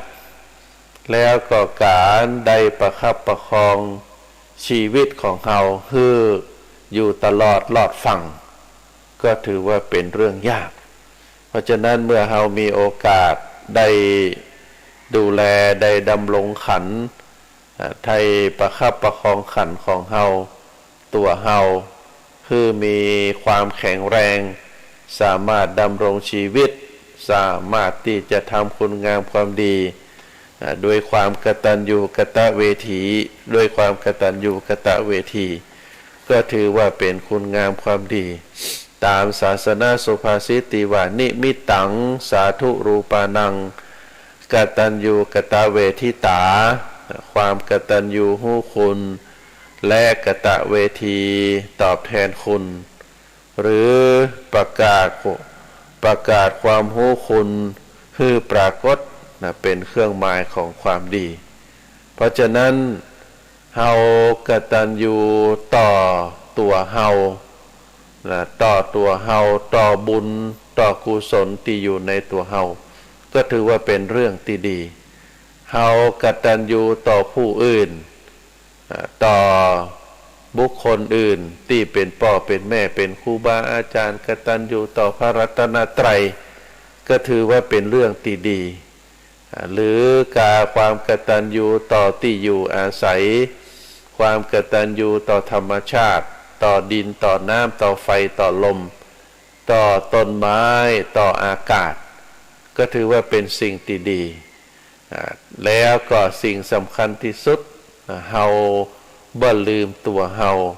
ามีความกตัญญูต่อร่างกายยาววานาคืบที่เฮาสามารถดำรงชีวิตอยู่ได้ก็เพราะว่าบุญกุศลของเฮาจึงบ่ลืมแล้วก็เฮาก็มีความกตัญญูรู้คุณ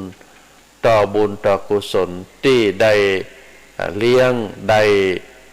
ตบแต่งได้นำพาชีวิตของเฮาให้อยู่แคล้วคลาดปลอดภัยอันนี้เป็นความการแสดงออกซึ่งความกตัญญูกตเวทิตาธรรม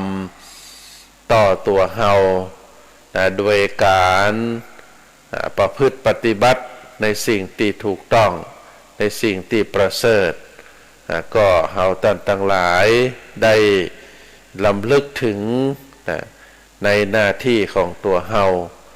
ซึ่งรัชกาลที่6มีพระราชนิพนธ์ไว้ว่าประวัติวีรบุรุษไซเตือนใจเฮานาว่าอาจจักยังชนเลิศได้และยามจะบรรลัยทิ้งซึ่งรอยบาดเหยียบเน้นไว้แทบพื้นทรายสมัยแทบพื้นทรายสมัยตรงนี้ก็คือเฮาท่านทั้งหลายได้เข้าใจว่าประวัติวีรบุรุษก็คือคนกล้ากล้าในธรรมกล้าในการที่จะอู้ในการที่จะกระทำในสิ่งที่ดีในสมัยอดีตที่ผ่านมาบอกว่าจะเป็นพระพุทธเจ้าก็ดีพระอริยสังฆเจ้าก็ดีตลอดถึงวีรบุรุษในทางบ้านเมืองอันมีบุรพมหากษัตริยาธิราชเจ้าก็ดีหรือผู้นำที่มีศีลมีธรรมก็ดีท่านทั้งหลายเหล่านั้นช่วงที่มีอายุก็ได้ประพฤติปฏิบัติเป็นแบบอย่างและยามที่ได้ถึงแก่พระนิพพานหรือได้ถึงแก่เป็นการมรณภาพไปก็ดีหรือสิ้นพระชนตลอดถึงแก่กรรมไปก็ดีล่องรอยที่เป็นตัวอย่างเป็นแบบอย่างในทางที่ดีก็ปรากฏให้เฮาท่านทั้งหลายได้ทราบเพราะว่าบุคคลทั้งหลายเหล่านั้นเฮาจะหันว่าทุกคนนั้นเป็นต้นแบบเป็นแบบอย่างในการศึกษาและก็ปฏิบัติดำเนินตามที่เฮาท่านทั้งหลายได้หูได้หันเป็นแบบอย่างที่เฮาจะได้ศึกษาและก็ได้ประพฤติปฏิบัติตามแม้ว่าท่านทั้งหลายเหล่านั้นจะได้ล่วงลับไปแล้วแต่คุณงามความดีก็ยังได้ประทับอยู่ในจิตในใจของเฮาท่านทั้งหลายที่เป็นคนรุ่นหลังได้มีศาสนสุภาษิตของพระพุทธเจ้าได้กล่าวไว้ว่ารูปังชีวติมัจจานังนามโคตังนชีรติร่างกายแม้ว่าจะเสื่อมสลายไปแต่ตระกูลชื่อเสียงคุณงามความดีบ่ได้ล่วงเลยลับเสื่อมสลายไปโดยร่างกายก็ยังได้ปรากฏคือเฮาท่านทั้งหลายได้หูได้หันเหมือนกับพระนิพนธ์ของสมเด็จพระมหาสมณเจ้ากรมพระปรมานุชิตชิโนรส ที่ได้ประพันธ์ไว้ว่าพฤษภประกาศรอีกกุญชรอันปลดปลงโททนเสน่ห์คงสำคัญหมายในกายมีนรชาติวังบายมะหลายสิ้นทั้งอินทรีย์สถิตทั่วแต่ชั่วดีประดับไว้ในโลกาอันนี้เฮาได้หูได้เข้าใจความหมายในยะตรงนี้ คือเฮาตั้งหลายได้ทราบบอกว่าจะเป็นบรรดาสิงสารสัตว์จ้างม้าวัวควายเมื่อเสียชีวิตไปแล้วนะก็ของอยู่ในกายอันมีงามีเขานะมีกระดูกก็คนตั้งหลายได้เก็บไว้ได้มาตกแต่งแล้วก็ไว้แขวนประดับไว้เป็นเครื่องประดับได้เรียกว่ายังมีความคุณงามความดีที่เป็นส่วนของร่างกายบ่ว่าจะเป็นเขาเป็นงาก็แล้วแต่กระดูกคนทั้งหลายก็ยังเอามาประดับตกแต่งอย่างบางบ้านก็มีงาจ้างแต่ประเดี๋ยวนี้เป็นสิ่งที่ผิดกฎหมายแล้วเนอะใครครอบครองก็อาจจะมีความผิดได้หรือว่าในสมัยแต่ก่อนนี้เฮาหันบ้านบางบ้านเปิ่งก็จะมีเขางัวเขาควายที่เป็นโครงสร้างติดกับกระดูกนะกระดูกหน้าของงัวของควายนะเขานั้นงามเปิ้นก็ได้เอาประดับตกแต่งไว้ตามเสาบ้านเรือนบ้านก็เป็นสิ่งที่งดงามโดยเฉพาะงาจ้างนะตลอดถึงกระดูกส่วนสำคัญอาจจะเป็นเขี้ยวหมูตันอย่างนี้เป็นต้นนะก็เป็นเครื่องประดับแต่ว่ามันย้อนมาถึงตัวมนุษย์เฮนั้นถามว่าถ้าร่างกายนะสูญสลายไปแล้ว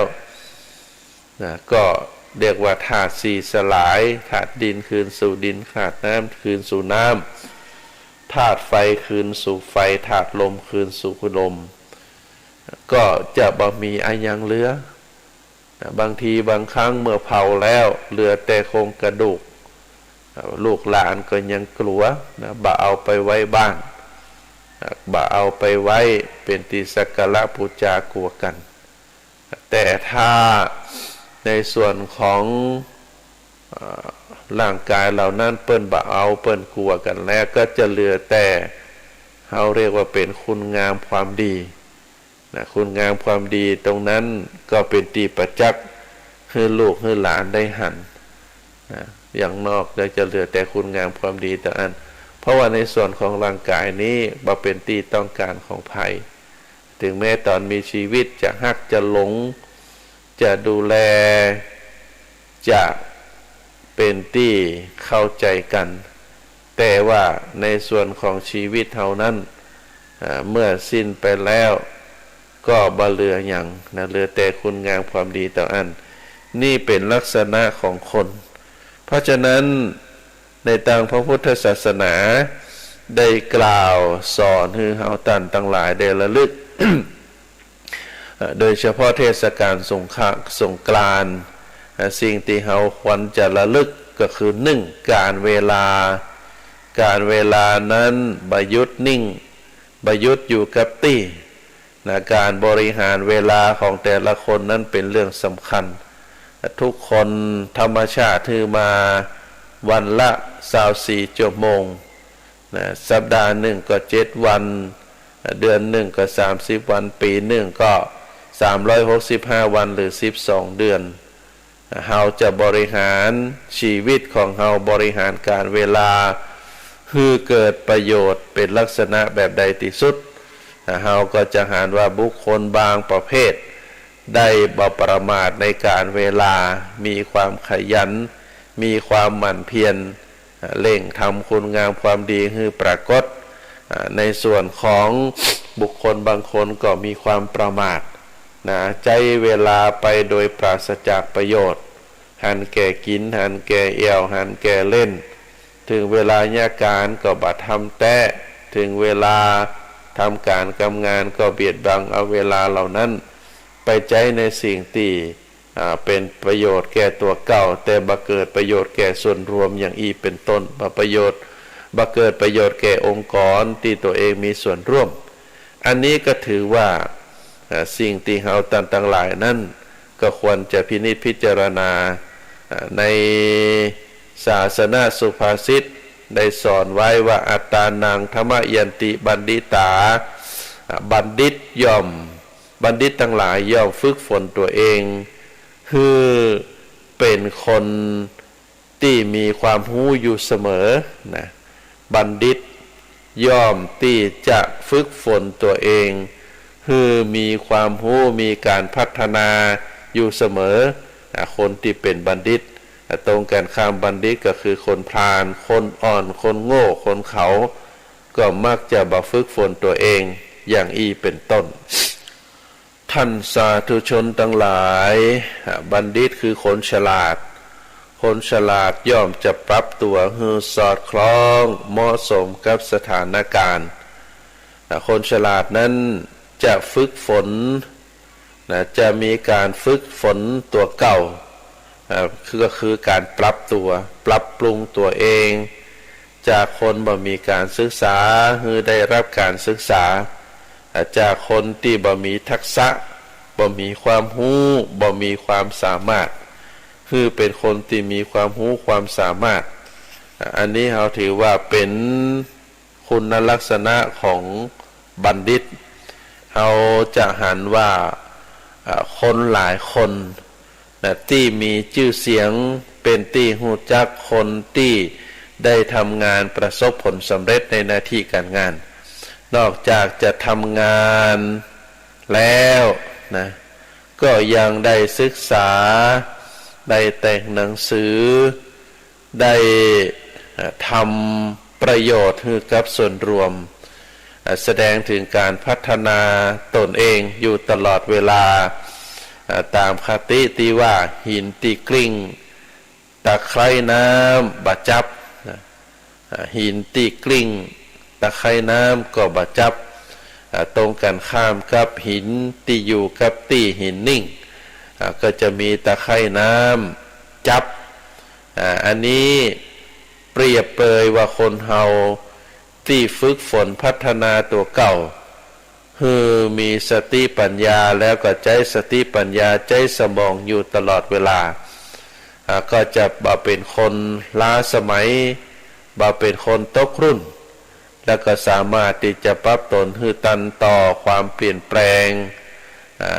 ของการเวลาการเปลี่ยนแปลงไปตามวัฒนธรรมประเพณีตามเหตุการณ์บ้านเมืองเฮาก็จะหันว่าบัณฑิตคือคนฉลาดก็จะฝึกฝนวิธีที่คนเฮาจะใจฝึกฝนก็คือการศึกษาต่ออันก็คือใจการศึกษาในการพัฒนาตัวเองคนที่บ่มีการศึกษาไร้การศึกษาก็จะบ่มีความรู้ก็จะบ่เข้าใจในเรื่องราวต่างๆส่วนคนที่มีการศึกษานั้นก็จะรู้จะเข้าใจในการปรับตัวปรับตนให้ทันต่อการเปลี่ยนแปลงของสังคมเรียกว่าเป็นคนที่ฝึกตนการศึกษาในปัจจุบันนั้นเราเรียกว่ามี3แบบก็คือการศึกษาในระบบการศึกษานอกระบบและก็การศึกษาตามอัธยาศัยการศึกษาในระบบก็คือการเข้าเรียนในโรงเรียนการศึกษาในมหาวิทยาลัยซึ่งเป็นการจัดการศึกษาตามหลักสูตรมีการสอบกันอย่างชัดเจนอันนี้เราเรียกว่าเป็นการศึกษาในระบบส่วนการศึกษานอกระบบก็คือการศึกษาแบบเรียกว่าระยะสั้นมีหลักสูตรมีการสอบแต่ว่าระยะในการศึกษาก็ยืดหยุ่นได้เหมือนกับการศึกษาผู้ใหญ่ซึ่งเขาเรียกว่าเป็นการศึกษานอกระบบ แห่งประการหนึ่งก็คือเป็นการศึกษาตามอัธยาศัยชอบสิ่งใดเฮาก็เรียนสิ่งนั้นอยากรู้เรื่องใดอาจจะบ่มีการศึกษาเป็นระบบเป็นการศึกษาค้นคว้าโดยตัวเองอย่างนี้เฮาถือว่าได้เป็น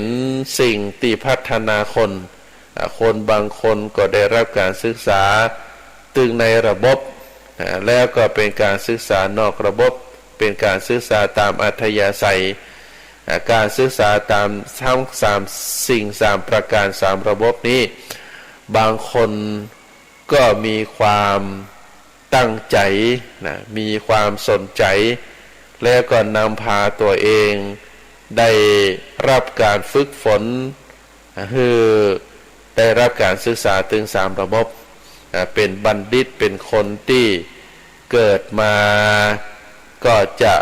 เป็นคนฝึกฝนได้เข้ารับการศึกษาอบรมอยู่ตลอดเวลาบ่มีไผที่จะเก่งมาตั้งแต่เกิดเพราะฉะนั้นคนจะเป็นบัณฑิตได้บุคคลนั้นก็จะนำพาตัวเองซึ่งได้เข้าใจด้วยธรรมชาติว่าคนเฮานั้นเกิดมาแล้วจะต้องฝึกฝนรับการศึกษาอบรมตนอยู่ตลอดเวลาบ่มีไผที่จะเก่งเกิดมาตั้งแต่เกิดนะบ่มีไผเก่งที่จะมาตั้งแต่เกิดเพราะฉะนั้นเมื่อเฮาได้ฝึกฝนตัวเฮาได้รับการพัฒนาได้รับการฝึกนะก็จะเป็นสิ่งที่น่าชื่นชมเหมือนกับคำกลอนที่ว่าอันลิงฆ่าอันลิงข้างกลางปลาจับมาฮัดสารพัด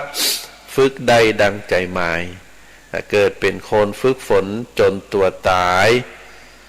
ถ้าเอาดีบ่ได้ก็อายลิงเป็นคำสอนอันลิงข้างกลางป่าจับมาหัดสารพัดฝึกได้ดังใจหมายเกิดเป็นคนฝึกฝนจนตัวตายถ้าเอาดีไม่ได้ก็อายลิงเป็นการสั่งสอนเป็นการเปรียบเปรยว่าลิงข้างอยู่กลางป่าตลอดถึงสิงสารสัตว์ทั้งหลายจางม้าอัวควายนะเป็นสัตว์เดรัจฉานคนเปิ้นเอามาฝึกจ้างก็ทำเป็นละครได้วัวควายก็เอาใจไถนาจ้างม้าก็เอาใจประโยชน์นะตลอดถึงลิงนะก็เอามาจับเอามาฝึกทำเป็นละครลิงได้ทำใจให้เรียกว่าไต่ขึ้นต้นเปล่าๆแล้วก็เอาลูกเปล่าๆหล่นลงมาได้ใจแรงงานของลิงได้อันนี้เป็นความฉลาดเป็นความเรียกว่าลิงก็ยังพัฒนาได้สัตว์ก็ยังพัฒนาได้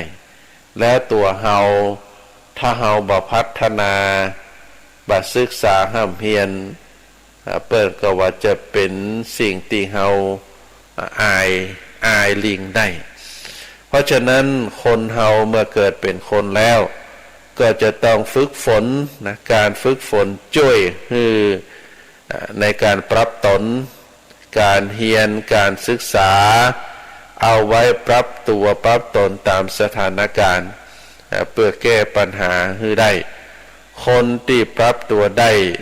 เมื่อไปทำธุรกิจก็ปรับตัวให้ทันต่อเหตุการณ์ไปเป็นผู้บริหารเป็นผู้ปกครองก็แก้ปัญหาได้ดังที่มีคำกล่าวว่าเผ่าพันธุ์ที่อยู่รอดบ่ได้เผ่าพันธุ์ที่อยู่รอดปัจจัยเผ่าพันธุ์ที่เข้มแข็งที่สุดหรือฉลาดที่สุดเผ่าพันธุ์ที่อยู่รอดก็คือเผ่าพันธุ์ที่ปรับตัวเองได้เก่งที่สุดถ้าปรับตัวได้ก็จะอยู่รอดปลอดภัยถ้าปรับตัวบ่ได้บางทีก็จะสูญพันธุ์สูญพันธุ์ลักษณะก็เป็นมาตั้งแต่ อดีตการนะสันทันสาธุชนซึ่งมีครูบาอาจารย์ได้กล่าวไว้บอกว่าในสมัยโบราณเป็นเวลา65ล้านปีมาแล้วไดโนเสาร์นะสูญพันธุ์ไปเพราะอุกกาบาตพุ่งชนโลกแล้วเกิดฝุ่น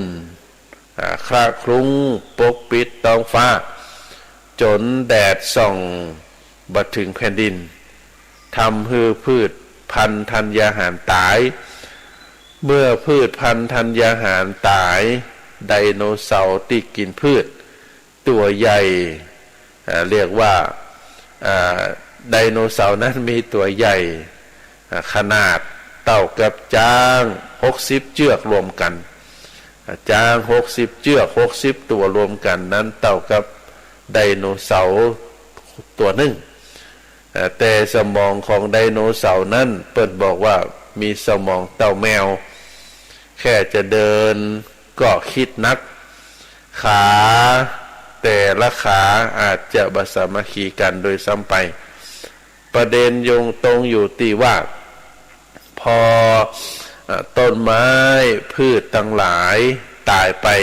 เนื่องจากบ่ได้รับแสงแดดไดโนเสาร์บ่สามารถที่จะปรับตัวหาอาหารได้ไดโนเสาร์ที่กินพืชอย่างนี้ก็ตายเป็นเหตุให้ไดโนเสาร์ที่กินสัตว์กินไดโนเสาร์ด้วยกันก็ตายตามไปไดโนเสาร์ปรับตัวบ่ได้ก็จึงได้สูญพันธุ์บ่เหมือนกับสัตว์ทั้งหลายนะที่ได้สามารถปรับตัวได้ก็สามารถที่จะอยู่รอดได้เพราะฉะนั้นเผ่าพันธุ์ไดโนเสาร์ที่เคยครองโลกเข้มแข็งที่สุดฉลาดที่สุดกว่าสัตว์ทั้งหลายก็ล่มสลายสูญพันธุ์ไปเพราะปรับตัวนะเผชิญปัญหาบ่ได้เมื่อแก้ปัญหาบ่ได้ก็ค่อยๆสูญพันธุ์ไปแล้วก็ล้มหายตายจากไปอันนี้เป็นเรื่องเล่ามาเกี่ยวกับนะสัตว์ในโบราณก็คือไดโนเสาร์เฮาก็จะหันว่าไดโนเสาร์นั้นก็ยังมีรูปมีร่างมีตัวตนที่ให้เฮาได้หันแต่ว่าณปัจจุบันนี้ไดโนเสาร์นั้นได้สูญพันธุ์ไปก็เพราะว่าไดโนเสาร์บ่สามารถที่จะปรับตัวปรับตนได้นะเมื่อบ่มีพืชพันธุ์ธัญญาหารก็กินอันยังบ่ได้เพราะฉะนั้นเฮาจะหันองค์กรก็ตามบุคคลก็ตามบริษัทก็ตามที่ตามบัทันเรียกว่าตามบัตันสถานการณ์แข่งขันสู้คู่แข่งบ่ได้ในที่สุดก็จะค่อยๆถอยมาอยู่ข้างหลัง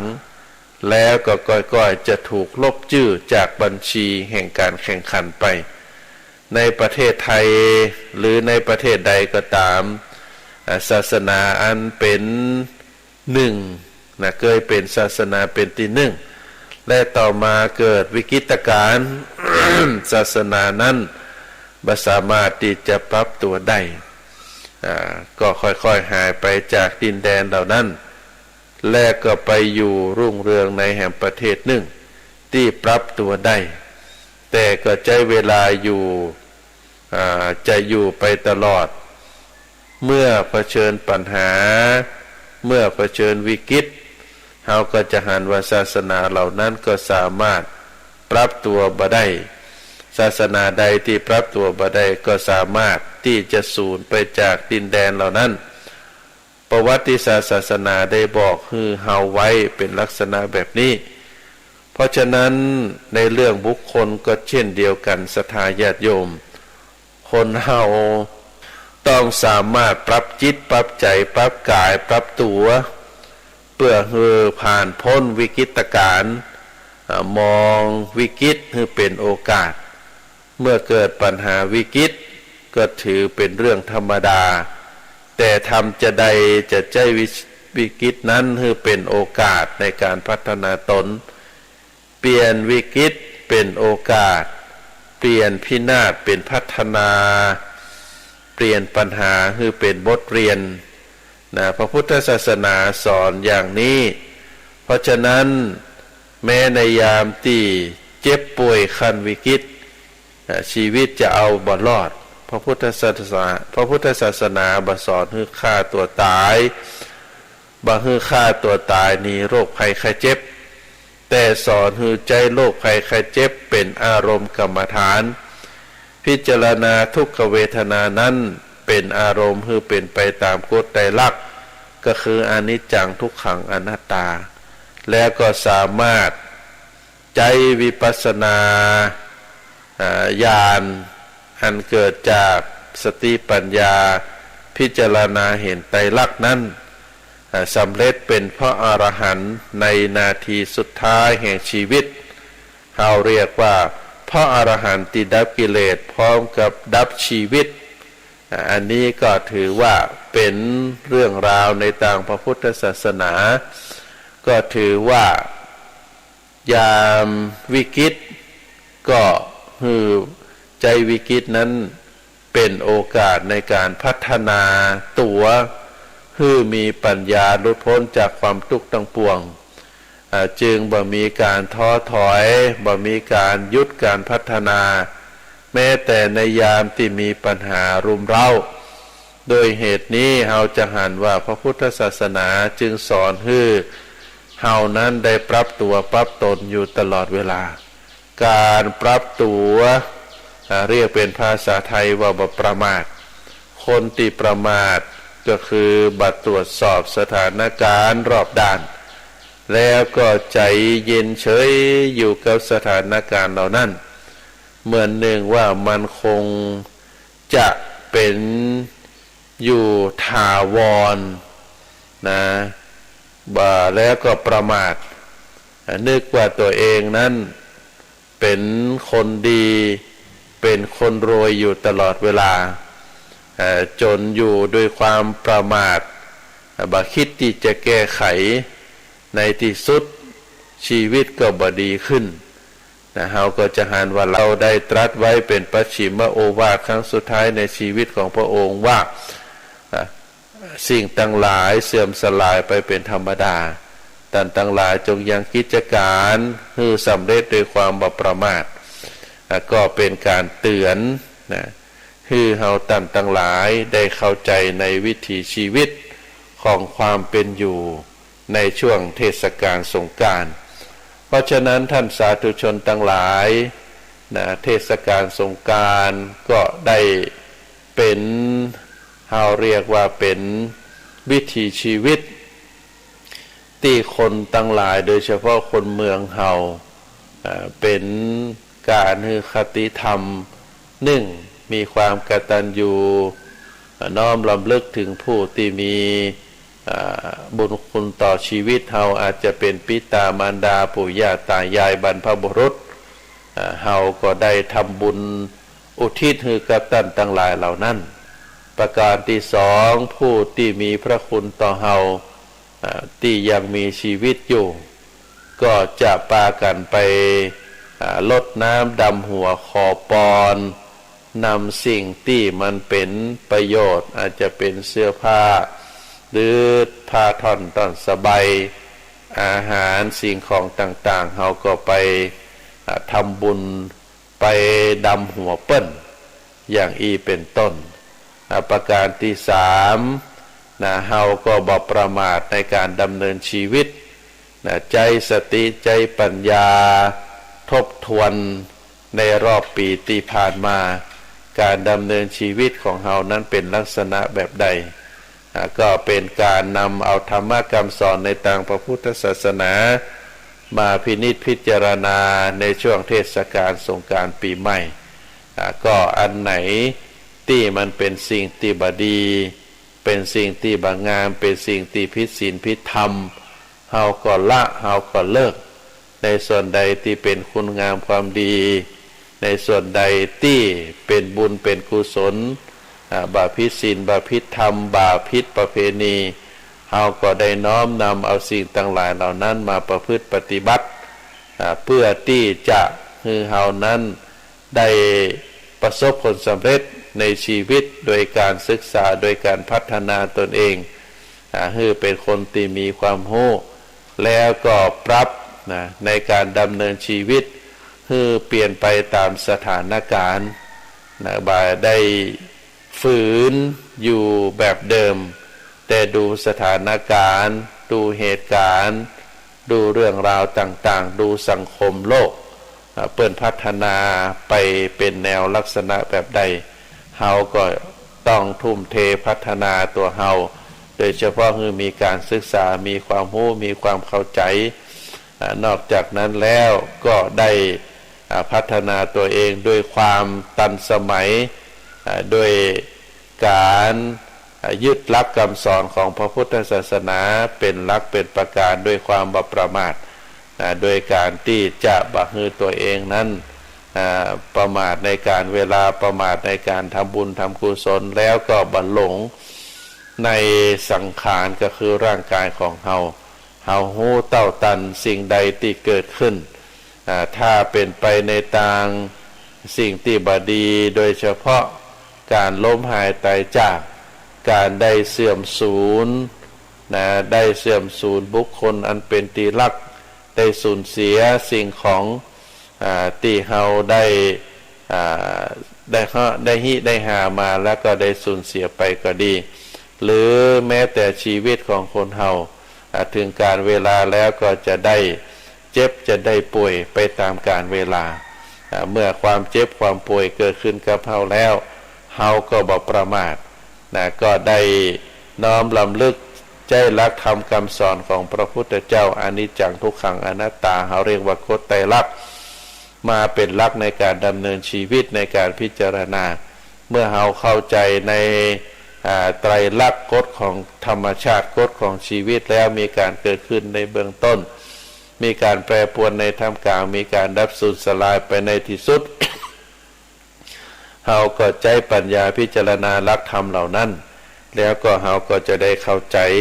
ว่าชีวิตของคนเฮาเมื่อเป็นลักษณะแบบนี้แล้วเฮาก็สามารถที่จะดำรงตนดำรงขันธ์ดำรงตัวตนให้อยู่ได้อันนี้ก็ฝากให้ท่านสาธุชนได้พินิจพิจารณาในเนื่องในการเทศกาลสงกรานต์ปีใหม่ขออนุญาตในท้ายสุดท้ายนี้ขออนุญาตให้ศรัทธาประชาชนได้รับฟังเน้อว่าในวันที่14คือวันนี้วันที่15วันในวันพรุ่งนี้ที่วัดพระสิงห์นั้นก็ยังได้มีการส่งน้ำเรียกว่ามีการส่งน้ำพระพุทธสิหิงค์เนื่องจากว่าตะวาต่างเทศบาลนครเชียงใหม่ต่างวัดหลายๆวัดได้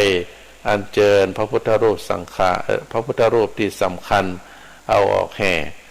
ใน9วัดนั้นก็มีวัดพระสิงห์วัดหนึ่งได้อาราธนาได้อัญเชิญหลวงพ่อพระพุทธสิหิงค์ได้ออกจากวิหารหลายค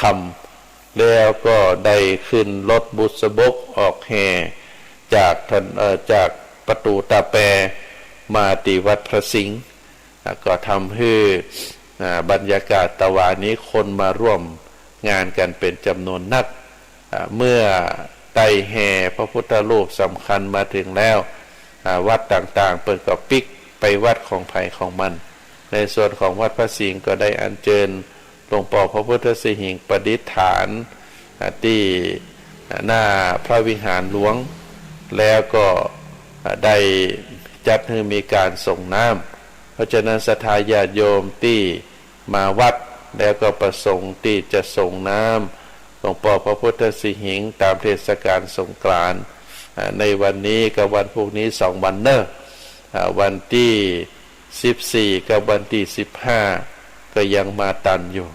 สำหรับวันที่16นั้นก็จะได้อัญเชิญหลวงพ่อพระพุทธสิหิงค์ได้ไปประดิษฐานที่พระวิหารหลายคำอย่างเดิมเมื่อไปอยู่ในพระวิหารหลายคำแล้วก็บ่สามารถที่จะส่งน้ำได้อาจจะเป็นถวายสักการะหรือห่มพระพุทธห่มผ้าให้หลวงพ่อได้หลังจากได้ส่งน้ำแล้วก็เอาผ้าห่มเพื่อบ่ให้ความเกิดความหนาวอย่างอีเป็นต้น ก็เป็นแนวทางดำเนินที่เราได้ประพฤติปฏิบัติกันมาเป็นเวลาหลายร้อยปีในเทศกาลปีใหม่สงกรานต์ก็ฝากให้ท่านสาธุชนได้พินิจพิจารณาอาตมาภาพขอนำรายการเสียงธรรมจากวัดพระสิงห์จากท่านสาธุชนไปก่อนเน้อ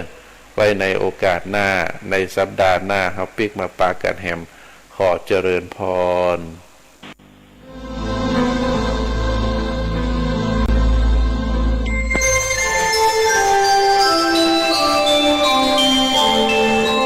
ขณะนี้ท่านกำลังฟังสถานีวิทยุกระจายเสียงพระพุทธศาสนา FM 104.5 เมกะเฮิรตซ์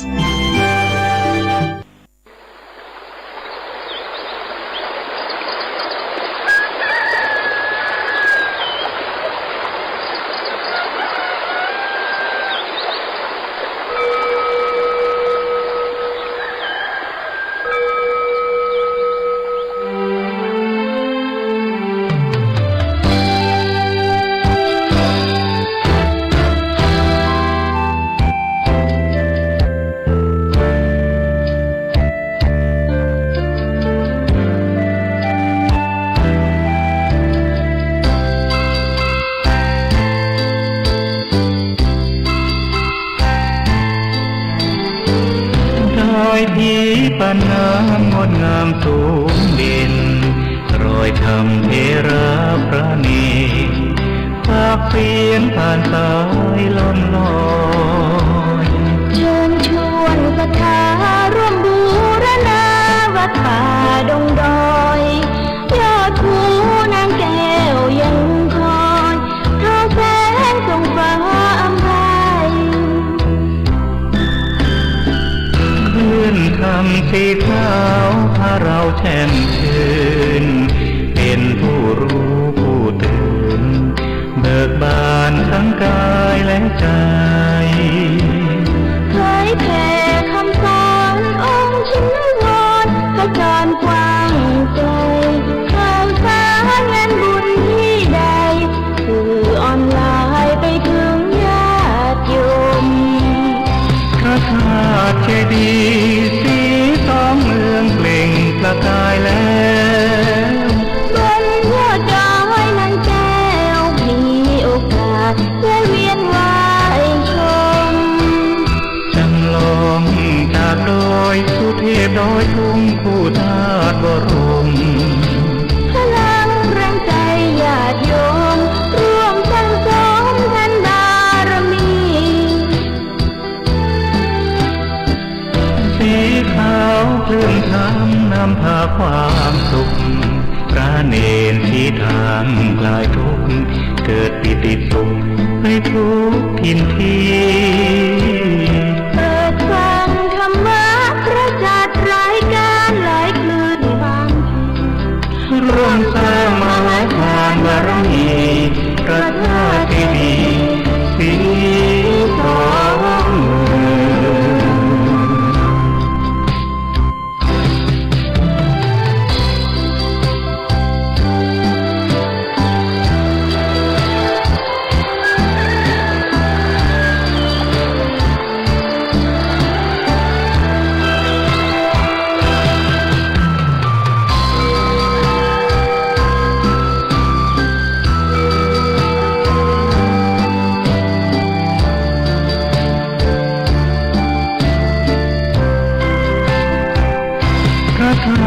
เจดีย์สีสองเมืองเปล่งประกายแล้วบนยอดดอยนางแก้วมีโอกาสได้เวียนไหวชมจำลองจากดอยสุเทพดอยทุ่งคู่ธาตุบรมพลังแรงใจญาติโยมร่วมสร้างสมแผ่นบารมีสีขาวคลื่นธรรมนำพาความสุขพระเนรที่ทางคลายทุกข์เกิดปิติสุขไปทุกถิ่นที่เปิดฟังธรรมะพระจัดรายการหลายคลื่นฟังร่วมสร้างมหาทานบารมีพ พระธาตุเจดีย์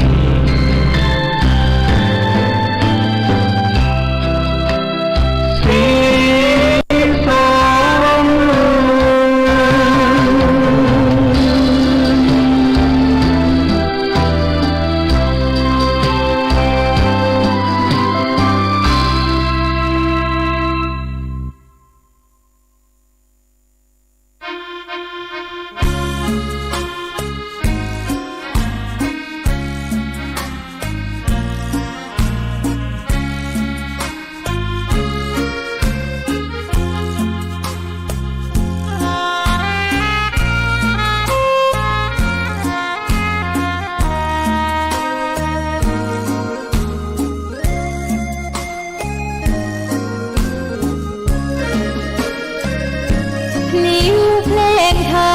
ถูกถ้อยคำเข้าถึงจิตใจ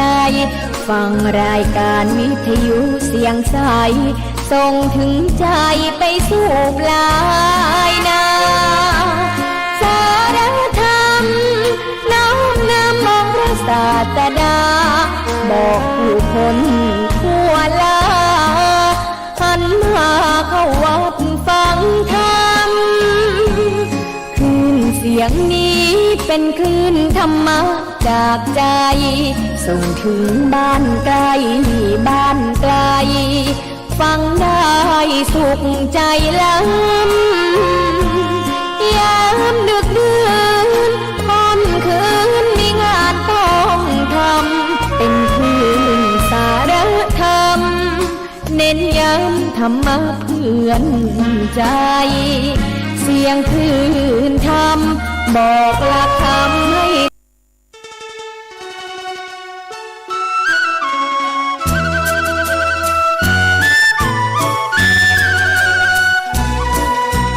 ความเจริญมั่นคงอยู่ที่ความเสียสละอดทนมั่นคงแข็งแรงแกร่งเอาความรู้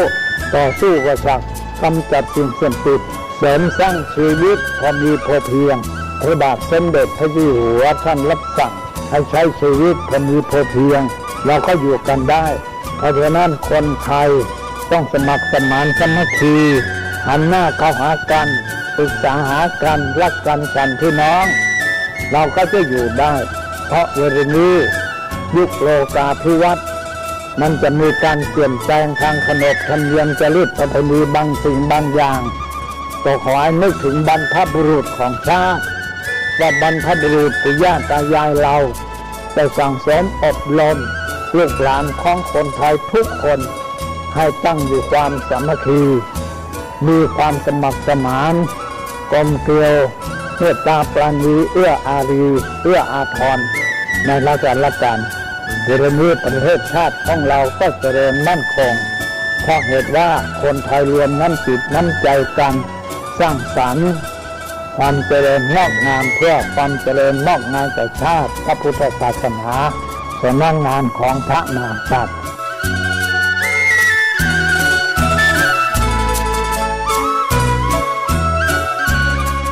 ธรรมะข้อคิดจากพระเดชพระคุณท่านเจ้าคุณพระเทพวิสุทธิคุณด้วยความปรารถนาดีจากสถานีวิทยุพระพุทธศาสนาคลื่นธรรมะเพื่อประชาชน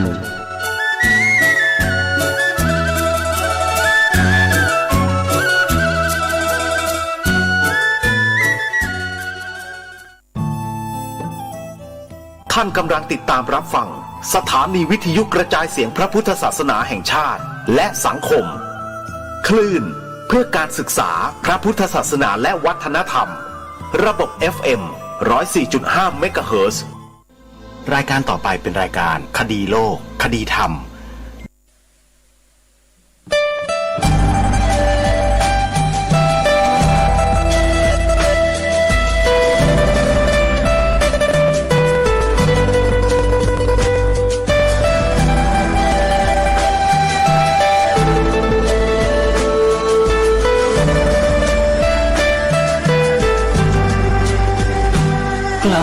คิดก็ต้องกล้าทำอย่ากลัวถ้าทำความดีเป็นศึกษาปัญหาให้ทันท่วงทีเมืองไทย จะพัฒนากว่านี้รายการดีๆคดีโลกคดีธรรมขอรำพัน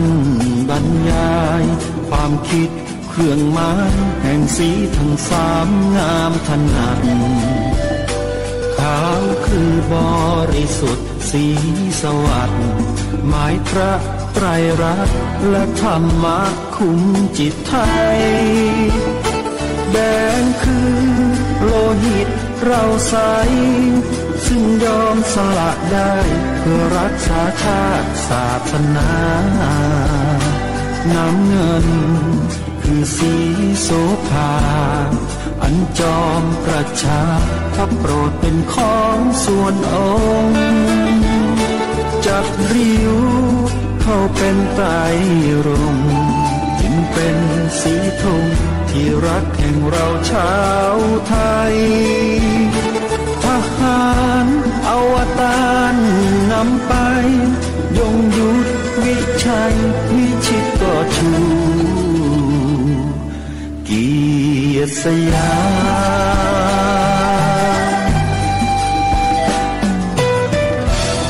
ประเทศไทยที่เจริญมั่นคงมาได้จนถึงทุกวันนี้มิได้เกิดขึ้นจากความหวาดกลัวยังคลาดเขลาแต่บรรพบุรุษไทยของเราทุกยุคทุกสมัยล้วนแต่มีความกล้าหาญและชาญฉลาดปกป้องเอกราชสร้างชาติให้เกิดความมั่นคงโดยมีธงแห่งพระไตรรัตน์เป็นเครื่องนำชัยจึงเป็นที่มาที่ไปของรายการคดีโลกคดีธรรมกล้าคิดก็ต้องกล้าทำอย่ากลัวถ้าทำความดีเร่งศึกษาปัญหาให้ทันท่วงทีเมืองไทยจะพัฒนากว่านี้รายการดีๆคดีโลกคดีธรรมรายการดีๆคดีโลกคดีธรรม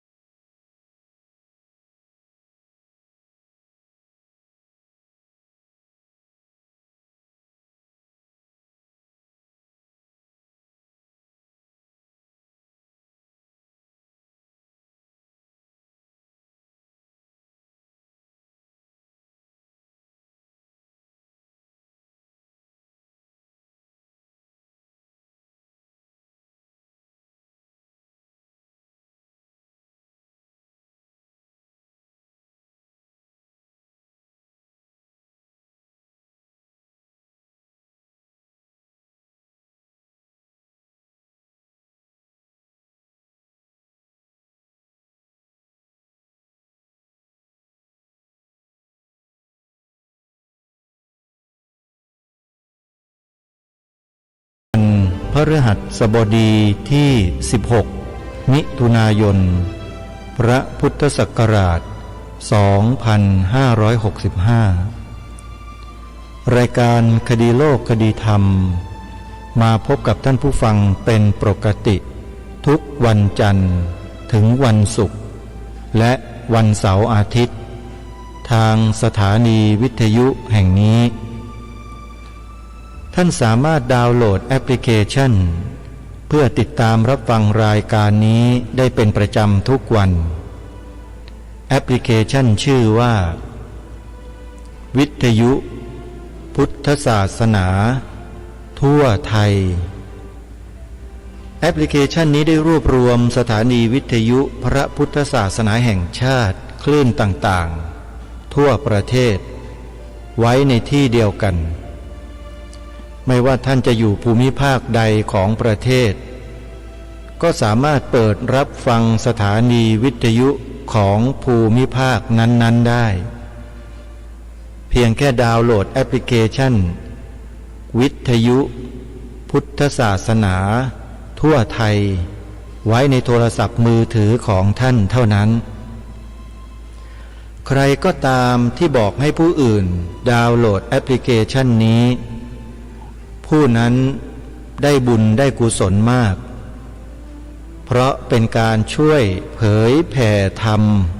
ให้กับผู้อื่นพระพุทธเจ้าตรัสว่าสัพพทานังธรรมทานังชินาติการให้ธรรมะเป็นทานชนะการให้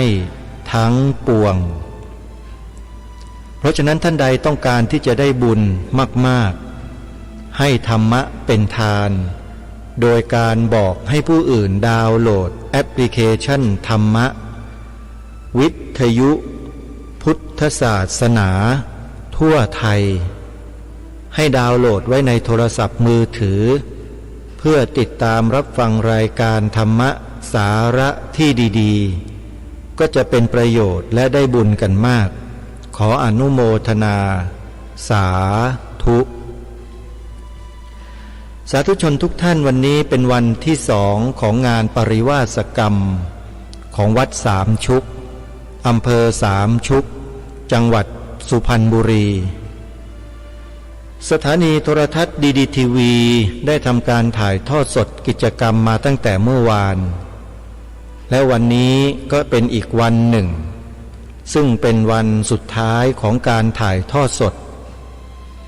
ท่านสาธุชนท่านใดสนใจที่จะรับชมกิจกรรม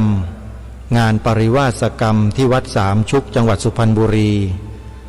ก็สามารถเข้าไปชมได้ทาง Facebook Live และทาง YouTube เราจะมีการถ่ายทอดสดช่องนี้คือ DDTV ท่านที่มีโทรทัศน์ผ่านดาวเทียมที่รับสัญญาณด้วยระบบ C band คือจานดำใหญ่ๆก็สามารถรับชมได้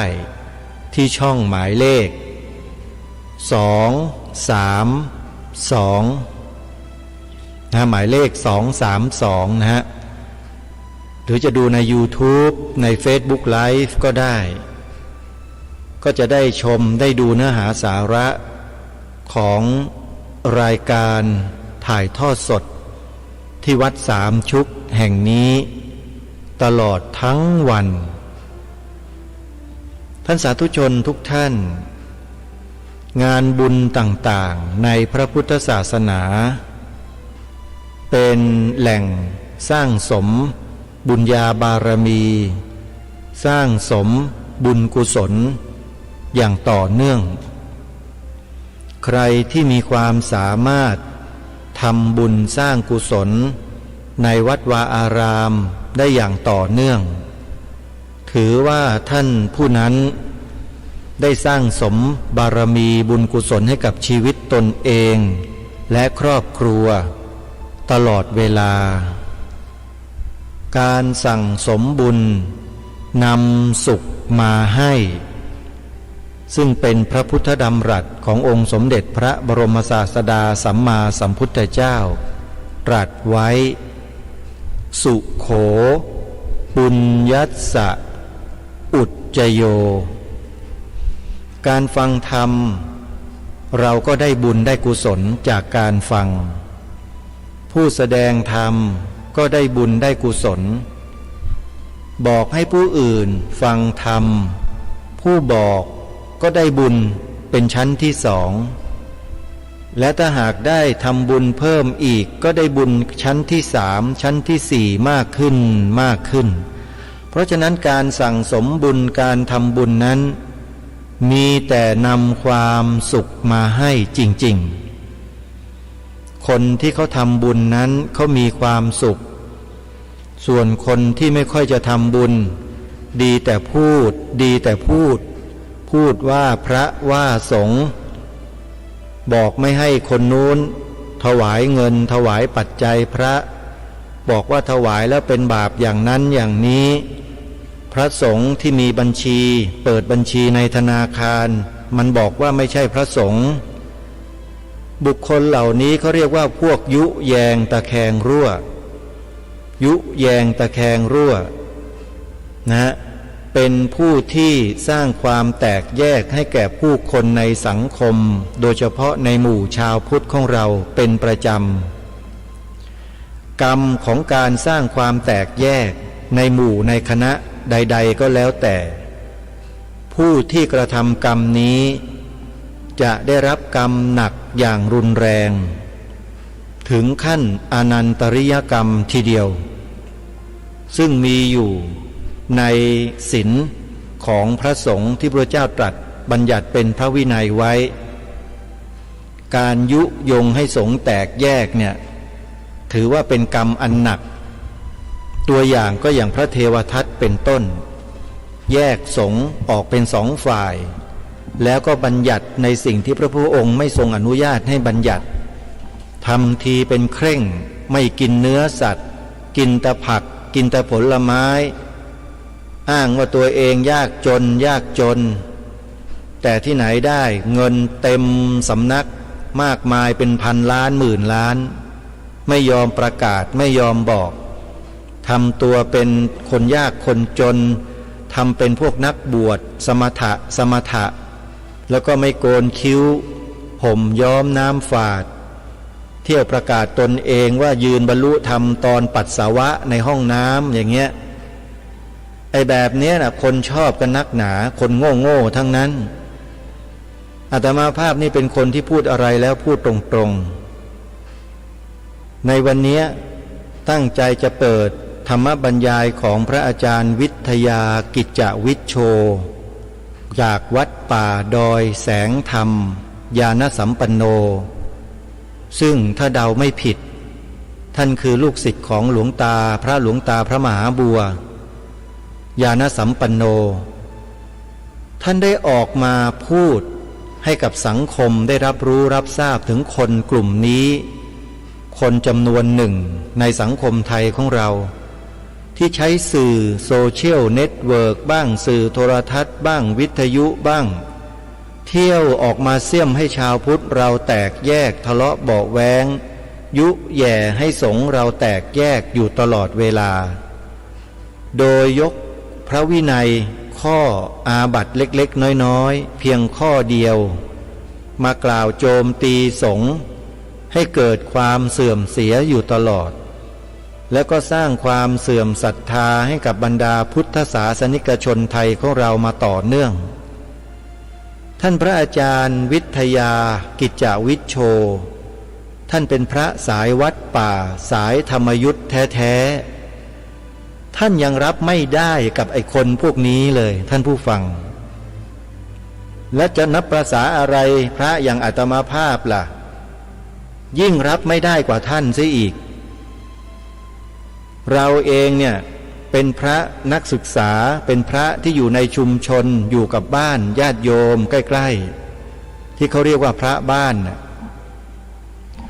เราก็พยายามที่จะเก็บเนื้อเก็บตัวไม่แสดงตัวอยู่แบบสงบเงียบมานานแต่อยู่ๆมาก็มีคนมาแย่รังแตนคือมายุแยงตะแคงรั่วให้พระสงฆ์เราเนี่ยแตกแยกทะเลาะเบาะแว้งกันมายุแย่พระสายวัดป่าให้โจมตีพระสายวัดบ้านบ้างมายุให้พระสายวัดบ้านโจมตีสายพระป่าบ้างทำให้เกิดความแตกแยกบาดหมางใจกันมาโดยตลอดพระเราที่ไม่มีภูมิธรรมไม่มีความรู้ไม่ได้ศึกษาเล่าเรียนและปฏิบัติมาก่อนก็หลงเป็นไปตามคำยุแย่ของคนพวกนี้แล้วก็สร้างวาทกรรมทะเลาะเบาะแว้งกันเรื่อยมาไม่ว่าจะเป็นพระในระดับไหนทั้งนั้นแหละที่เกิดความรู้สึกบาดหมางใจระหว่างกันเนี่ยผิดหมดถือว่ากระทำความผิดคล้อยตามพวกยุแยงตะแคงรั่วเหล่านี้กันทั้งนั้นเลยมาณวันนี้เนี่ยครูบาอาจารย์ไม่ว่าจะสายวัดป่าไม่ว่าจะสายวัดบ้านเริ่มรู้และเข้าใจมากขึ้นแล้วว่าที่ผ่านมาเนี่ย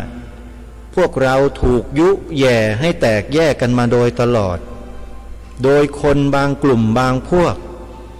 ที่เอาพระวินัยของพระพุทธองค์ที่เป็นต้นบัญญัติมากล่าวโจมตีพระสงฆ์เราไม่ว่าจะสายวัดบ้านสายวัดป่าโดนกันทั้งขึ้นทั้งร่องโดนหมดเลยพอเรารู้ตัวคนพวกนี้ว่าเป็นผู้ยุแยงตะแคงรั่วให้เราแตกแยกกันทะเลาะกันเราก็เริ่มเข้าใจสถานการณ์แล้วก็เริ่มออกมาพูดออกมากล่าวออกมาแสดงมาเตือนญาติโยมพุทธบริษัทของเราว่าให้ระมัดระวังคนพวกนี้ให้ดีมันแฝงตัวเข้ามาเป็นชาวพุทธเหมือนเรานี่แหละแล้วก็มาอาศัยคำสอนของพระพุทธเจ้าเพียงแค่เล็กๆน้อยๆมาพูดมากล่าวมาแสดงให้พวกเราชาวพุทธกันเองเนี่ยทะเลาะเบาะแว้งแตกแยกกันระเนระนาดมาพักใหญ่เลยทีเดียวครูบาอาจารย์เหล่านี้ไม่ว่าจะเป็นสายป่าสายธรรมยุทธสายวัดบ้านสายมหานิกายเนี่ยเริ่มเข้าใจเห็นอกเห็นใจซึ่งกันและกันมากขึ้นก็เลยรวมตัวกันนะใช้วาจาที่เป็นธรรมนี่นะฮะกล่าวธรรมแสดงธรรมบอกกับญาติโยมสาธุชนให้รู้ให้เท่าทันคนพวกนี้จึงเป็นที่มาที่ไปของคลิปเสียงที่รายการคดีโลกคดีธรรมนำมาเปิดให้แก่พวกเราได้ฟังเพื่อให้พวกเราได้รับรู้รับทราบด้วยกันว่าพ่อแม่ครูบาอาจารย์ไม่ว่าจะสายวัดป่าสายวัดบ้านเนี่ยท่านก็เป็นพระเหมือนกันทั้งหมดไม่ได้มีความแตกต่างอะไรกันเลยเราปฏิบัติในพื้นที่ที่แตกต่างกันเท่านั้นแต่เป้าหมายและความมุ่งมั่นในจิตเหมือนกันเลยคือต้องการความสุขความเจริญของผู้คนในสังคมไม่ต้องการเห็นความแตกแยกของพวกเรากันเลยก็มุ่งสอนธรรมเรียนรู้ธรรมปฏิบัติธรรมกันไปก็ทำกันอยู่อย่างนี้มานานแต่คนพวกนี้มันโผล่ขึ้นมาจากขุมไหนก็ไม่รู้มาเที่ยวพูดกล่าวหาพระว่าเป็นมหาโจรบ้างเป็นอลัชชีบ้างอะไรต่อไม่อะไรสารพัดที่มันจะขุดมาด่ามาว่าพระสงฆ์เราโดยอาศัยหลักธรรมของพระพุทธเจ้านั่นแหละมาทำลายพระสงฆ์องค์สามเณรพวกเรากันตลอด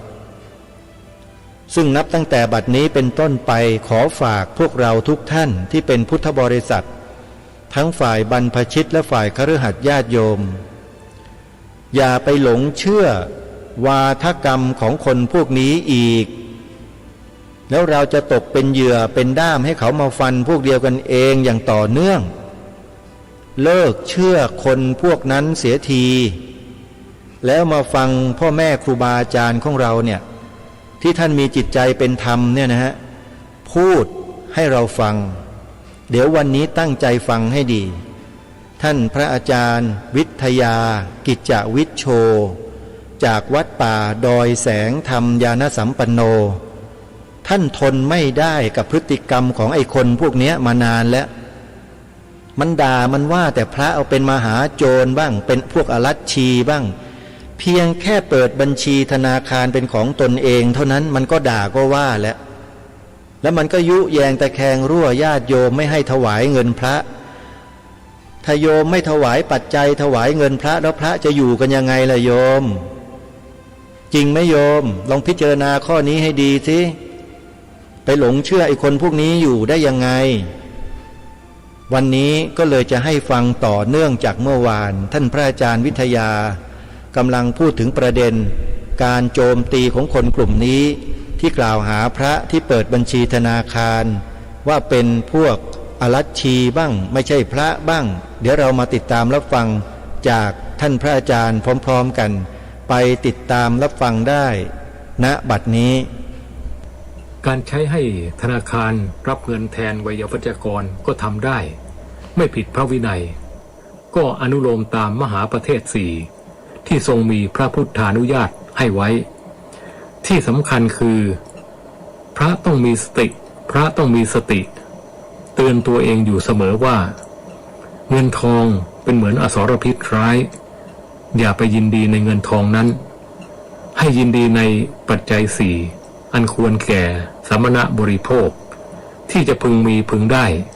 จากเงินที่เขาถวายถ้าขาดเหลืออะไรก็สั่งให้ไวยาวัจกรไปหามาได้หรือจะสั่งให้ธนาคารจ่ายเงินแทนเราก็ได้ไม่ผิดพระวินัยของทุกอย่างมันก็มีทั้งคุณและโทษมันขึ้นอยู่กับผู้ใช้ว่า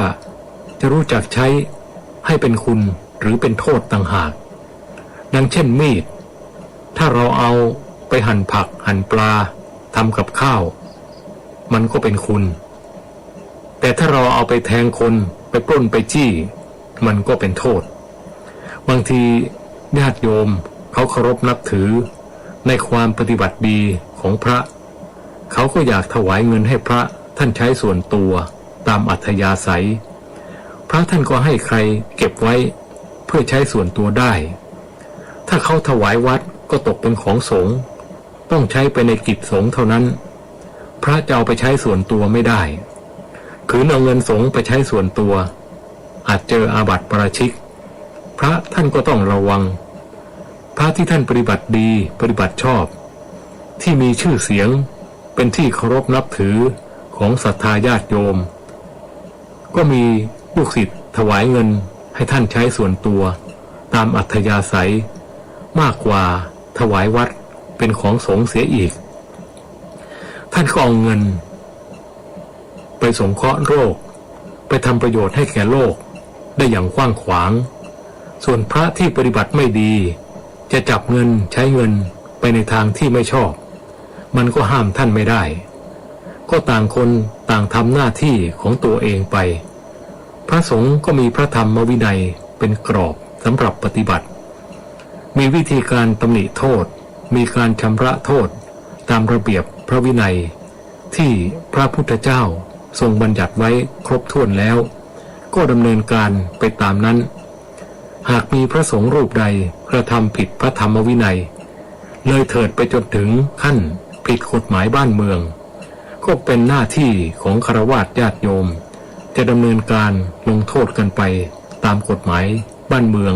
ได้อยู่แล้วไม่จำเป็นต้องให้ใครมาโพลธนาด่าว่าพระสงฆ์ให้เสียความรู้สึกของชาวพุทธเพียงแค่เพราะพระรูปเดียวปฏิบัติไม่ดีส่วนพระที่ปฏิบัติดีอีกเป็นจำนวนมากมายไม่เห็นเอามาพูดถึงบ้างกรณีนี้ก็ดูพ่อแม่ครูอาจารย์องค์หลวงตาพระมหาบัวญาณสัมปันโนเป็นกรณีศึกษาองค์ท่านรับบริจาคทองคำเข้าคลังหลวง13 ตันบริจาคเครื่องมือแพทย์ช่วยโรงพยาบาลช่วยโรงเรียนช่วยเด็กกำพร้าช่วยคนพิการแม้กระทั่งช่วยเหลือสัตว์คิดเป็นเงินหลายร้อยล้านหลายพันล้านเป็นหมื่นล้านก็ได้มาจากการทอดกฐินเงินทอดผ้าป่าเงินและจากเงินที่ญาติโยมถวายองค์ท่านเป็นการส่วนตัวนี่แหละโดยที่องค์ท่านไม่ได้แตะต้องเงินทองให้ผิดพระธรรมวินัยเลยแม้แต่บาทเดียวดังนั้นจงอย่าได้เอาแต่อคติมาตำหนิพระสงฆ์ผู้ที่ท่านดีท่านก็ใช้เงินทำประโยชน์แก่โลกได้อย่างกว้างขวางส่วนผู้ไม่ดีจะใช้เงินไปในทางเสียหายทำร้ายตัวเองก็ถือเป็นกรรมของท่านอันใดที่เกี่ยวข้องกับพระธรรมวินัยก็ปล่อยให้พระสงฆ์ท่านจัดการกันเองอันใดที่เกี่ยวข้องกับกฎหมายบ้านเมืองก็เป็นหน้าที่ของฆราวาสญาติโยมจัดการกันไปต่างทำหน้าที่ตามควรแก่ฐานะของตัวเองก็จะจันโลงพระพุทธศาสนาให้เจริญรุ่งเรืองยิ่งขึ้นไปได้ในครั้งพุทธกาลก็มีพวกพระนักวิชาการที่เรียนแต่พระไตรปิฎกแล้วก็มาไล่ถามปัญหาพระวิปัสสนาจารย์ซึ่งหลายท่านเป็นพระอรหันต์พระพุทธเจ้าทอดพระเนตรเห็นแล้วเกรงว่าพระนักวิชาการเหล่านี้ตายแล้วจะไปลงนรกเสียหมด ก็จึงทรงมีพระเมตตาเสด็จไปห้ามไว้ ด้วยการถามปัญหาธรรมภาคปฏิบัติในองค์อริยมรรคปรากฏว่าพระนักวิชาการตอบไม่ได้สักข้อเดียวแต่พระวิปัสสนาจารย์ตอบได้ทั้งหมดพระพุทธเจ้าจึงตรัสเรียกพวกพระนักวิชาการเหล่านั้นว่าพระโพธิละซึ่งแปลว่าพระใบลานเปล่าสมัยก่อนเขาใช้ใบลานเพื่อจารึกตัวอักษรธรรมต่าง